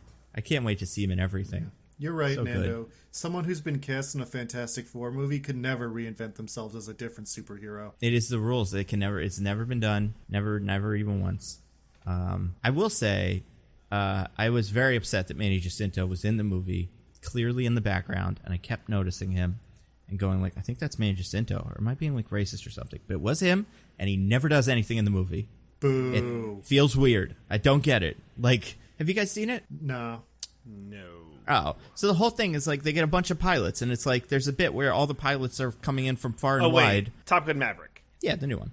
I have seen it. Why did I say no? I just don't know what this thing is you're talking about. I'm such a moron. Do you know who Manny Jacinto? He plays Jason Mendoza on the Good Place. Yeah. So like, Mike sure thinks he's incredibly hot. It's so weird. He's like Manny Jacinto, given the opportunity, would steal my wife. He's a stud. Oh my god, yeah. He is. I feel like they say it on the show a lot, and like on Good Place, they always used to be like, he's so hot, and I'm like, I don't know about that. But since then, I've been like, no, I think there's something there. But no, he's like. When they call everybody in and they're kind of meeting, oh, that's Bob, that's, Jackknife, or whatever the fuck all their names are. He's in the background, and I'm like, well, okay, is this other named actor going to introduce himself to us? And he never does. Oh, my God. It's super weird. I have to go back, because, like, I do not, like, I know what you're talking about, but, like, I feel like if I saw Manny Jacinto, I would have been like, yeah, there he is. I know who that is. Like, in the pool scene, he's in the very far background, and then every so often you can see him again. But when a bunch of other people come in that one bit, I'm like, that was when I saw him, and I was like, I'm pretty sure that's who that is. Well, but the more time I spent with it, and he wasn't there, the more I'm like, well, that can't have been him then. But wait, DJ, I don't know. So did you see Top Gun Maverick with your wife? No, by myself. See, that was the problem. You would have been clued off to his appearance when her eyes turned into hearts. That's right. Yeah, that would have made sense, yeah. I mean, that would have been tough, man, because, like, between Glenn Powell and Tom Cruise in that movie, being the Tom Cruise that he always thinks he is... A lot of hard eyes energy. And also Bob, the guy who's not cool, but then he is later. Movie's great. Anyway, it's a fun movie. Other thing I want to wreck, I wreck it every week, but I do want to kind of re-up on, I think this episode of She-Hulk might have been the best one. So good, bro. It's so funny as its own little thing. Over. I know, but like that's the thing. I think because the rest of these have been movies spread out over the course of 6 shows and not self-contained episodes you can enjoy one by themselves. I do think this one stand on its own as like just a fun little episode of like, what if the super magician tried to sue a stage magician for stealing his, tricks. Like, that is the pitch of the episode, and that's all that happens. And so it's like a sitcom. Yeah, like it totally works. There is a little bit of like overarching stuff, and I do think this is the first episode where we've met the villain. But besides that, like, it's just small things. God, we don't be fucked. If Wong is the villain, Wong already won, and this is a Spider-Man No Way Home scenario where we're living in the world he created, because he's pretty cool. Wong's super funny in this one, but yeah, loved it. Speaking of The Good Place, by the way, Jamila Jamil is in She-Hulk. This is her episode next week, probably. Yeah, someone, by the way, who also gives my wife hard eyes. So yeah. It's crazy that The Good Place didn't just like Michelle didn't run away to just like be with Manny Jacinto and Jamila Jamil. Or what's his name? What's William Jackson Harper, also a stud. Like, true. Or Ted Danson, also a stud. Like, why does that show have so many studs? That's what TV is, man. You just get the most beautiful people and put them in a room, and sometimes they're all funny and it works, and sometimes they're just all really handsome. But Timothy Olyphant shows up in that show. That's true. That's crazy. True. As Timothy Olyphant, as a big piece of meat to be ogled. Yeah, I feel like there's a lot of there are a lot of people that come and go in that show, but yeah, the four cast members plus Ted Danson plus Darcy Carden, like it's a very very pleasant looking group of people. Yeah, I love that show. Where are we going with this? Yeah, anyway, so it's cool. Jamila, I'm excited for her character because I do love the thing that she's doing, by the way, something we kind of talked about in the Samaritan episode, like, or what her deal is. Yeah. I was like, oh yeah, that is something you could do. So I'm glad to see she's doing it. I can't wait till she meets Daredevil and everybody gets mad. Or we love it, who knows. But there are 3-hour-long episodes or videos on the internet about how everybody hates She-Hulk, and I'm gonna watch one of them this week just to see what people are saying, because I can't fathom it. I find the show just so you already likable. know what they're saying. You don't have to watch them. I heard you know what they're saying, but like, how do they say it over 3 hours? Like, what if they just go, "She's a woman in this shot too"? Oh, X through that, and I the right thing I like. Like, I just don't get it. Because I've seen people tear down like a whole episode of Doctor Who that's bad. They just go through everything and be like, "This part's bad. This part's bad." But like that for She-Hulk, it's just like, what's bad? The jokes are. They say Mary Sue so much. You have no idea how much they could say Mary Sue. This is not like a prediction, but I'm pretty sure in the last episode the villain is going to call her a Mary Sue. Like, I feel like, are you picking up my vibe of like who the bad guy of the show is? I am. Yes. Justin Hammer. Yeah. So like that's oh my god, if only we could be so lucky. Nando would die. Yeah, but yeah, he would do it just so he could like. What if there's an episode where Justin Hammer shows up and She-Hulk turns to the camera and says, "This one's for you, Nando," and then just kisses him big ol' kiss on the lips, like Bugs Bunny, or like Bugs Bunny and Elmer Fudd. Yeah, exactly. Yeah, I mean, I love it. I would. I've always wanted to be referenced by She-Hulk before she kisses Justin Hammer, so this would be a perfect time. Yeah, it's a great show. What are we doing next week, you guys? I have no idea. Pinocchio again. We're getting close to Black Adam. I know. It's like around the corner-ish. Yeah. Weirdly enough. I don't think it would be fun to do Shazam. You know what else? One of the things from the Werewolf by Night thing is we see the character Swamp Thing, right? Like, they made a movie of that we could do maybe. It's like an old movie on like the Sci-Fi Network. It's not very good, but never seen it. Maybe it's fun. I don't know, but... Day Shift? Anybody? Maybe. Elvis? Maybe you're going to win the Eliminator pool. Make us do it, DJ? I already lost it. I already lost the Eliminator pool. Unless I bribe Michelle if she wins it, then maybe... Crazy week of Eliminator pools. I think she told me that if she wins, she'd make us do something called Cheetah Girls. Oh my god. Yeah. Wait, did they make a movie of that? Yeah. Okay. Some kind of Disney thing. Nice. Yeah. You don't know Cheetah Girls? Diggins, and you seem to know. I'm not familiar. Yeah, it was like a Spice Girls kind of show. I forget who was in it. Like somebody half famous Spice in it. Girls, half Josie and the Pussycats kind of thing. Yes. Okay. That's right. Oh, sounds fun. Hope we get to do it. It has a reputation as kind of like an cult internet thing. You know, Raven Simone. Yeah, that's what I thought. She's in there. The Josie and the Pussycats movie, pretty good. Ooh. Yeah, I have seen. I remember liking it too. But yeah, so if you're in the Eliminator pool, stand back and just like wait until you win and then tell us. Yeah, there's 57 of you left. Yeah, we can't give you updates because we don't know who's winning most or like what. I hate it so much. Next year, maybe not ESPN. It's just easy because everyone's already in it, but I don't know. Yeah, I don't know how it would work otherwise, but yeah. So if you're good at Photoshop, you can just lie. You totally Honestly, could. yes. But Diggins is totally right. So I don't know. Yeah. Either win it or be good at Photoshop. I don't know. Whatever you think is best, listening audience. Yeah. DJ, do you have anything you want to plug? Oh yeah, plugs. Rose and Rejections. Same deal. I got nothing new on that front, but we're doing it, so listen, I guess. Cool. Are they done with Bachelors? The finale is this weekend, the following week, and I'm gonna throw a party when this season's over. It's been a nightmare. Yeah, you really hate it. What if so much. surprise twist at the end, she picks Patrick Warburton? Oh my god. Did you hear about this, Nando? I remember hearing on the show that you said that she's in it, or that he's in it. He's someone's uncle or something like that. He's someone's uncle. It was just so interesting seeing him in it. Aren't we all? How they put him, it's like someone's uncle? And Uncle Pat. Here's like Uncle Pat. And it was just like Uncle Pat, fucking Patrick Warburton. Uncle Putty. Yeah. It's so weird. But anyway. Diggins, what about you? Anything to plug? Just the usual stuff. The newsletter, littleperspective.substack.com. Stream sometimes, twitch.tv/thisisanOddName, etc., etc. What about you, Nando? Put out a video last week. Well, not last week. Earlier this week, I guess. That was my Thunderbolts pitch. It's great. They did the opposite. I had one super soldier, and they put in all super soldiers. So the different options, if you want to think about what the different movie could be, this is that. You can watch that and then enjoy it, and then soon then do the rest of the Robins. And it's great. The more I read about them, the more they're all really interesting, except for Damien, who I hate. And all the rest of them are like, that one's got an interesting story. This one keeps dying, and then she's back. And it's like, what's going on with her? So it's pretty cool. But yeah, besides that, I don't think I have anything else. I might put something else out. I honestly might do like a deep dive into what's going on with the She-Hulk thing. I want to learn. I'm gonna figure it out. I'm gonna do the research. You're gonna Nando view movies like the internet? That'd be a first. Well, I'm just gonna be like, I just want to figure out. I think we need more than one small change for the internet. Well, yeah, that's true. Yeah, right. Yeah, I am very curious about it because I am just genuinely loving the show, and it's like my favorite one. And then just because I said that in the beginning of this video, I was like loving She-Hulk, and I got a lot of comments that are like, you like that She-Hulk show?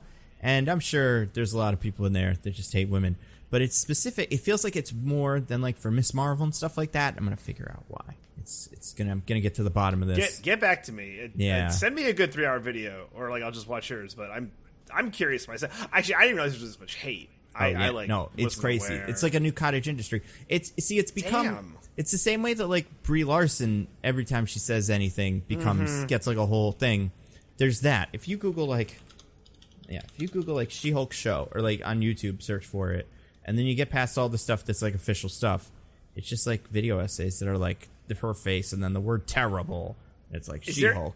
Is there like a polarization where it's like there's a bunch of yous and a bunch of thems and you can't agree, or is it like you versus everybody?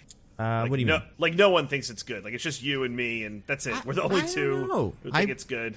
I feel like everybody that I've talked to at least enjoys it, but some, I don't know. Maybe I'm crazy. Maybe it's an older thing. Like she's like in her 30s, and that's the joke a lot of the time. And like maybe if you're like younger, you just don't get it. You don't have friends like Madison that you can relate to. Oh, maybe. It's like the millennial thing. It's caught in the middle. Yeah. The youngs and the olds hate it together. Exactly. Okay. Well, now we know why we love it, because we're the target audience. Zoomers are like, fuck these old people, and old people are like, fuck these young people. It makes perfect sense. That's fair. There's your essay, Nando. I built the structure. Now go do your thing. All right. I'm gonna YouTube get on it up right now. Yeah. Cool. All right. So next week we'll see. We'll put it on Twitter, and then you'll know. Until then, I have been at Nando View Movies on Twitter. I'm at Zippy by Day. I'm at This Is an Odd Name, and I'm saluting right now. Goodbye. I'm saluting too. Goodbye, everybody. Goodbye. Bye. Go America. Love you.